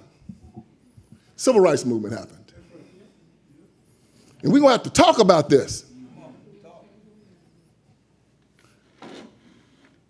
And the people involved in the civil rights movement, many of them might have been just dupes for the Marxists and the communists, but they were dupes the same. And when I was a boy, I was born on a cotton plantation. Me and Kathy have the same kind of upbringing. My father was a sharecropper. He brought us out of poverty by working in the insurance industry. He started the gospel singing group. We learned the black church from there. I started working, went to college, but I started working in a prison. And I saw these young men coming to jail in the 90s. And I asked the black intelligentsia, I said, why are these young men coming to jail in such astronomical numbers? And they said, oh, evil, rich, white conservatives, they hate black people and they just want to lock them up. Well, I was naive, and I said, okay. I left my job, I started a nonprofit, went down to the black community, and guess what I saw? I saw no evil, rich, white conservatives anywhere. You see a unicorn before you saw one. But you know what I saw? A bunch of black liberals making a lot of money off of the chaos. And I wrote my first book about that. It was called The Iron Triangle. Most black preachers, most black politicians, and most black civil rights workers. And they were conduits between rich white liberals and the black community. And their job was to get us to support these white liberals by hook or by crook. street money, souls to the polls, baller look at a pork chop sandwich. It is a machine. And they tell us these lies about not being able to make it in America, but they have the credibility. And they told us that if we voted for the other side, we were sellouts to our people. And because we had this tribalism, and they were the heads of the tribe, they let us off of a cliff. Now, how did they get this power? Well, it started during slavery, but they took full advantage of it in the civil rights movement. They said the civil rights movement was the black church movement. No, it was the black preacher movement. And many of these black preachers were hooked up in this thing called black liberation theology. It was a lie. So while I'm doing my book, things are not coming together. I'm asking questions. What's going on here? Why have we gone backwards after this revolution? And I went to the Lorraine Motel. Dr. King was assassinated there. They were looping his I Have a Dream speech. I had recently read John Locke's Second Treatise of Government. John Locke had said that our rights were given us by God, that they were irrevocable, non-transferable, and unsellable. They were ours. And, King really rocks that I Have a Dream speech, right? He's going. And I was sitting there enjoying it. And I heard my wife say, Vince, come on, we got to go. And I said, okay. And when I turned around, I heard Dr. King say something. The great writer Thomas Wolfe said, you see a thing 1,000 times before you see it once. And this is one of those Thomas Wolfe moments. I heard this speech 1,000 times. And I heard King say something I heard 1,000 times. I was reading John Locke, I heard it differently. King said, 100 years after the Emancipation Proclamation, the Negro is still not free. That was a lie. I was born free. According to our Declaration of Independence and John Locke, my freedom is a gift from God. It is irrevocable, non-transferable, and unsellable. According to Jesus Christ, he set me free. He said, who the Son has freed is what? Free. Oh, you know it, huh? The book of Galatians said what? For freedom Christ set you free. Therefore, do not submit yourself to the yoke of slavery. Do not submit yourself to the yoke of slavery. Do not submit to slavery. You tell me slavery ain't a choice? How do I know it's a choice? Because we choose it now. Choose it now. Who's making you abort your babies? About putting a gun in your head. Who's making you vote against school choice? Who's making you not get married? Who's making you go down to the office and tell these people to take care of you? How do you know it's a choice? Because 200,000 black people freed themselves before the Civil War. Why? Because they made a decision. Frederick Douglass, Harriet Tubman, and many others. And now we use that same lie, I had no choice, to keep us in bondage. Yeah, you got a choice. What's your choice? Blow his brains out and leave. I scared, boss, I scared. We'll tell that to the founding fathers, who right down from here wrote a Declaration of Independence, didn't they? Huh? Against the greatest army the world had ever seen. King George said, I'm your sovereign. They said, no, God is our sovereign. George said, I'll show you. They said, no, we're going to show you. We pledge our honor, huh? Our fortunes, huh? We pledge it all. Now it's time, y'all. We have to decide whether or not we're going to be free, whether or not we're going to stand as free men, as free women. We're going to have to do like Ulysses S. Grant said, when Lincoln said, I want you to take over the army of the Civil War. What did Grant say? I will not retreat. Give me your word that no matter what happens, we keep hitting. People, no matter what happens, got to keep hitting. We got them on the retreat now. We got to finish it. I don't care where they go, we hit them. We hit them on abortion. We hit them on school choice. We hit them. We hit them on the family. We hit them on this transgender stuff. We hit them on the fact that they want to destroy us. We hit them. We hit them. No matter what they do, no matter how far they run, we hit them. I want to see their tombstones in the graveyard with the communists. I want to see their tombstones in the graveyard with the fascists, with the Ku Klux Klan, with everybody that ever came against the children of God. I want them down. And I'm going to keep hitting them and hitting them and hitting them until it's over. Are y'all with me? Let's end it. I want to end it. Thank you. God bless you all. No, thank you.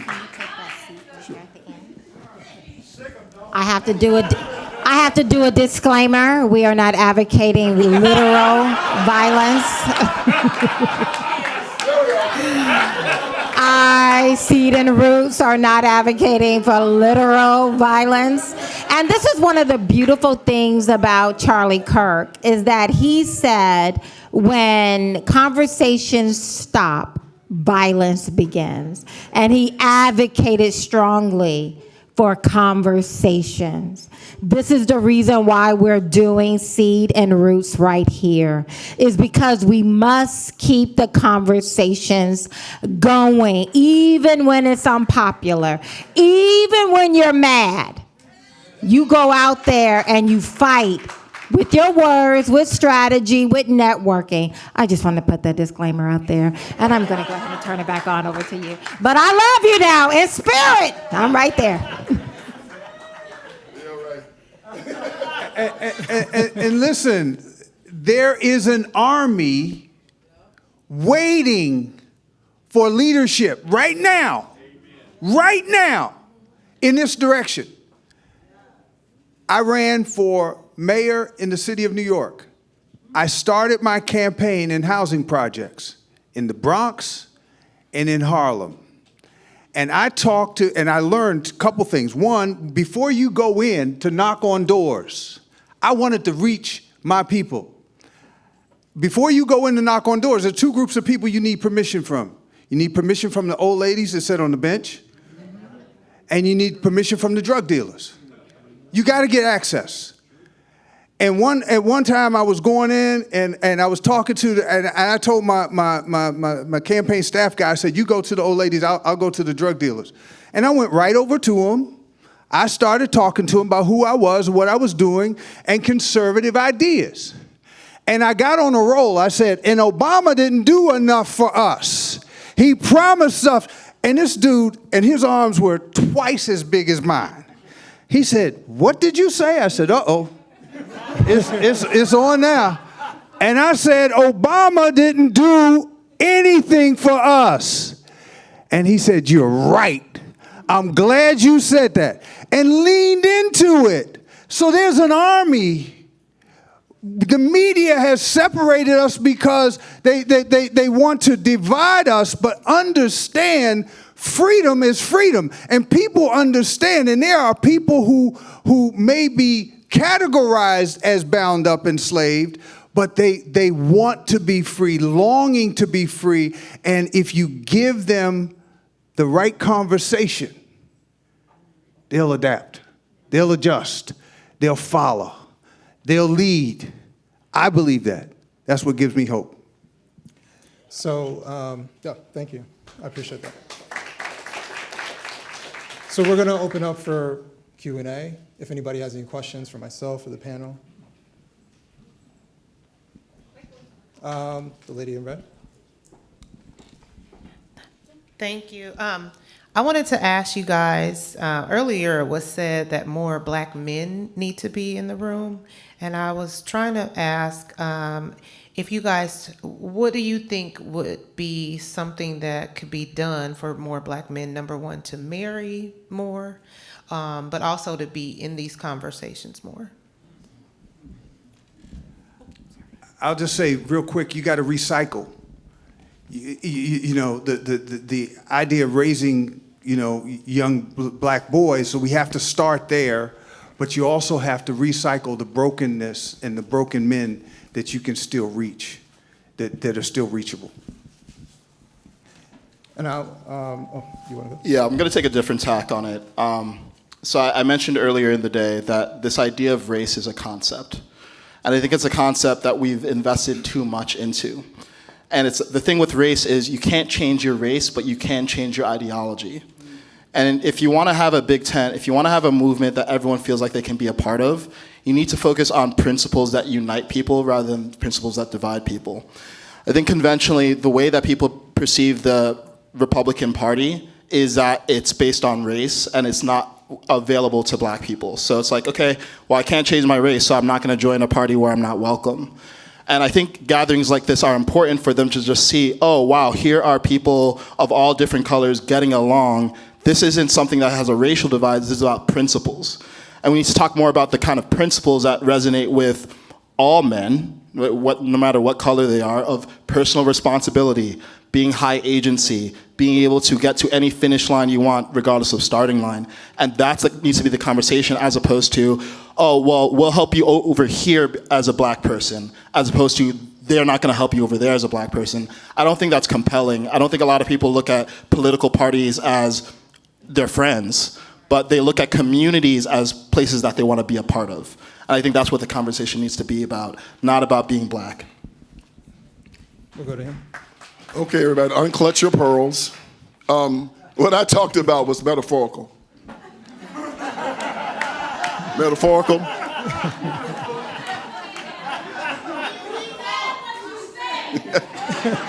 However,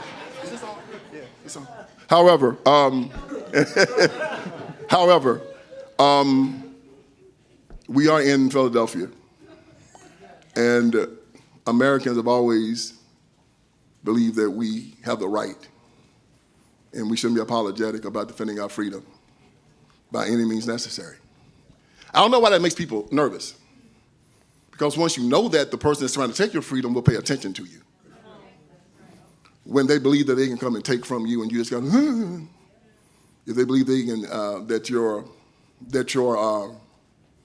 strategy is to take a beating until they get tired of beating you, and then they'll give you what they want you to have. Well, you ask the Jews in Nazi Germany how that worked out for them, okay? No. We have to start standing as men again. There you go, brother. Sheep are never free. We must stand as men again.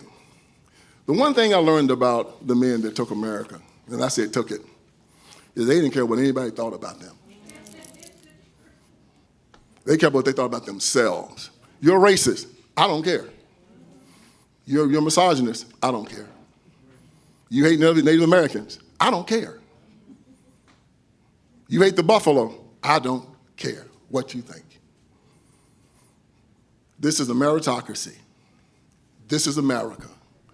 The reason why black people at the bottom of every socioeconomic statistic in America is because we've decided to stop being men. We decided to beg and not fight. We decided to ask and not demand. This is my house. I don't ask permission in my house. I have lived in America my whole life, and nobody but my dad has ever put their hands on me. That's right. Now, I believe in God. I believe in Jesus Christ. The people are not oppressed because of their color.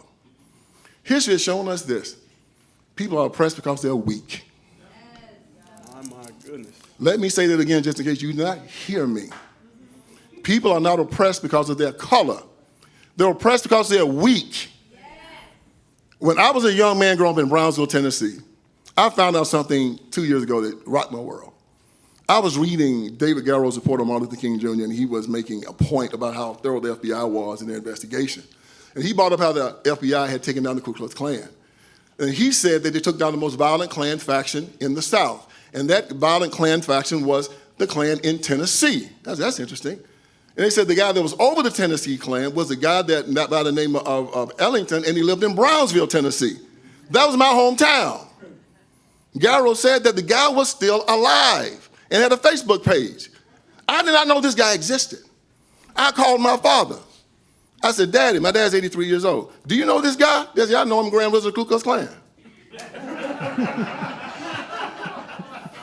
I said, yeah, Dad.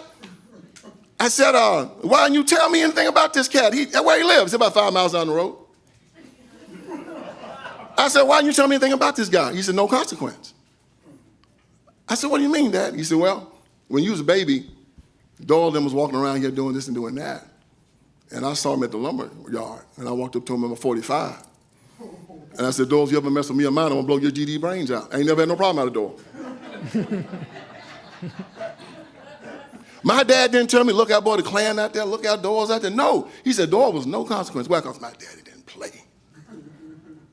People are not oppressed because of their color. They're oppressed because they're weak. I've seen it my whole life. And if you stand up as a man, if you stand up like the founding fathers stood, if you stand like the Americans stood on D-Day, if we stand like men are supposed to stand, like David stood, if we stand like men, we don't have to worry about this. Love your family. Protect your family. Provide for your family. Stand like a man. Be an American.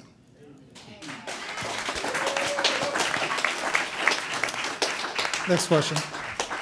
Good evening, everybody. I'm going to be very brief and very targeted.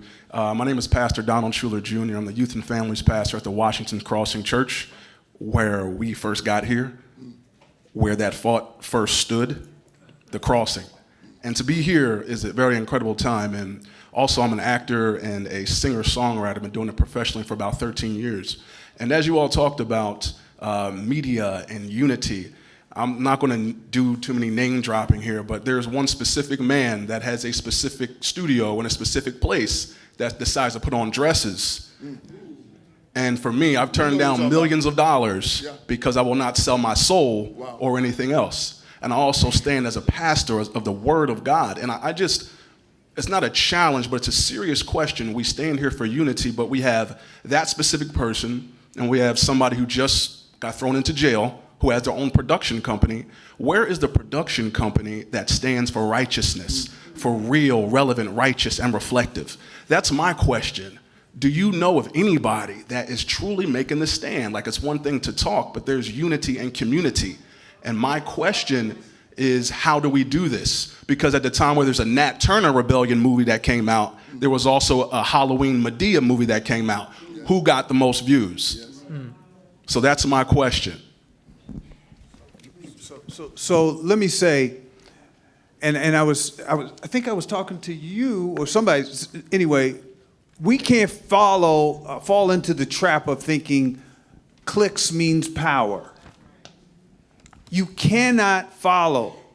You know, listen, Jesus didn't have a big following, but he was the truth. And that truth set people free. And free people freed other people. So I think one of the things that we fall into in the American culture is we think, okay, this is the measure of success, or that's the measure of success. When I first read Thomas Sowell, I thought, wow, why don't more people talk about him, know about him? I mean, and then I started watching some of his videos, and I was like, oh my goodness, this is amazing. And I have been a proponent of that, you know, philosophy, a conservative philosophy, small government, conservative philosophy ever since. Self-empowerment, self-awareness. But it's, anyway, it gets into the, and then that's why this attracted me, this conference attracted me, because faith is a key component to that message. I cannot do it without God. And we need God to make that. And sometimes we face opposition that only God can free us from. Amen. Yeah, I want to talk about this this mechanism of the media and why they make money off of the things that they do. They're supplying our demand. At the end of the day, the only reason these media companies are able to make money off of negativity and outrage is because we give them our attention. And the question I would invite everyone in this room is, how are you as an individual giving them your attention? We can all pull out our phones right now, go to our social media feeds, and probably find someone who is stoking more hostility, trying to demonize people who disagree with them, looking for more conflict and getting views off of that and creating a business off of that. And while we can't change the world, we can change our world. We can choose who are the influencers and media outlets that we're going to give our attention to and withdraw.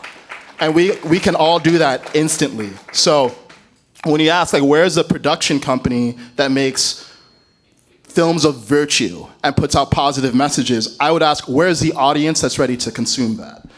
And we have to start being that audience. We have one more question.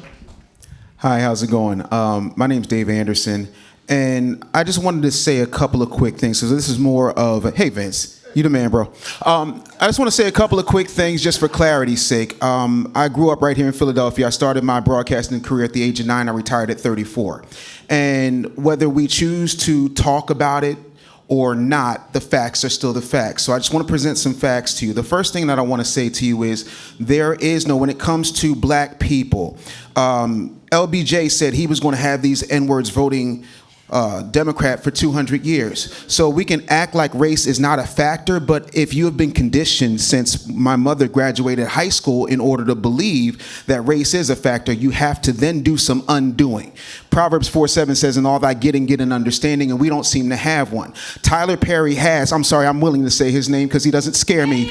Tyler Perry has been backed by Lionsgate and every major individual who benefits off of that continual, perpetual image of negativity, because that is the worst form of racism. The media is the message. The Democrats seem to understand that conservatives have a problem with it, and every time I see conservatives, especially conservatives that look like me, they're people whose lunch money I want to take, because they do not come across like adults. They do not come across like men. They'll sit up there and say, I'd like to teach the world to sing in perfect harmony. I'm sorry, I've lived in 34 cities in 19 states, and I've seen a little Italy, I have seen a Delhi district, I've seen a Diamond district, I've seen Chinatown, I've seen Koreatown, but there's no Brothertown or Black Girl Magicville, but there's always a hood, and it's filled with people who look like me. To act like that's not a reality when most of the people in here are scared to go into that hood and have real conversations without getting permission, without getting checked in, is the absolute problem. The other part is, if you stop spending time trying to throw a cape on people and say, oh, this person wasn't a racist. I don't care if they're a racist or not. When you go to McDonald's and you ask for a Big Mac, do you care if the guy giving you the 2 all-beef patties, special sauce, lettuce, cheese, pickles, onions on a sesame seed bun is a racist? No, you don't. You are there for what you are there for. At some point, you're going to realize the only way we win this war is by taking it to them and stop being lame about it. I'm sorry, but the truth is the truth. There are too many lames who are conservative, and there's nobody from the hood who comes from the Richard Allen projects like me who understands what it means to struggle and understands what it means to change your mindset and change your frame. Last thing, and I'm landing my plane.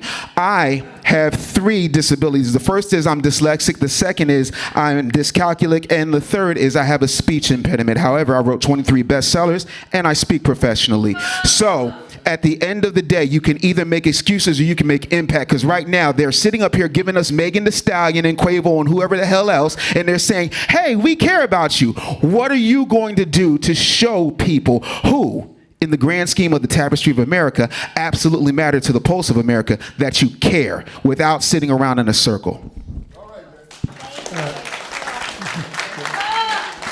Thank you very much. I appreciate it. You can go ahead and sit down. Woo! Well, that is a lot. Kaizen, did you want to say something before you step down? Go ahead. Get that. Okay. We are actually back on time. I'm so excited about that. Thank you guys so much. I'm going to give Kaizen the last few words. Yeah, sure. To the gentleman back there, I took it that maybe some of those comments were directed at what I was saying. Is that true?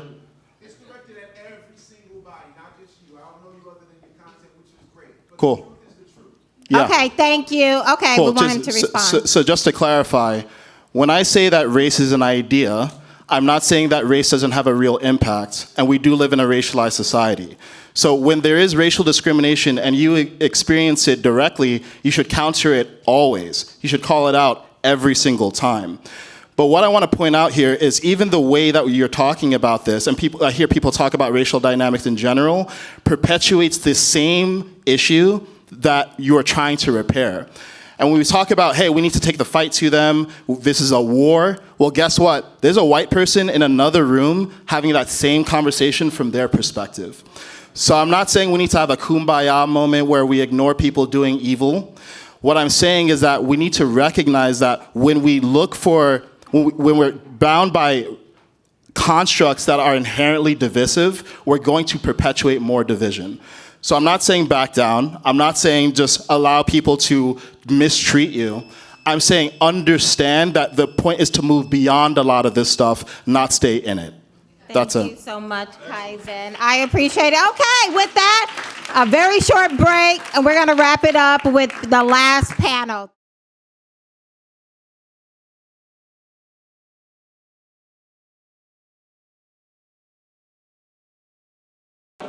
Hello, everyone. If you can take your seats. Can you hear me on this? Yes. Okay, I can hear it.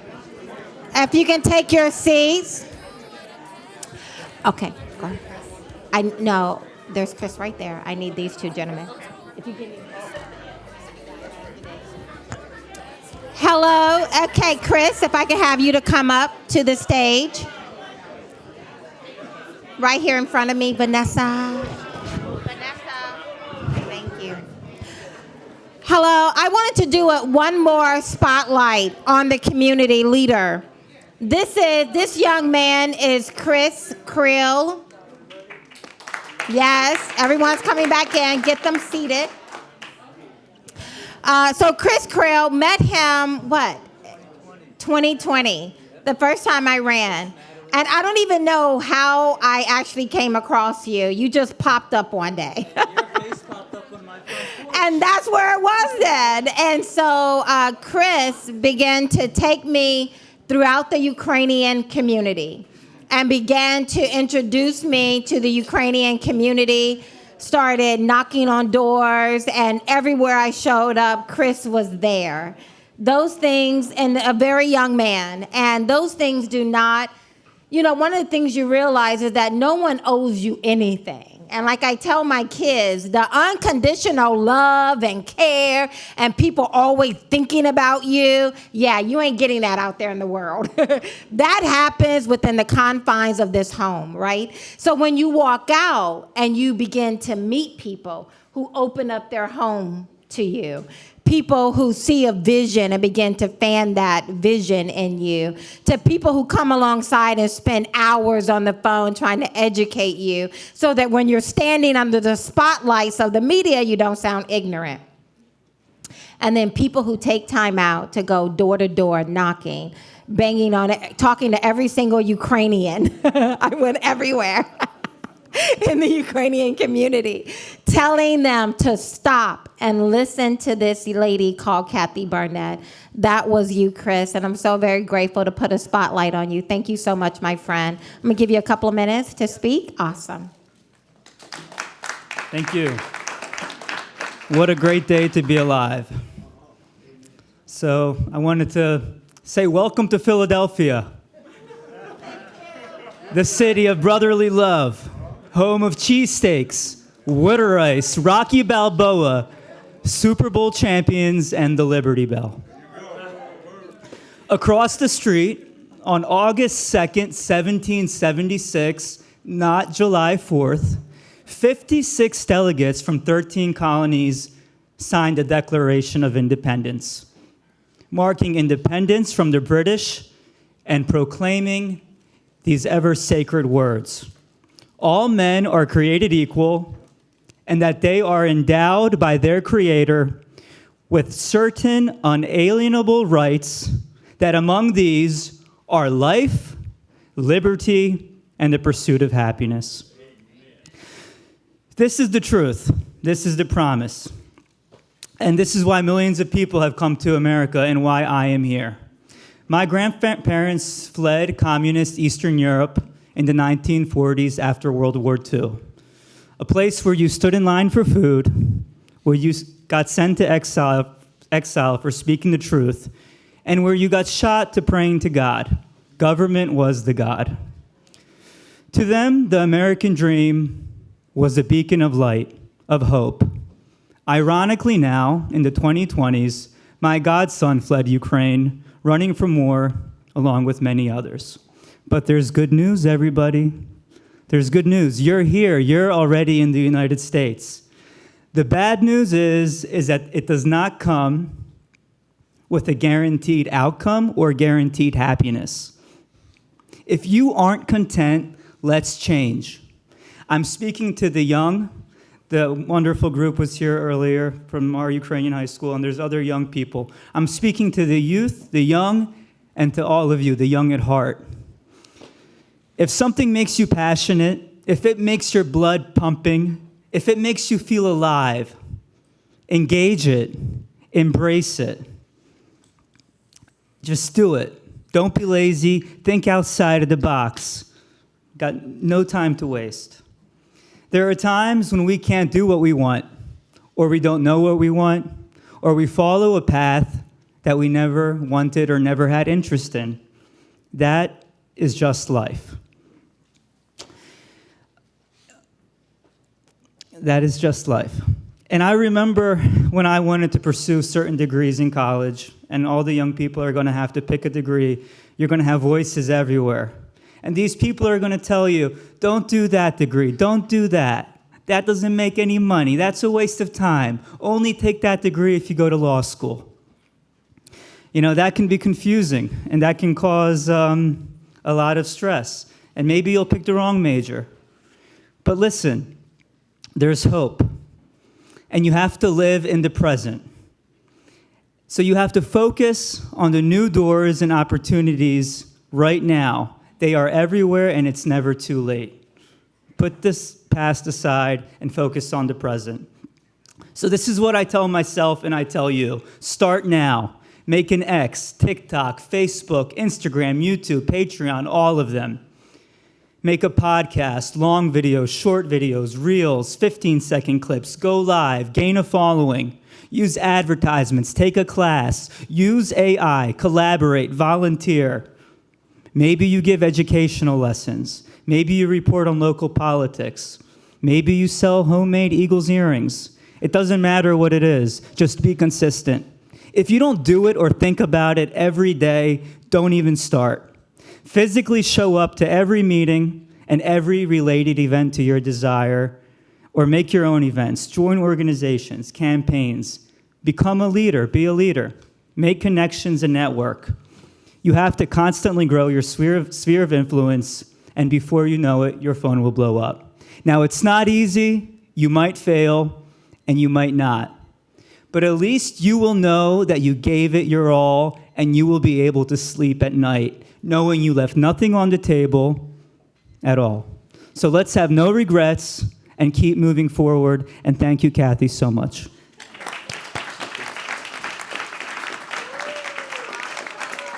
Okay, if I can have panel 4 come up, I'm so sorry.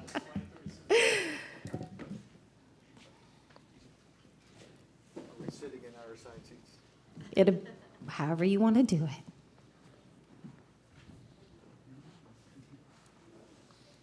Second. So we had Mr. Joe Watkins was going to moderate. He came out to have dinner with us last night. His wife has Alzheimer's, and as they were going home, she fell. He sent me a photo, really big knot, spent the night in the hospital. He is now home with her. So I know you have something planned out. You've spent so much time with Joe talking through it and, you know, trying to map out where you want to go. I wasn't privy to that, but I spent so much time with you. I think I can probably just open it up to you and allow you to kind of take the form. If I have a quiz. Yes. Okay, no, because I really do know. I strangely know too much about the S&P 500 and the Federal Reserve. Nonetheless, allow me to introduce my really good friend, Rich, and my friend, we were out there on the campaign trail with Vivek Ramaswamy. This is my friend, James Fishback, so thank you so much for being here. Let me just do a very small portion of both of your bios, which is exhaustive, but because you've done a lot. So Rich Lowry is the Managing Partner, Chief Investment Officer at Park Edge Advisors. Rich is Managing Partner there, a Cleveland-based registered investment advisor. He began his career in 1988 with McDonald and Company as a portfolio analyst and later managed the firm's strategic company. Let me just drop down here. Rich was a senior advisor to put growth first, a pro-growth economic plan. You know what? I can't find it on here. I'm trying to read it. What I'm trying to get to in your bio is that you were the economic advisor for the late and great Herman Cain. My introduction to Herman Cain was when he was on stage talking about the 999 plan. He could only say it. I can't say 999. I have to say 999 plan because that's how he did it. It was so great. You also were my advisor in my senatorial run, as well as to Vivek Ramaswamy on the economic policy. And you've done so many great things in between. So that is my friend, Reg. And then we have my young friend, James Fishback. He is the founder and CEO of Azoria Investment Firm. Did I pronounce that correctly? Yes, James is the founder of an American investment firm with a commitment to free thinking, excellence, and meritocracy. Azoria launched the first ever anti-DEI ETF in July that only invests in American companies committed to merit. Prior to founding Azoria, James spent a decade as an interest rate and currency derivatives trader at 2 hedge funds. I know you being on the campaign trail of mentoring a group of young debaters. What is it called? Incubate Debate. Yes, Incubate Debate made national television. I saw some of your young people on Fox and others, very young people, so articulate, so poised, on major news network, defending freedom and the values we've been talking about, all trained under your tutelage. So thank you so very much for being here. So I know where I would like to go, but I'm gonna just allow you to have a conversation, and we will move the slides accordingly, and both of you be respectful to each other and just bounce back and forth. How about that? Can I do that? Sounds good. Great. I only have 2 slides, and I'm still kind of debating in my head whether to bring them up because it might get in the weeds, so I may hold off on the slides. First of all, I appreciate the invitation to be here. I don't know how you slotted me after the last panel. That's good. I thought you liked me. Ingenious. So I would kind of, I want to talk about economic policy. I also want to talk about investing. The way you would look at one is different than the way you would look at the other, and I've tried to play, both sides of it. I got involved in economic policy as an investor, where I just got tired of yelling at the TV what these knuckleheads should do. And I thought, I'll get involved and I'll see if I can steer the debate in the right way. Tying it into the conference where we're talking about truth, there are 3 economic principles. And if all you do is understand and master these 3 principles, you will know more than all 400 PhD economists at the Federal Reserve. No offense to PhD economists. As a general rule, they're the smartest people you'll ever run into. Quantitative aptitude for PhD economists entering the top 25 programs is just behind PhD in physics, PhD in math, and then PhD in economics. The problem, and these are folks that got A's on every assignment, in every class, at every grade level. And then they get to their economics program and they're taught things that are just backwards.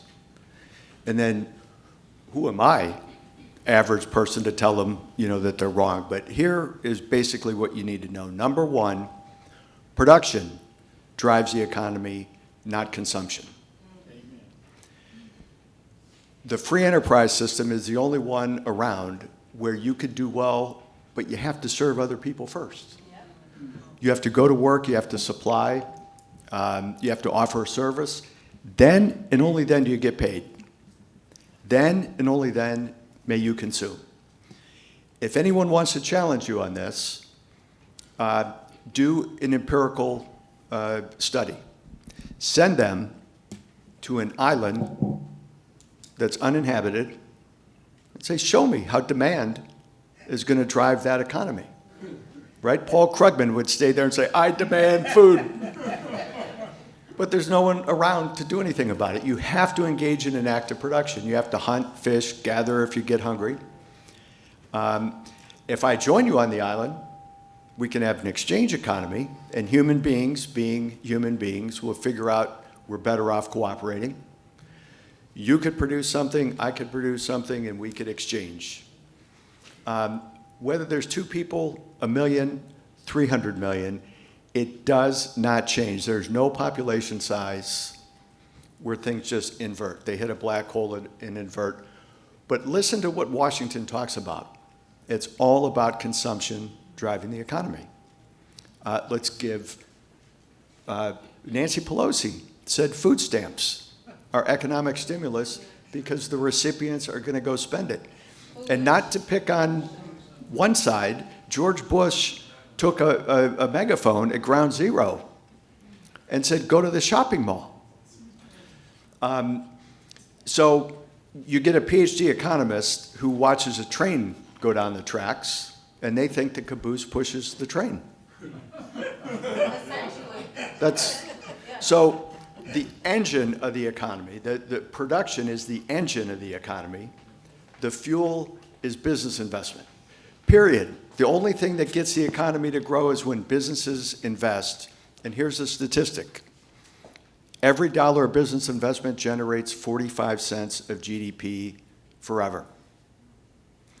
If we're only growing at 2%, we want to grow at 4%.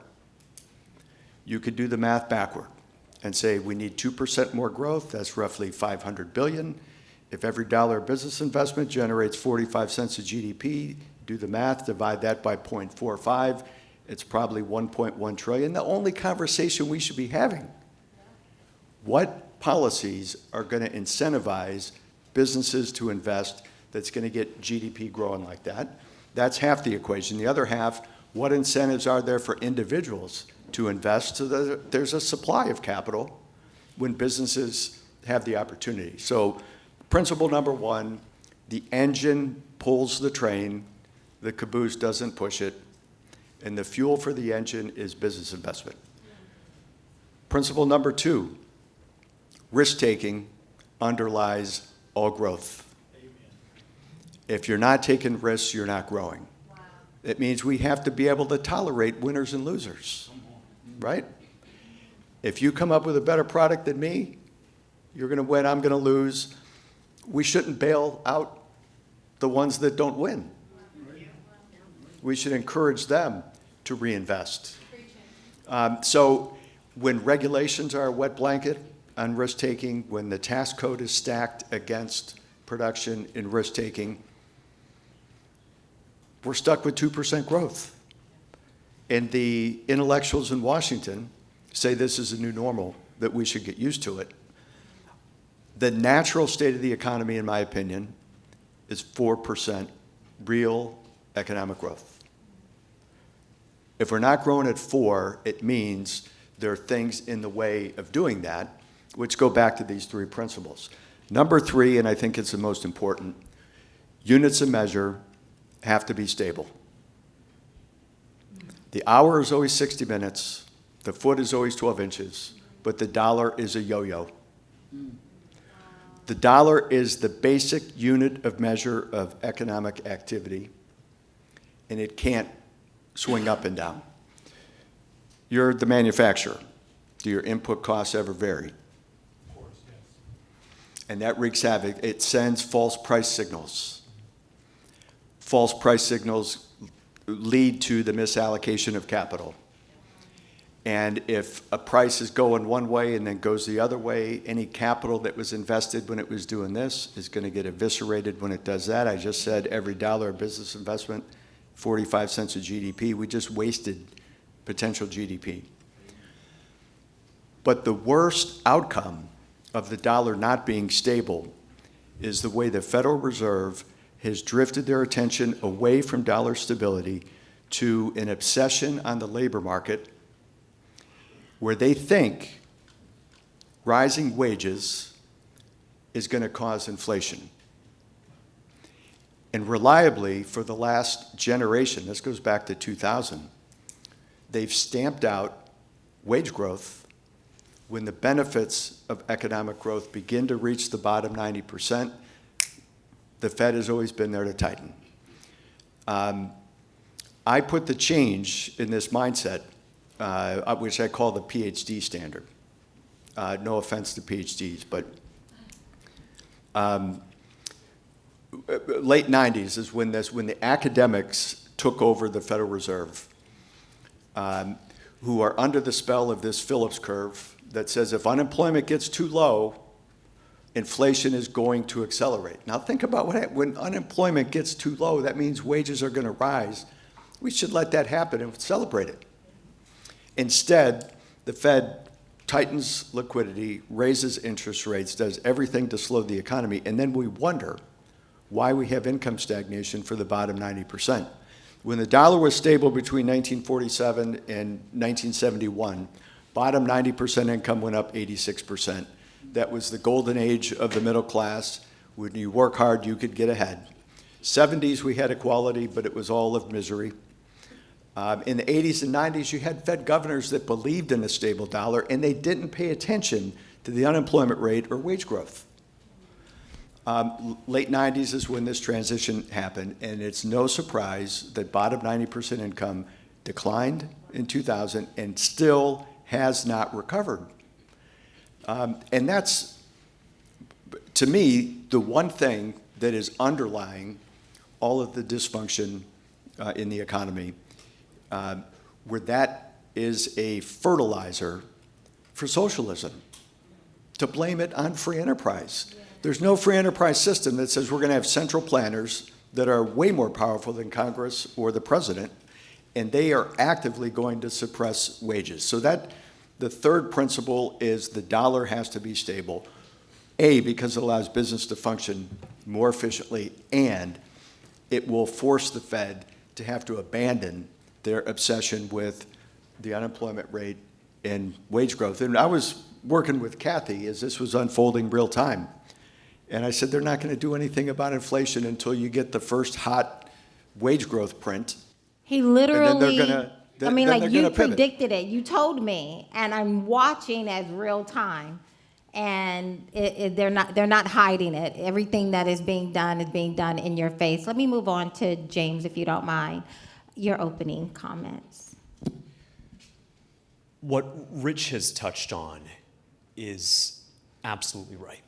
The Federal Reserve is at the heart of what has gone wrong in America time and again.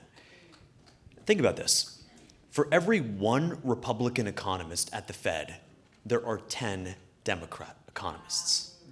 Adam, for every dollar donated from Federal Reserve employees, 97 cents goes to Democratic candidates or causes. This is the Federal Reserve that right before the 2024 election cut rates by the largest amount in over 4 years in a desperate bid to help Kamala Harris.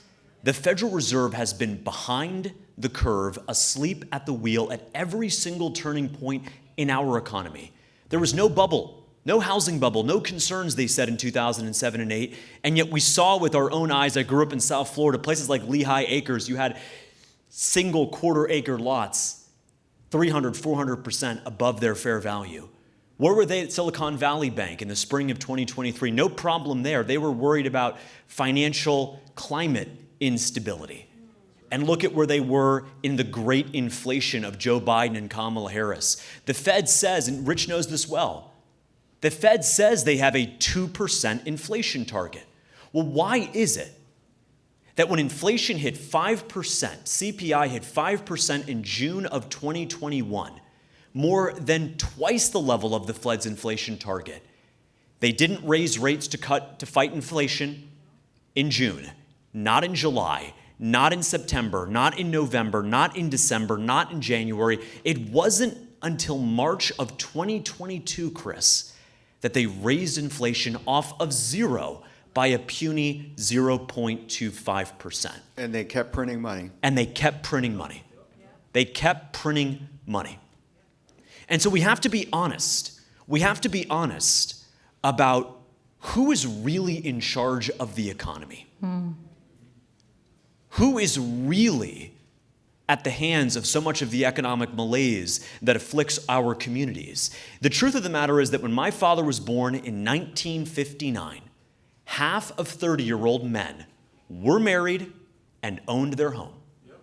Think about that. In 1959, half of men were married and owned their home. Today, only 15% of men at 30 are married and owned their home. You can tell a lot about the state of men in America. And I don't mean to single out men because we care about the ladies in the room too. But the men, because the man has to be married to somebody. And where I sit, marriage is between one man and one woman. I'm not going to apologize. I'm not going to apologize for it. That's biblical. I'm not going to apologize for it. And so the man has to be married to someone. They have to live in a home together. And so when I look at private equity firms like Blackstone coming into towns all across my home state of Florida, at the last minute outbidding a family of 4 that was in a single room apartment, it was in a studio apartment, they want to get a home. Why do they want a home? Because that's where the American dream begins. You have to own your home to be free. We can't call ourselves a free people if we are renting for the rest of our lives. And so when Blackstone comes in and buys up an entire community from under our feet and says, whoa, well, you're going to buy the entire community and lay down some new tile and put in a new washer and dryer? No, they want to force us to rent that community. That is wrong. That is un-American. We don't accept that. And so we have to be honest. Yes, the government, we can change Washington, D.C., we can change our state capitals, but until we actually confront the large business interests that are coming into our communities and saying, you want to buy this home? No, we're going to outbid you. Well, how are we going to outbid us? Well, we have a $300 billion balance sheet in the case of Blackstone. Well, where did that money come from? Well, their number one foreign source of capital is none other than China. And so when my parents bought their first home in 1996 in Broward County, Florida, they paid $104,000. They bid against 2 other people, families who were walking through the open house. Now they're bidding against investment bankers and private equity tycoons in London, in Shanghai, in New York. That is not capitalism. That is not a free market when you get to take money from overseas at a cheaper tax rate known as the carried interest loophole. I know, I used it. I ran a hedge fund. I would have paid over $1 million more in taxes had I been charged at the proper fair rate. Now, I've since squandered that money at Chipotle, but the truth of the matter, and Kathy knows this, guac is extra. Wait, what are you talking about? I know. How do I know? The truth of the matter is, we got to stand up. It's rather fitting that Kathy has put on this event called Seed and Roots, just steps from the Liberty Bell, because we all know there is biblical scripture inscribed on that Liberty Bell. Leviticus 25:10, what does it say? Proclaim liberty all throughout the land into all of our residents. We have to speak up for the American people. I love that the stock market is going up. I love that GDP is going up. But the number one figure to come full circle, ladies and gentlemen, is do our men at 30 own their home, and are they married? Which is to say, our women are married. Which is to say, our women are in a loving, secure, and stable relationship. Which is to say, you owned the dirt under your feet and you got a couple branches on that family tree. That is the number one economic statistic going forward. And the end of this administration, which I proudly support, I am a triple Trumper, I'm not a triple vaxxer. I'm not taking experimental vaccines. And it's rather fitting. It's rather fitting that the so-called black mayor of Washington, D.C. wanted to tell young black boys that they needed to take an experimental vaccine before they came back to school. That they wanted to keep them shut down, out of school, unemployed, unless they took an experimental shot. And we say no to that. We say yes to liberty. Kathy, thank you for putting on this event. Thank you for speaking for truth every step of the way. Oh, thank you so much. Okay, you know what? I can to interject with a question or two, but let me toss it out to you guys and let this be a conversation. Because when we get to topics like money and the Federal Reserve, how many of you talk about the Federal Reserve over Sunday dinner? Okay, you two don't count. Let me say, most people don't talk about the Federal Reserve. Most people don't talk about the S&P 500, right? The system is broken. We know the system is broken. I think one of the biggest gut punches after spending over almost 2 years with you talking to me and teaching me about the Federal Reserve was this is during the height of Black Lives Matter, 2020, all the riots. And they were probably at the tail end of the organizations coming alongside and putting a statement out, an affirmation of Black people, but it was the Federal Reserve.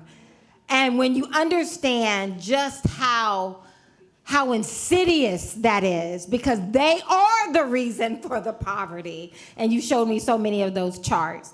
I mean, it is like setting your watch by what these people do. That was part of the reason they were late, to adjust interest rates in response to inflation. They came up with an inclusive employment. So first of all, it is so, but it's so insidious when you really understand. Let me open it up, and then you can interweave, and we can make it a conversation. Look at these hands. Look at these hands. Oh, I have a young man over. Oh, okay, not the young man, the dad, David. I thought it was your son. I was looking at your son. So, Kaizen, I still love you, but I think I have a new person I want to be my best friend in the world. So, James, hi, I'm Dave. Hi, Dave. So, I have historically followed the 10-year, 3-month yield curve, which has, for a substantial amount of time now, been showing that it's flipped back, which tends to hit, recession. There's an AI bubble, I believe, that's going to pop. Who the heck knows? Sorry. Oh, okay. Who the heck knows where that's going to go? But I feel more so than ever that everything is fake right now. Like in the market, like all of the signals feel to me and have like something is broken to the point where it's like artificially inflated. Am I crazy in that? Not at all. Okay. Not at all. And I think you're right. And you know why it feels that way? Because you see all these fancy stock charts and the line keeps going up and up and up. And then you go out to dinner and you see people in your community and you're at church on Sunday and it doesn't feel that our country is actually getting wealthier. It doesn't feel that way because 7 million working age men between the ages of 25 and 54 are not working. So guess what? OnlyFans has record profits. OnlyFans has record profits on the back of exploiting our women and getting our men addicted to pornography. They should be bankrupt. They should be shut down immediately, and pornography should be banned in this country. A young man, I love it. I have a question for you from the audience. It came to me. It said, ask Rich, how do we, because the biggest name right now in New York is who?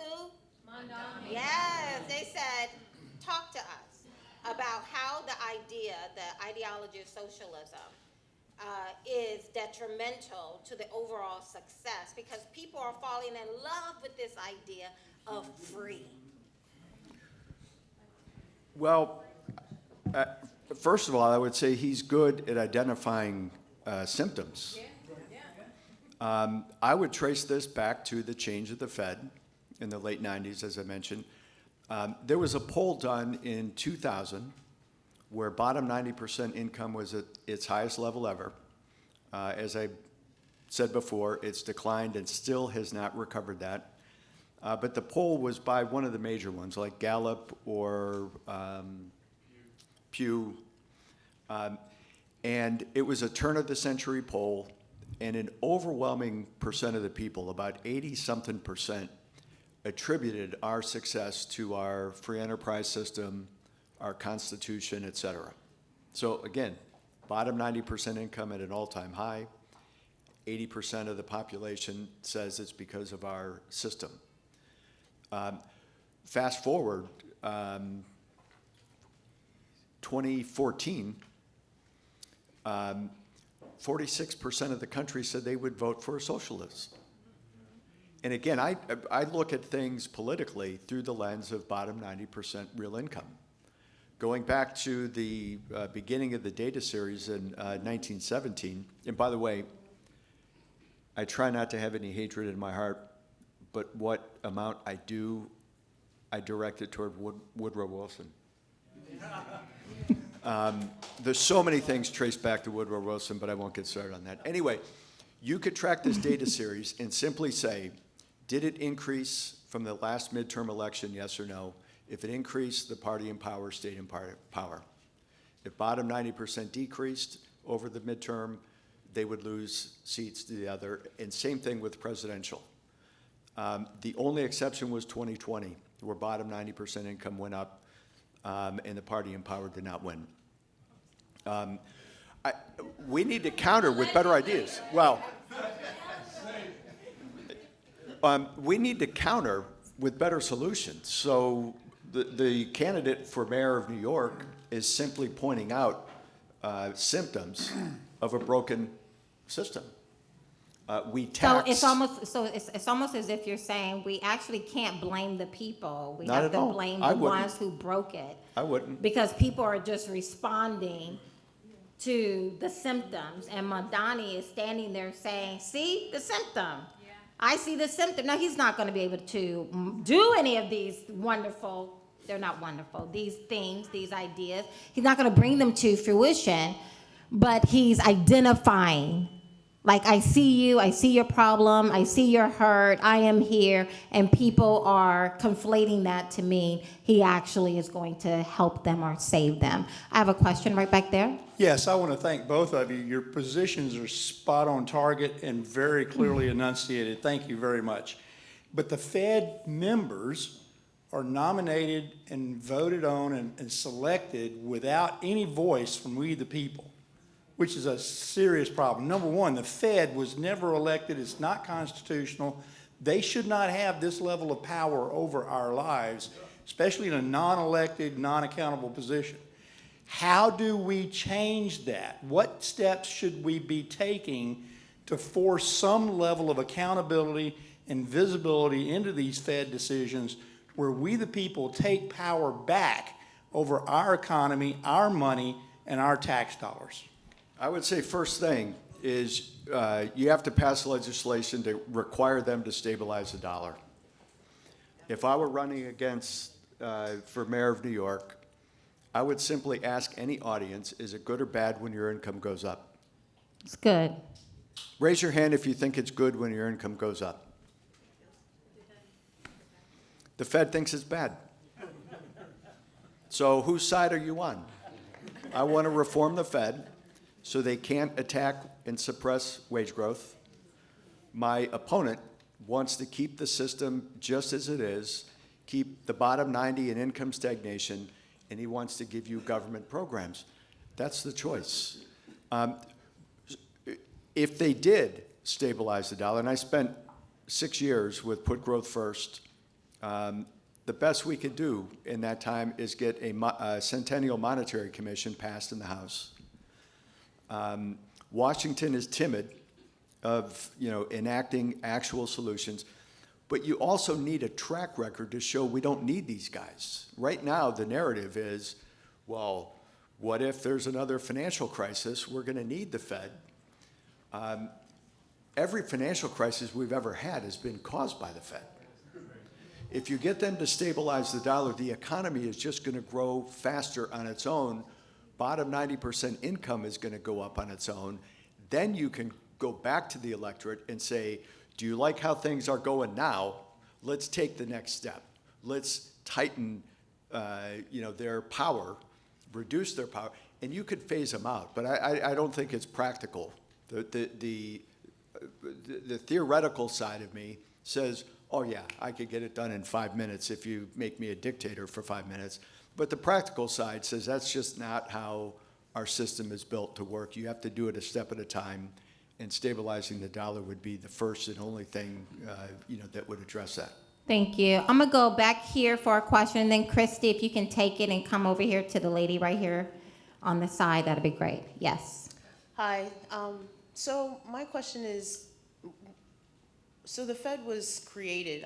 I started reading that book, The Creature from Jekyll Island. Yes. And so now I don't understand then how it is that we still, it seems like we capitulate to them. Like we are looking at them to dictate how the financial system is worked in the United States. How or why is that still happening? Well, just to give you, you're absolutely right. Let me just give you one illustration of this. If the President of the United States were to go on TV and take questions at a press conference, half the trading floor wouldn't even be watching, they'd be talking, they'd be eating at their desks. If the Fed chairman goes up there and gives a speech, no one is talking. You could hear a pin drop. Everyone is focused on the tie he is wearing, the words. Did he move this statement, this word here or there? That is unacceptable. And I think to your point earlier, we have to look at the Federal Reserve really as an unconstitutional organization. Okay? Just say the word unconstitutional. Here is the latest test of how the Fed is unconstitutional. There's a Fed governor by the name of Lisa Cook. She's a Joe Biden appointee. Lisa Cook committed mortgage fraud. In the summer of 2021, she got 2 mortgages on 2 properties, one in Michigan, one in Atlanta, in the span of 2 weeks. And on both properties, she claimed that they were her primary mortgage. Now, why would someone claim that both properties are your primary mortgage? Well, because you get a lower interest rate, you get a lower down payment, you get a higher chance of approval. A Fed governor committed mortgage fraud, was fired by President Trump, which is to say she was held accountable. And the court said no. The President of the United States, who won 76 million votes, does not get to remove someone who did not win a single vote, and not 100 people on the street of Philly, maybe 5 could even name her as a Fed governor. That is wrong. Look, we have the executive branch. We have Article 2. Either you can be fired by the President of the United States or you can't. And in the case of you can't, you are an unconstitutional member of the executive branch. The President has the full executive power at any time. He could dismiss the Secretary of War, the Secretary of Treasury. The truth is, if you can fire a fry cook for screwing up, the President of the United States should be able to fire a Fed governor or even a Fed chair for the many reasons that Rich rightly laid out, for falling asleep at the wheel and causing the financial crisis. And so to your excellent question, why have we capitulated? Why have we let the Fed run the show? Is because we've yet to stand up to the courts who have protected the Fed at every curve, at every single point. Remember, it doesn't matter what career you're in. If you are an investor and you have bad returns, you deserve to be fired. If you work at Dunkin' Donuts and you screw up the coffee, it's too cold, you deserve to be fired. If you work at McDonald's and the coffee's too hot and the lady spills it, you deserve to be fired and sued. So these are just hypothetical examples. So the truth of the matter is, the reason why the Fed keeps screwing up and screwing us over is because we cannot hold them accountable. This summer, my investment firm Azoria sued Jerome Powell in federal court on this very point, that the Federal Reserve is violating something called the Government in the Sunshine Act of 1976. What does that act say? It says that any multi-member federal agency with members appointed by the president, confirmed by the Senate, must meet in public. Why? Because sunlight is the best disinfectant. Would the Fed be pulling all of these shenanigans if we had a chance to show up at their meetings, look them dead in the face and say, why are you doing this? Why are you not attacking inflation? Why are you keeping mortgage rates at the highest rate in 24 years, even though President Trump has gotten inflation down to 1.9% since he took office? And so, of course, an organization that does not meet in public, that meets behind closed doors, that even the President of the United States cannot remove when they screw up, of course an organization like that is going to abuse its power. And so to come back to your excellent question, we've capitulated because we cannot hold them accountable. The second we tell those little dirty bankers in Washington, D.C., who meet 8 times a year behind closed doors to get their sticky fingers off the money printer, the second we tell them, you screwed up in 2008, you screwed up with the Biden inflation, you screwed up with Silicon Valley Bank in 2023, you are fired, that is when we can hold them accountable. Love it. We have a question right up here first. You guys kind of answered some of it as we went along, but just as a regular person, normal, everyday working, and obviously you're saying we're being taken advantage of. There's nothing we can do. But in the beginning, you said, as far as us going against certain people when it comes to buying a house, etc., we're not going to stand for that, fight for that. What do we do? What do I do? Because at this point with my very normal family, my husband, myself, our 3 girls, it's looking like leaving the country is looking amazing. You know what I mean? Like, to a certain extent, because it feels like I'm drowning. Like, there's nowhere to go. And there's nothing to do. Yeah, and I'm so grateful that you expressed that, because I think that is on the tip of the hearts of so many people, those who are in this room and those who are watching.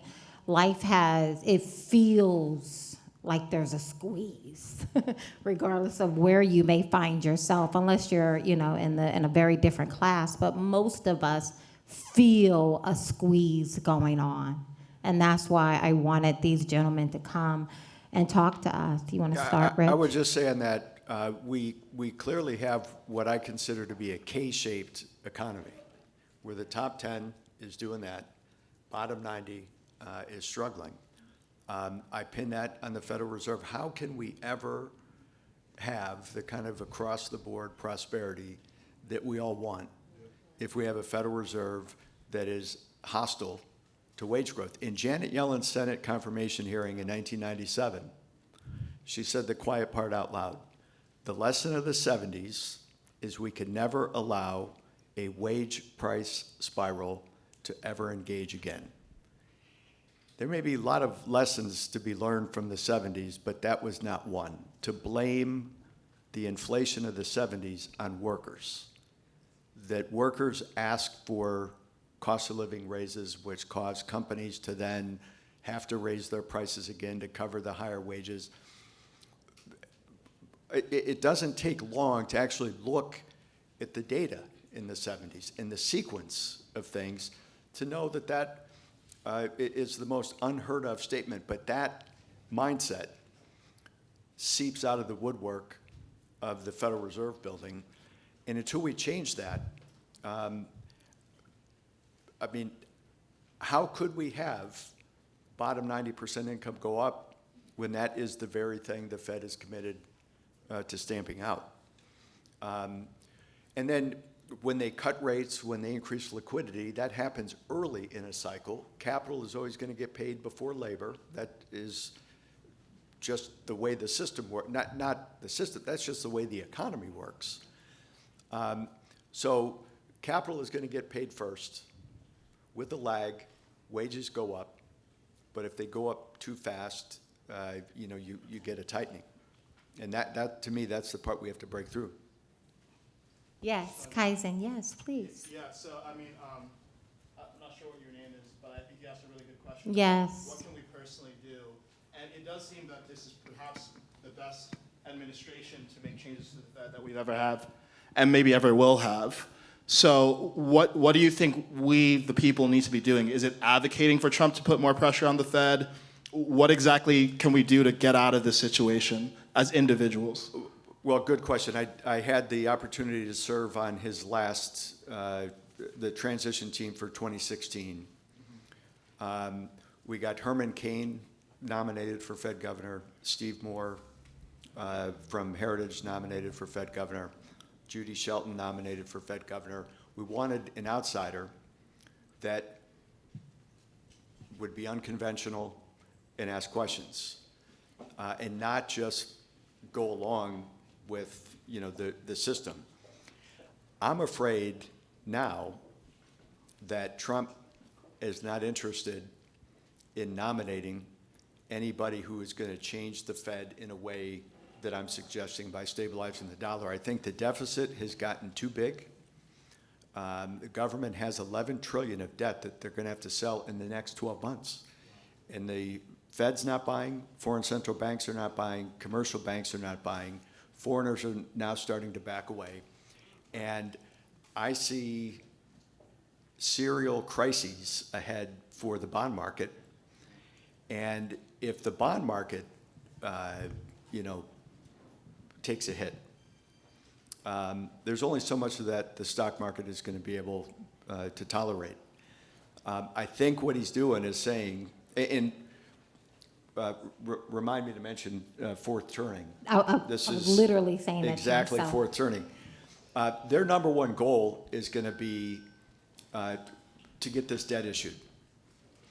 And they're going to have to sell short-term bonds because that's where the rate is going to be the lowest. As soon as they try to sell anything with duration, the bond market is going to have more than a hiccup.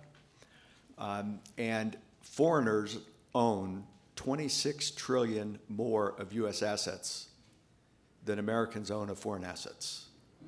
26 trillion. I mean, that's what, 80% of GDP. Last thing we want is for them to repatriate that money and start pulling dollars out. During Liberation Day was one of the rare times the dollar went down, treasuries went down, stocks went down together. Every other time you've picked one of them and say, all right, stocks went down, what happened to the dollar and bonds? It would be they go up. Or here's a period where bonds went down, what happened? So that threat is out there. So I would love it if Trump nominated people who said, look, we're just going to stabilize the dollar and quit playing Masters of the Universe. Talk about tuning into press conferences. What if the head of the Office of Weights and Measures, for $1,000, can anyone name the head of the Office of Weights and Measures? Don't Google it. Don't Google it. You AI guys are not allowed to look that up. She keeps the hour stable at 60 minutes. Every day she's come to work. A foot stable at 12 inches. If they had press conferences to say, here's how many inches are going to be in a foot next month, all of us would have to tune into that. Stabilizing the dollar is the only way that their power is going to shrink and the private sector is going to prosper. And we have to get to that first. Last 5 minutes, closing statements. You can include the fourth turning, because I was thinking about if you guys want to talk about Bitcoin, I'm going to give it to you first. Thank you for your question. What's your name? Jessica. So much, the National Constitution Center is right there. We talk a lot about the First Amendment and the Second Amendment. We should spend a lot more time. It's very underappreciated, the 10th Amendment. That what is not specifically laid out for the federal government rests in the states and her people. And so really it's up to the states, state capitals, state governors to lead this charge. There's 3 things that state governors should do right away, and this is not political, this is common sense. The first thing is block investment firms from buying single-family homes. Single-family homes are for families, not for hedge funds, full stop. The second thing is you have to completely dismantle the H-1B and any other worker visa programs. The reason why is because some of the largest companies, not even technology companies, are hiring foreign workers from India and China and never even interviewing Americans. Think about that. Our country, we have 50,000 accounting majors graduating every single year from college. And yet Accenture and Deloitte and McKinsey will discriminate against them, not even open the application up to them, essentially say H-1Bs only and hire directly from India. Why? Not because the Indians are better, but because they're cheaper and they're exploitable. Full stop. When Americans are treated like second-class citizens in their own country, we have to put an end to that. And the third, and this is very controversial but very common sense, is we have to make it easier to declare bankruptcy. in America. We have to remove the idea of stigma around bankruptcy. The Bible talks a lot about jubilee. The Bible condemns usury. We have to stand up against that as well. And so when families are feeling the weight of that debt burden, when you're getting debt collection calls, when your husband is getting debt collection calls, heaven forbid if your mother-in-law is getting debt collection calls, that is no way to raise a family. You don't feel confident in being able to move forward. You have that stress. You may not feel confident to get a job, and you have to just hit that reset button. And the same banks that we bailed out with $1 trillion in 2008, go default on them, go bankrupt on them, go Chapter 7 on them. And so 3 things: no Blackstone in our communities, no H-1B Indians or Chinese in our jobs, and say no to the companies that are coming after you for debt. Chapter 7, you know what that means. It means a complete liquidation. So if you've only got a couple $1,000s in the bank, you surrender that. But in exchange for surrendering your assets, you get to start fresh and discharge all of your debts. When you say you have a principled conservative, people say that a lot. I'm a principled conservative. I'm a big fan of Kaizen because he likes to define his terms. We did a long-form conversation in LA a couple months ago together. He always defines his terms. Ask them, what principles, where are you drawing them from? 2 places, the Constitution and the Bible. Luke 4, what does our Lord and Savior say? Why do you call me Lord, Lord, and not do as I say? The Lord made it very clear where we have to stand on usury. Very clear where we have to stand on jubilee and giving folks a second chance. And so when we think about what we can do, we have to press our state representatives, our governors, our state senators, because what we are talking about right now falls into their purview. We have to lift all boats. We can't just judge the success of an economy based on the stock market or GDP. The number 1 figure is, are you married and do you own your own home? And guess what? You're married. You've got 3 kids. Congratulations. You have blessings on offer. Now we have to make sure you can have the dignity and purpose of owning your own home, because that's where the American dream is based on. So thank you. Rick? To kind of bring it to the current, we are in a 4th turning. Has anyone heard of the 4th turning? There's a book that came out in 1997, and it studied recurring cycles going back to the 1400s. The 3 prior 4th turnings in U.S. history were the Revolutionary War, the Civil War, and Great Depression, World War II. In 97, he said the next 4th turning in the U.S. will begin in the late 2000s, and we know what happened in 2008. The bad guys got bailed out. That, along with income stagnation for the bottom 90, has been the force tearing apart the fabric of society. A turning is a generation. 20, 25 years. So after the last 4th turning, you had a first turning where you get new institutions.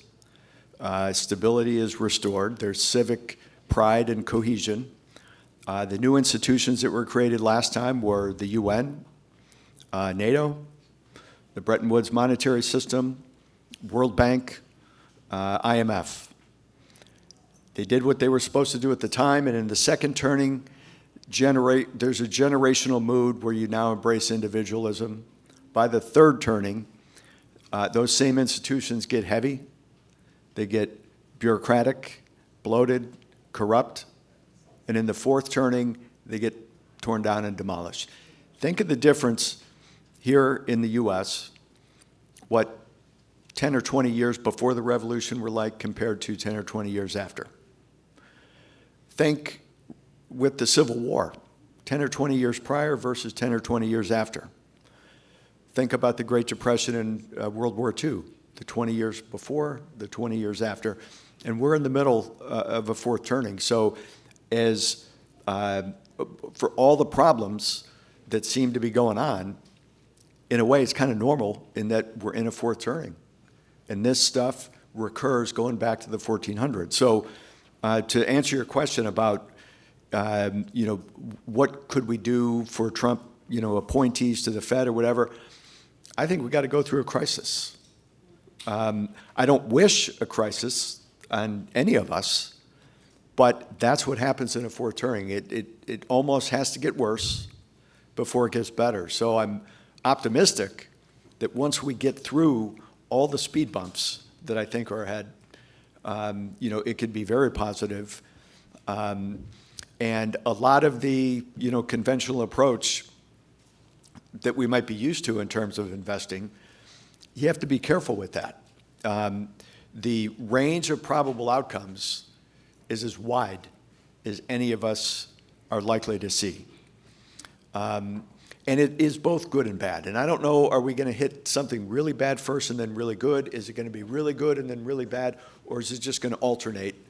But the message that I would have is that we have to manage risk actively. You don't want to manage risk passively, because what if we do have the outcome where we go through a lot of negatives before, it gets a lot better? So. Thank you. Thank you. I appreciate you guys. Let's give them a hand of applause. Yes. Okay, we are coming to the close. I just want to make some acknowledgments. Can you put up the thank you one for me so that this is constantly running? I'm so grateful to those who, again, saw value and what I was envisioning and poured into this to make it happen. I'm grateful to each and every one of you for coming and spending time on this Saturday with me. I know you have so many things to do, and yet you chose to come here. I appreciate that. Yanni, I just really appreciate you and what you're doing with the school board. He is fighting a real battle, if y'all have paid attention to the school board. But Yanni and his wife and others, they're out there fighting. I'm so very grateful, and how you're encouraging it. So thank you so much. And your area is very woke, so you got an uphill battle, and I appreciate you taking time out to come here. I hope you've been encouraged. I hope all of you have been encouraged. How many of you knew that the Federal Reserve is your enemy? Come on, y'all didn't know that before now. Did all of y'all know that before right now? You mean not black people. Black people are not your enemy. White people are not your enemy, but they get you focused on color so that you don't really know the jokers who are robbing you of your homes, the Black Rocks. Well, there's 3 of them. What is it? Black Rock, State Street, right?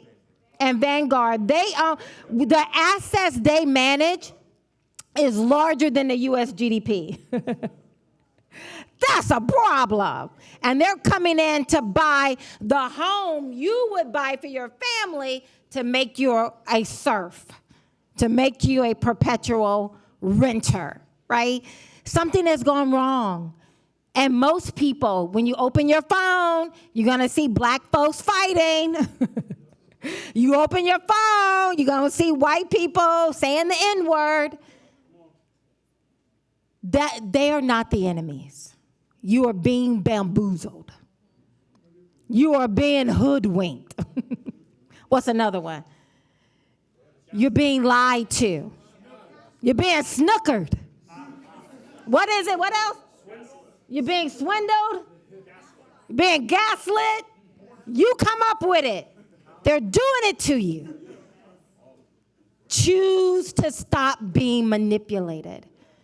Find out who the real enemies are. And then don't go at it alone. Find others in your community. Start talking to people. Find out where people are hurting, what they can do. Let me tell you, it is amazing. When they lied and stole my win, in 2022, yes, I licked my wounds. I went and had a conversation with Jesus. And then I looked around and said, let me go volunteer some time at a food pantry. Let me go and stand and pray at the abortion center. Let me just find someone somewhere I can pour my life into. That is what we have to start doing. I love when you said that. You double clicked on it so many times, Brad. Is that the key to success is to stop looking at yourself in the mirror. April, I'm kidding.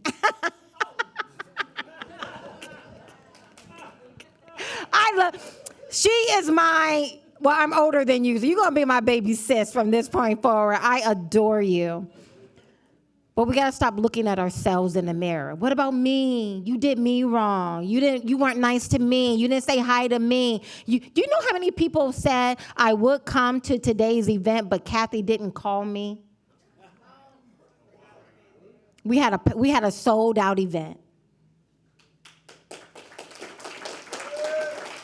Let me tell you, I had people who said that. They told other people and got back to me. I would have come, but Kathy didn't call me. Stop looking for people to chase you down. Look around to your left, to your right, find people, good people. Listen to them. Kaizen, guys, if you don't follow him, on the tables, you see QR codes by all of the people, the speakers who've been here today investing in you. Make sure you use your phone, go to the QR code, and subscribe to the YouTube, subscribe to Twitter. Find good people who are willing to invest in your life.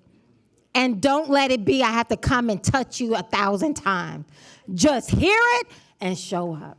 So with that, let me make some acknowledgement. Mr. Bill Oden with his lovely wife, Janice, can you stand up, please? Bill and Janice drove 8 hours yesterday because they heard about this event. They came all the way from South Carolina, and they just jumped in. He texted me and said, I'm coming. And they were on the road, and they came. I mean, I met him very briefly once when I was on the campaign trail with Vivek, and he just jumped in the car wanting to support. Mr. Oden, did you want to say something? No, I was going to tell everybody that story. Because I got a text from her. And I'm thinking, okay, he just want to text me. My wife don't remember everybody's name. And then I had to say back, I said, Kathy, could you please tell me how we know each other? Well, I'm one of those unicorns from South Carolina, a black Republican. And she came with Vivek. And I don't know if you was with him at that time or not on his campaign. So she had to remember from that. And I'm trying to figure out, how do I go places that people remember me? I said, okay, 6'5" black guy. Well, this has been phenomenal. This has been phenomenal. And everybody that touched on it, I like how you tied everything together. Yes. We finally ended up with our economic situation. And that folks from the industry talking about it. And then the folks talking about education. And brother, I'm military. I know exactly what you're talking about taking to. But again, I'm an old guy, and real fast I'll say this real quick. Think about where we are now. They talk about they're going to put you back in chains. We did have chains. What did Master do? And I talked to somebody over here about that. He gave you somewhere to live, took the man out of the house, give you some food, and made you another job. What we do fast forward where we are today? Master, the government takes the man out of the house, and we heard that mom and dad in the house, family together. Took the man out of the house. Okay, what do you do now? Give you something to live on. Okay, give you a place to live in 600 houses. So what are you now? Slave.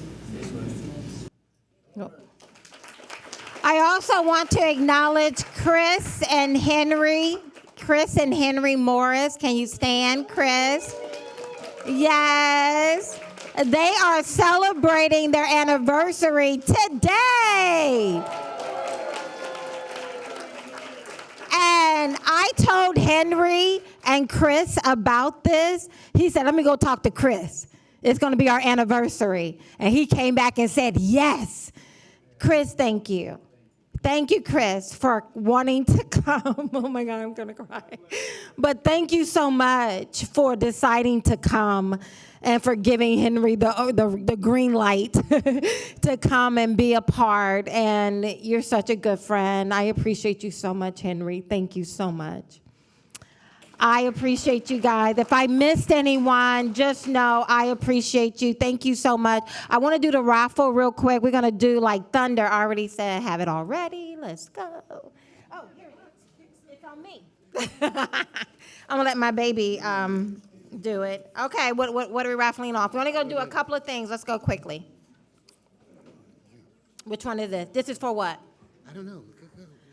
Okay, this is for number, 100. 100. You have to be in the room in order to claim your prize. 100. Take out your raffle. What are we raffling, babe? I literally sent a text. What, 100? Bella? Okay, come on up. What did Bella get? Quickly. Charger, babe.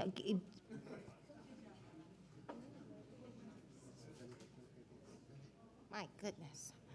Okay, 041. 041. Yes? Okay, you got the iPad. Babe, give her the iPad. I'm going to just call it out. Come on up and get your prize. The next one is 077.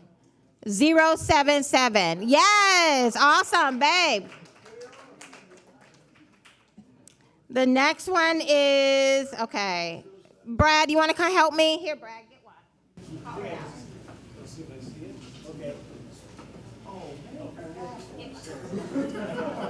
Call it out. All right. Thank you. He got his glasses on already. 098.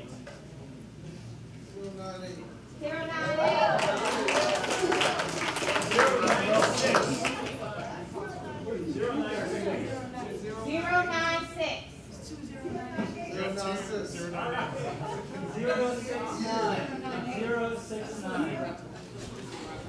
Let me have those tickets so we can verify. There's 096. Oh, sorry.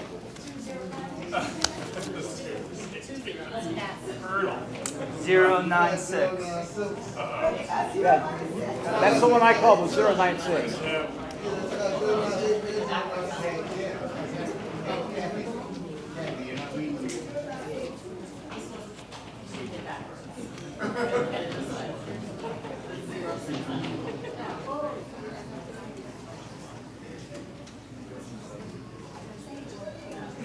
Okay, when you look at the ticket, don't read it backwards. If you do, keep my coupon, and then this way, so read it this way. 05. So here we are, guys. It's 066. Who's 066?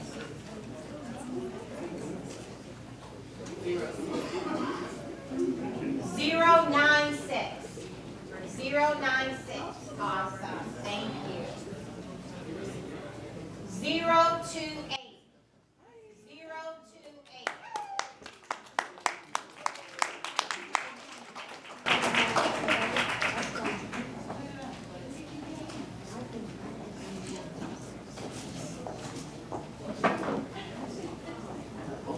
Okay. So now what? Okay, this is for the TV.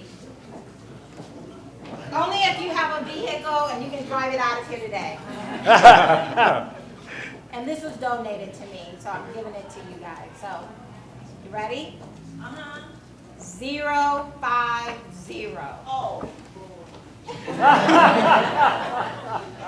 050.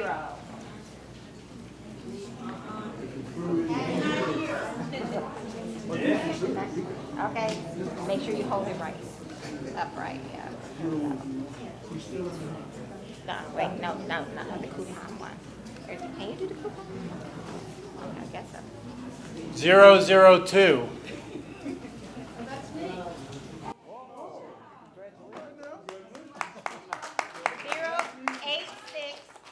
860002.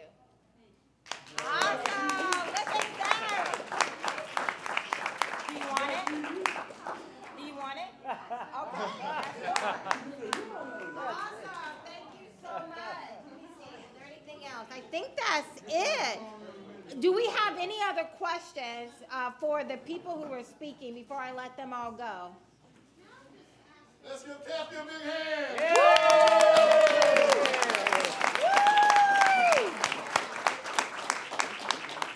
Okay. Yes. I think after this conversation, I'm going to go open up a dating agency. I'm going to marry all these young men and women up. But the other thing I'm saying, this was really humbling, and I really want to thank you and also everyone who participated. But I'm going to just put a request out there. You guys are in a position of leadership. You have a name going for you. You have some followers. People like me, I don't have followers. I am asking you to help people like me to bring you into our communities. I'm not able to hold impressive panel like this, but please make yourself available to small community events.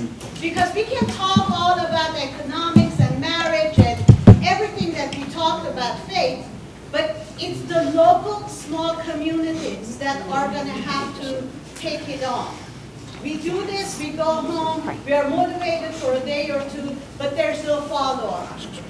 So I think people need to start from there, as you said, from home, but small communities. So please be available with your expertise, so when somebody who's not Kathy Barnette calls you and asks you to come to talk to 30, 40 first people, consider that. Because Thank you. Thank you very much. We need to start little leadership groups in small communities. Love it. So thank you. Question, there are a couple quotes that I use all the time, and I just wanted to repeat these. From Philadelphia, City of Brotherly Love, founded by William Penn. He has some of the best quotes. So one is, those people who will not be governed by God will be ruled by tyrants, right? You're in the City of Brotherly Love, William Penn. We've got to take back our sovereignty. One on SEPTA train today was, they who can give up essential liberty to obtain a little temporary safety deserve neither liberty nor safety. Amen. Quote from the Bible is 2 Samuel 23:10. Eleazar picked up the sword to battle the Philistines, and the sword froze in his hand. The sword is frozen in our hand. Do not drop it. We have got to keep up this fight. The Real ID is a huge one. Never doubt that a small group of committed citizens can change the world. It's the only thing that ever had. Margaret Mead from Bucks County.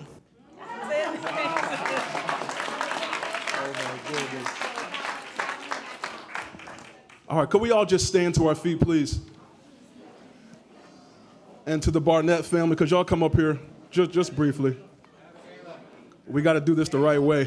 We're talking about seeds and growth and roots and the family. This family put this on, okay? So we want to give honor and respect to that. Thank you so much. So according to the word of God, Isaiah 61 talks about you will be trees of righteousness. And I feel like today we are planting those seeds and those roots will grow. So as we pray, Father, I thank you so much for this day. I thank you for your grace and mercy. Father, I thank you that we are in the city of brotherly love, and we decree and declare that love will flow, and that love is for all people at all times, not just when it's convenient. I thank you so much for the Barnette family. I thank you for all the families that are in this room, all the families that are watching. Father, I ask that when they left their homes, they will go back to their homes today and it'll be better than when they left. Father, every car, may it be covered and safe. May they go back lovingly and charged up to do your work, Lord. We love you so much and we thank you for the work that is just beginning, that the sword that we have will be a sword that cuts the enemy and that we win in spirit and in truth. We love you, Father, as we stand on holy ground. Let the Liberty Bell ring in the spirit. Let the Liberty Bell ring right now. We love you, Father. Keep us safe until we all meet again. In Jesus' name, amen. All right.